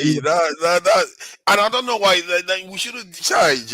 No. I tell you this. I take your condescension because on this platform, possibly apart from me, I think everybody actually accepts everybody to a largest degree, and I have to commend you all for that, because I feel that I know I can be silly at times. it's just for the sake of silliness, bro. They told me this story when I was young. They said early one morning in the middle of the night, 2 dumb boys got up to fight. Back to back, they faced each other, drew their swords, and shot each other. And that's the dumb story. So I come from that terrible sense of humor. So I beg. Yeah, it's a British thing. I get what you mean. At the moment you said it and you reference Britain, I know that's a British kind of humor. The British people, they do have their own fun way of this thing. They do. Be funny. They do have their own way. And it's just that in the context of Nigeria, sometimes Nigerians they use this type of stuff. I think somebody else did that last week, and I wasn't very happy about it. And I didn't want to raise it again because it just reinforces it, isn't it? And I just feel like one shouldn't necessarily be raising somebody, because sometimes some people you're right, man. Other people are easygoing about it. Some people might be sensitive about it, and it's not always. Before when I used to speak to Brother Oti, I didn't know that he had a stammer, and I used to get rather irate. So we would argue, and then there was a time that I listened to him for the whole time, and I understood that there was a speech difficulty that he had. But then I listened to everything he had to say, and truly, as a lawyer, he came across, and for everything he said that was so pointed, I enjoyed it. Sometimes I speak quickly. And I speak quickly because I want a quick response, and I need back and forth. But for those who speak at a slower rate than I have to practice listening. So I listen to. Actually, I mean, when I speak fast, that's when I'm fluent. I really speak fast. Is what I mean. If I speak normal rate. Don't mind him. It's very, very troublesome, though. You are very troublesome. The moment he comes, like, shut up. Yeah, I'm talking to you. You're talking nonsense. Let me talk. That's what you do to people all the time. You're talking nonsense. I'm gonna talk. Let me talk. You're talking nonsense. What you're thinking doesn't make sense. That's what he says a lot. What you're saying doesn't make sense. So he does give people a lot of trouble too. Sometimes he deserves to get it back too. So it's all good. So Loco is not there. He's probably there, or he has a way of doing this. He just show up just to mock me that I'm saying he's not there. And Oti, thank you for joining us. Good night. Alaba, thank you for joining us. We really Alaba, next time, Alaba. Next time, week. you bring the camera, You too. You and too. I want to follow you in the house, and I want to see the argument between you and your wife. At least I know someone is beating you up there. Always, you It's getting victory passionate every today so now. often. Don't mind him. So, Ferrari, thank you for joining us, and I really appreciate your time. And this discussion, I find them enriching. Actually, I think Jagun pushed us with the idea of belief, and he got me to truly appreciate the differences between belief and knowledge and all those things. This is why it's good to have all this conversation. You tend to, get more further insights into how these things fit together. You see, so it's actually, and I hope the viewers also get that, because some of all these conversations, it goes on to inform the way you perceive reality, how things truly fit together. Yes, indeed. So I really do appreciate that, and let me thank the people on the chat for joining us and being patient and listening. Can do, I see you there. A Black Beauty, thank you for the donation, and she was thanking all the brothers Black in the Beauty. conversation, and I really do. And Bumi was here yesterday. The women, they are becoming a bit scarce. I don't know, maybe it's the season. Christmas is over. I don't know why, but we will find out why they've not been coming on lately. Maybe towards election they show up a bit more. A Black Beauty, thank you for coming in. Soji, you are also in the chat. And Jago, that's you. Thank you for coming in. We appreciate you. And Kelechi Ndoka, thank you for joining us, Ndoka. I think I've had that name a lot when I was in PH. Reabua, I see you there. Thank you for joining us, Reabua. All Na Politics. As always, I see you there. You should be doing some streams, All Na Politics. You do have a channel too. Thank you for joining us, All Na Politics. I think he's talking. Who else? Who are you talking about here? Who else? Let's see. McEnelly, I see you there. Thank you for joining us, McEnelly. But why? Thank you for joining us. But why? And that's the question name. Chimeze Bartholomew. Thank you for joining us, Chimeze Bartholomew. I see you there. I'm not sure I've seen that name before, actually. But why? Thank you for joining us again. I think I've said that before. Let's see. Who else is there? Uzo Chukwudi. Thank you for joining us. Steph. Steph. It's in the background watching us now. We didn't say anything that is going to get him cross so that it shows up. Like, stop building properties in the village. Yeah. You will see Steph show up here. How dare you come and tell us to stop building properties in the village? Steph, thank you for joining us, Steph. Let me see. Roland Gabriel, I see you there. Thank you for joining us, Roland Gabriel. We see you there. Mustafa Abdurasak. Thank you for joining us, Mustafa Abdurasak. That's a strong. That's double Muslim. That's not double ordinary Muslim. Muslim. Mustafa That's is a double Muslim. Oh yeah. Is it some? Do they? I don't know. The northern people. Did they give them their own northern names too? Do they have northern names? They've more or less done away with their original names, but there's still some. There's still some. Like Shetima now. That's Sheshima is not. It's not Islamic. That's interesting. It would be nice to actually capture some of those traditional. They have great names in Hausa. When they get to Dan is son of, like Olu.